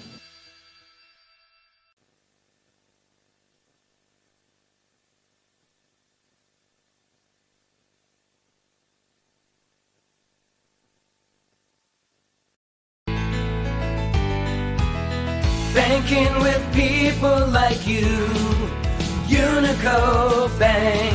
We put you first in everything we do. Large enough to serve you, small enough to know you. We're your local hometown bank, your friends and neighbors too. Banking with people like you, Unico Bank. 57 points for the Volunteers, but it's 61 for Mack as they lead. Preston Turner will inbound left of the lane. Turner inbound on the lob. Oh, Jordan Logan slams it home. Unbelievable. Logan's got 10. Mack leads 63-57. What a design play by Tony Irons and his staff as they get the ball inbounds. Looking all around, you're watching Logan chasing everybody, and he just lobs it up for an easy slam. Taylor Smith inside. Zubrick will slam it home on his own end. 4 for Zubrick, 63-59, 3.5 to go in regulation. Yeah, another slam kind of takes a little bit of the sting out for John A. Logan, but Mack needs to come back and get some more points out of this one. B.J. Dooling has it on the near side, working around a defender. Dooling, pull-up jumper from 10 feet out, and he got it. Dooling's got 10. That's 3 Cards with double digits. Now the near side, John A. Logan, Taylor Smith picked up his dribble. Got it to Lowry. To the foul line for Zubrick. He'll hoist from there, can't hit. Offensive rebound, Rucker. Shot blocked from behind, but they call a foul. Oh, they go jump ball, and the arrow favors John A. Logan. Well, the arrow back on Mack's side right now, and this is a good opportunity for Mack to make a defensive stop. If they can make a defensive stop here, get the ball back, have the lead, maybe chew up a little bit of clock as well. Inbound, this is Lowry. Kick it back out, corner 3, around and in. That one is DeCarl Payne. He's got 11. And a timeout called by John A. Logan. 2:50 to go in regulation. 3-point lead for Mack, 65-62 on KFMO.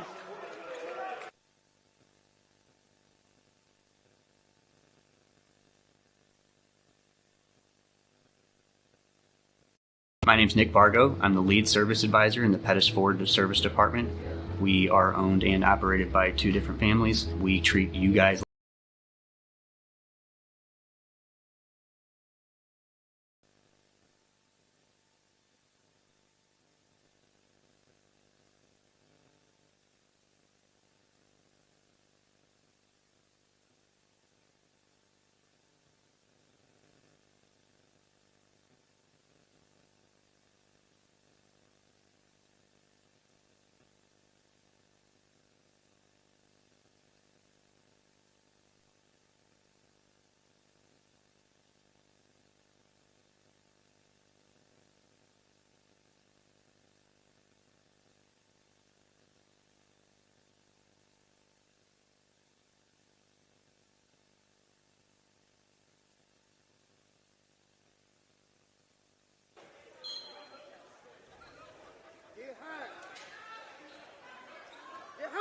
.245 left in regulation. Mac up by 3, 65-62. BJ dueling on the near side. Mac needs a big shot and big make. Joseph Scott between the circles. To the far side, A.J. Walker. Lob it down low for Jordan Logan. Logan trying to work to the paint. Logan bodies off a volunteer. Logan to the cup, can't hit. Rebound tapped away, and now a triple ties for John A. Logan. Lowry out of the backcourt to the far side. He'll work between the circles, now down inside to the baseline. Shot was blocked, he's fouled. And I believe this is going to be against Jordan Logan. That'll be his first if it is. Oh, they put it on Joseph Scott. That's his 4th. And that puts John A. Logan in the double bonus. That would be a huge loss if Scott fouls out. Yeah, and we got Diari Duncan checking back into the ballgame. Haven't seen him in a while, but his presence down low, he's got 3 fouls, but his presence down low could be a difference as well. Confusion at the table. I think they're checking to see if Scott has fouled out. I have 4. I think that's what the book has. I think Tyler Smith-Peters is asking if he is fouled out of the game. 65-62. They might actually be checking the score. They're asking the possession. Currently it favors Mac. Yeah, Mac should have the possession on a jump ball. Tyler Smith-Peters thinks it should go the other way, because Mac got it down here, if I'm not, or no, John A. Logan got it down here at this end. Logan was the last one to get it down here at down this there, end. yeah, on their side of the floor. They inbounded on the baseline. 2:19 to go in the second, 65-62. Mac leads. And both teams have a timeout apiece. Diari Duncan will check in. Actually, Smith-Peters might be, like, the board reads no timeouts, but I think the book just told Mac's assistant coach that either side has 1. He might be upset that the board reads no timeouts. Well, I get the feeling he's not a happy guy to begin with. He's not been happy all night long. He has not been happy all night long. Mac fans starting to shout as they try and get this one to go. Diari Duncan will check in once this first free throw is shot. It's Davius Lowry shooting 2. He's 4 for 4 tonight, has 12 points in the game. That ties Caden Hawkins for the game lead. Mac up by 3. Lowry with the first. No good, it's short. It's short. Mac still up by 3. Joseph Scott checks out as Duncan checks in. We haven't seen Duncan since early on in this half. Second free throw, that one's good. Duncan, check that, Lowry splits the trip, he's got 13.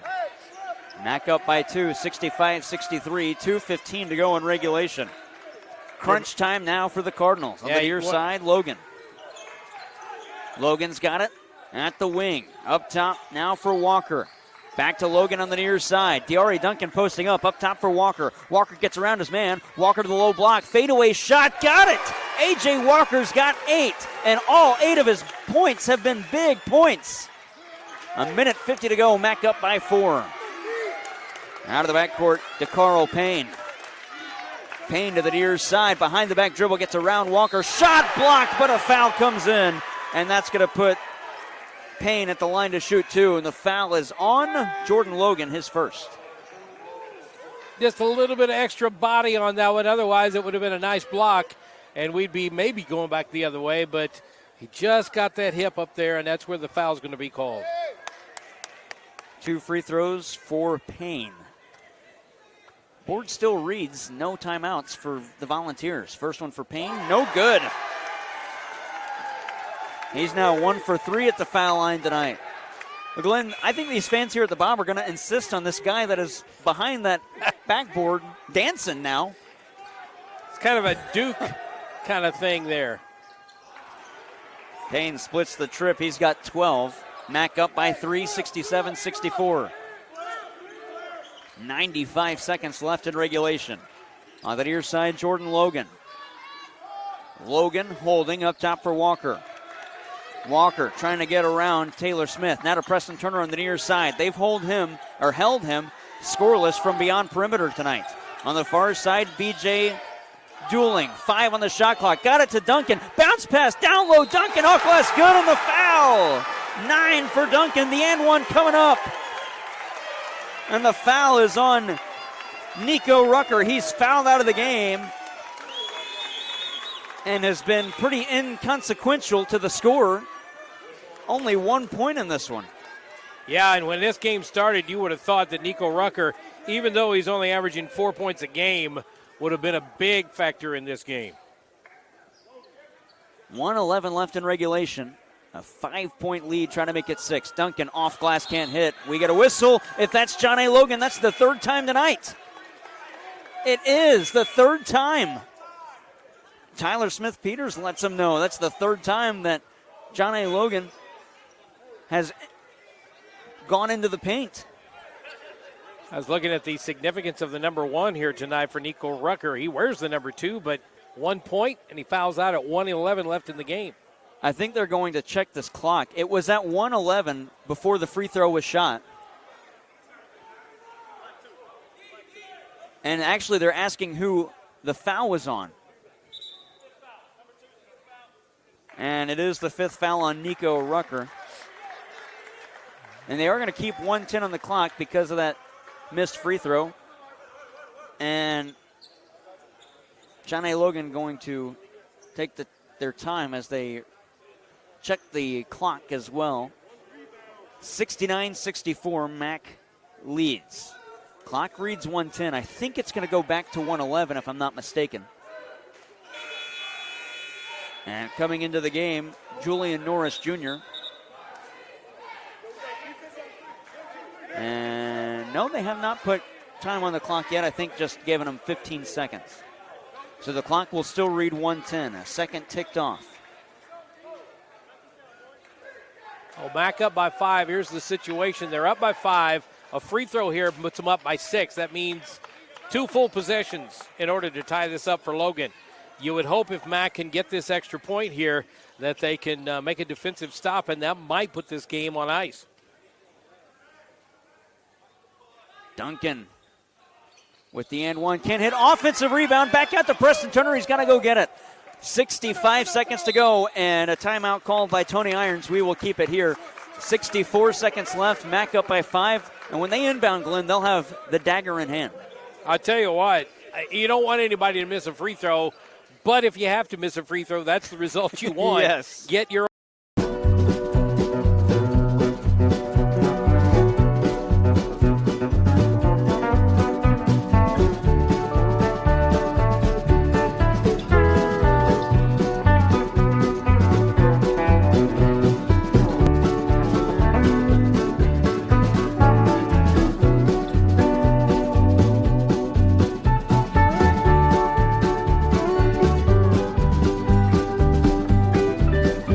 this year, including Davius Lowry, kind of keeping him at his average. Everybody else not having a career game here tonight for Logan.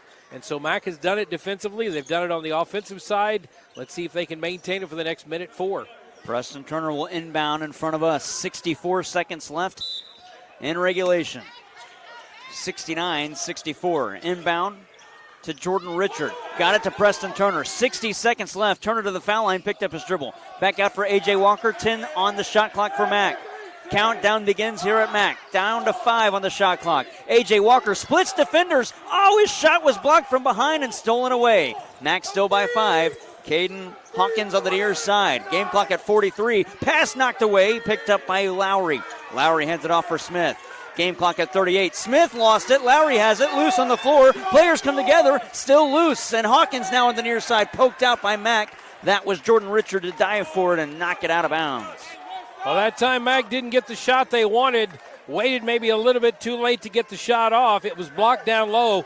And a couple of times down here they've had an opportunity to maybe take the ball away. But as they try to wipe up a little bit of sweat on the floor, I tell you what, Mac had an opportunity maybe to pick up a steal down here with 31 seconds. They're still up by 5, but they need a stop here, I think, defensively to secure this win. 31.7 to go, 69-64. John A. Logan in a huddle on the near side. Tony Irons shots, they better not be taking a timeout. They're out of them. Yeah, and it kind of looked like they were trying to, so all the Mac players just went over and stood by them. Inbounding Hawkins, 31.7 to go. Got it to Julian Norris between the circles. 28 seconds left. Up top for Hawkins, gets around a player. Hawkins to the near side. Smith-Peters not happy. Shot clock down to 4. Lob it down low. This is Zubrick. Whistle, foul. Zubrick going to shoot 2. He missed the shot. And the foul on Mack. Who is it against? Jordan Logan, his second. Yeah, that was an opportunity right there for Mack to make a defensive stand and get that shot clock to expire. But Zubrick, with his height, getting down close to the bucket, missed the shot but got the foul. He is 6 of 9 from the free throw line this season.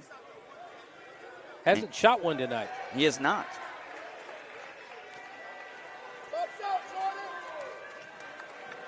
First free throw, good. He will get a second. And you know a foul is coming off of this make or miss to put Mack on the line. Who's the guy you're going to try to get the ball to if you're Mack? You got to get it to Preston Turner, I would think. 19.1 left, second free throw. Hops up, then hops in. Zubrick hits them both. He's got 6. That makes it a 3-point game. Inbound to B.J. Dooling, coming to the near side. He keeps it in for Preston Turner. Hit the 3, Turner. Oh, and he's fouled. He didn't take the shot. Man, if he would have taken that 3, Glenn, this place would have blown the ceiling off of it. Turner going to shoot 2. It probably would, but had he taken the 3 and missed it, you might have seen Tony Irons come apart. But that time he pulled it back, held on to it. Now he's going to go to the free throw line. Here's the guy you want at the free throw line if you're Mack. The foul is Caden Hawkins' second. Preston Turner to shoot 2. He's only 1 for 3 tonight. First one good. He's got 4 in the game, and it's a 4-point lead for Mack, and that could nearly put this one out of reach. Yeah, that's a 2-possession thing now. So they can get a 3 and pull within 1, but they can't tie it up with just 1 bucket. 15.5 to go. If you're Mack, there's no fouls at the other end. Turner with the second. Hit them both. It's a 5-point game. Full court pressure from the Cards. Inbound to Zubrick. He'll get it on the far side for Smith. Smith across the timeline. 10 seconds. Step back 3 for Smith. That's no good. That's going to go off of Preston Turner. 7 on the clock. Turner lobs it down low for Jordan Logan. He's going to slam. Oh, he almost slammed it, Glenn. Didn't get it to go, and Mack gets the win. 71-66 the final. Handshake lines commence. Mack gets the big win, and they avenge the Dragon. That was the John A. Logan Volunteers, a 70-47 loss to start the season, and a big 71-66 win here in the second meeting. Mack over John A. Logan, winning the doubleheader here on KFMO. The Hubs Pub and Grill postgame show coming up after this of the Parkland Sports Leader.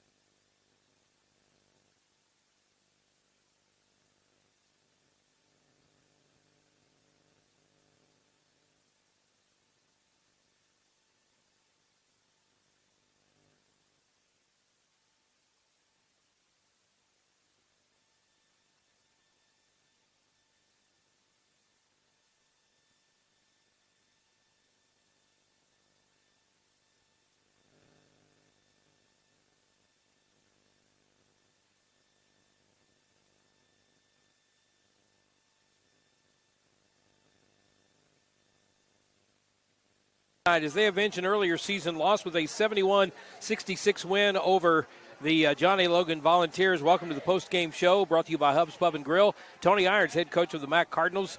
Coach, this win has to feel really good, especially after losing earlier and actually struggling a little bit your first time here at home. Yeah, absolutely.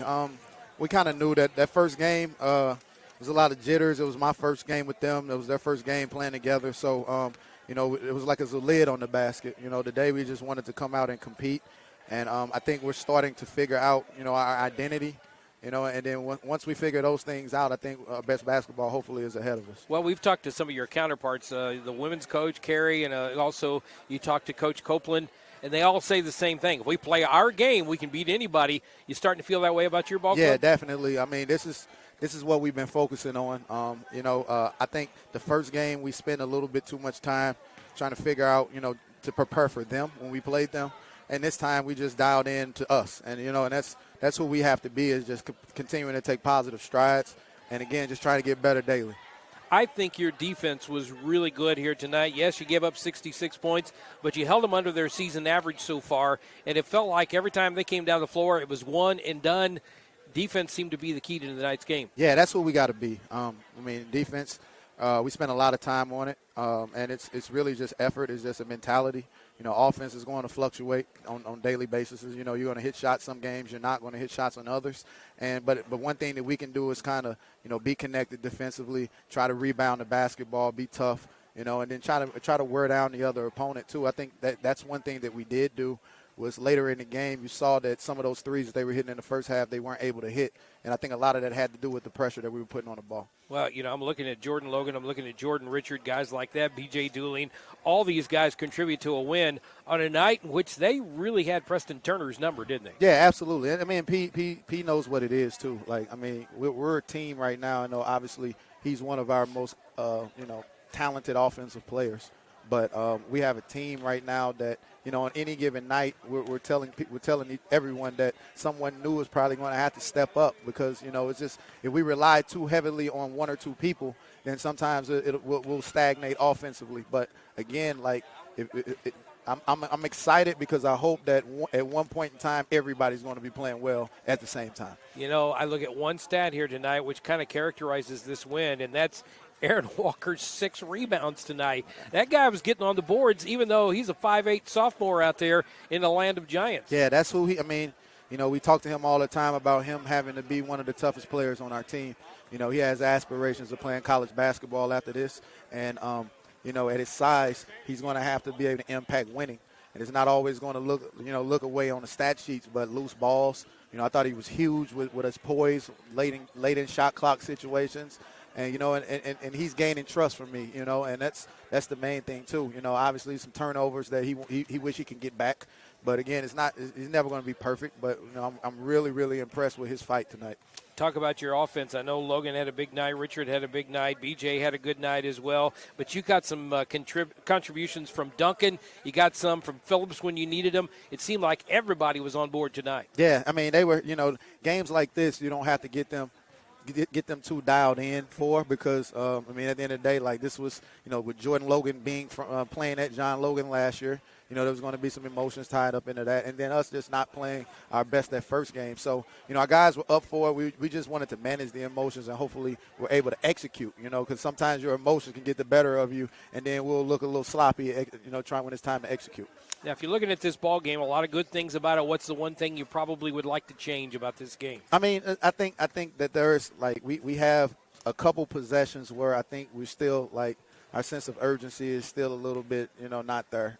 We give up a 3 in that moment, in the corner down there when and it's just us not matching up quick enough. And once the referee hands that man the ball, we weren't able to get out there on shots. So it's just small things like that. A rebound here or there, free throws. We spent a lot of time shooting free throws today. And it's just still, it's hard to simulate a game.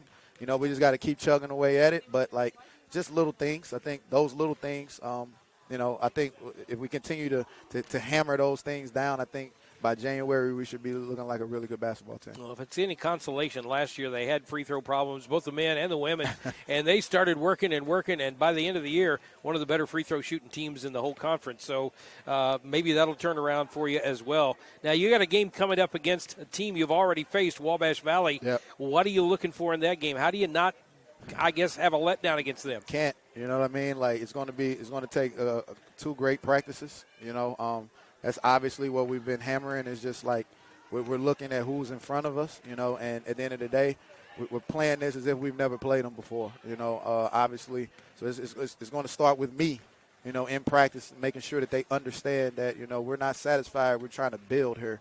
And, you know, so we got to take this game as serious as possible. And they're going to look at it as they didn't play their best basketball game when we played them. So it's almost the same thing. And I think you just gave me an idea. That's what I'm going to hammer is, you know, we don't want to be coming in like John Logan came in today and kind of, you know, with them beating us by 20 the first time and then us beating them and us beating Wabash by 20. And now Wabash comes in here wanting to do the same thing that we kind of wanted to do to John Logan tonight. We'll go enjoy this win tonight, and hopefully we'll get a chance to talk to you again real soon. I appreciate it. Thank you. All right, that is head coach Tony Irons, head coach of the Mac Cardinals. They win a big one tonight, 71-66 over John A. Logan and the Volunteers. A doubleheader sweep here as the ladies win, the men win. This was a great night of Mac basketball here at the Bob. Glenn, yes, it was. I had a feeling the women were going to get a win. I knew the men's game was going to be a dogfight. This was an absolute all-out battle. And you don't often see college games like this that aren't conference games. This game, yeah, you know, it shows up big win. I'm sure people in the NJCAA might look at this as far as receiving votes or putting votes towards MAC. This game means nothing when it comes to seeding for the conference or the region tournament. It means nothing when it comes to region play. And that game is what you're going to have to play to beat a team like Moberly, a team like Three Rivers, a team like State Fair this year. You are going to have to play that game, and I'm going to be honest, I can't believe it. I am speechless at how MAC played today. They played really well defensively in that second half. Well, going back against Pratt, watching that game that I got to watch the last time out before that Link Prep game, and I watched that game against Pratt, and at times you just kind of sat there and thought, man, this might be a long year. It kind of looks like a team that really doesn't have any direction. They have one guy that can maybe light it up and a couple of guys that could possibly do some things here or there.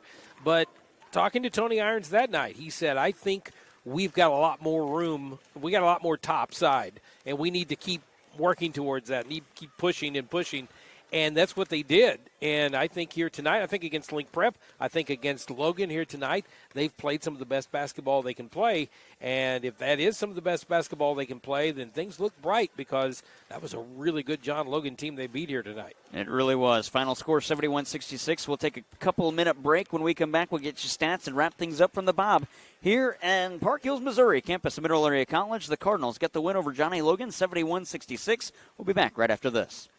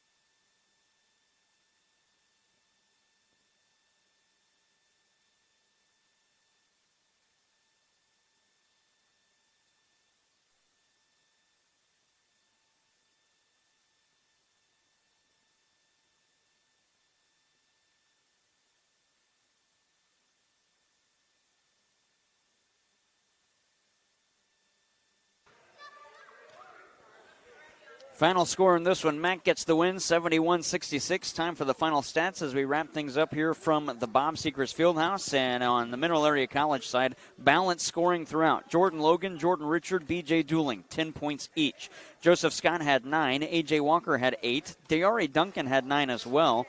Then you get 6 from Marcellus Phillips, 5 from Preston Turner, and 3 from C.J. Claxton.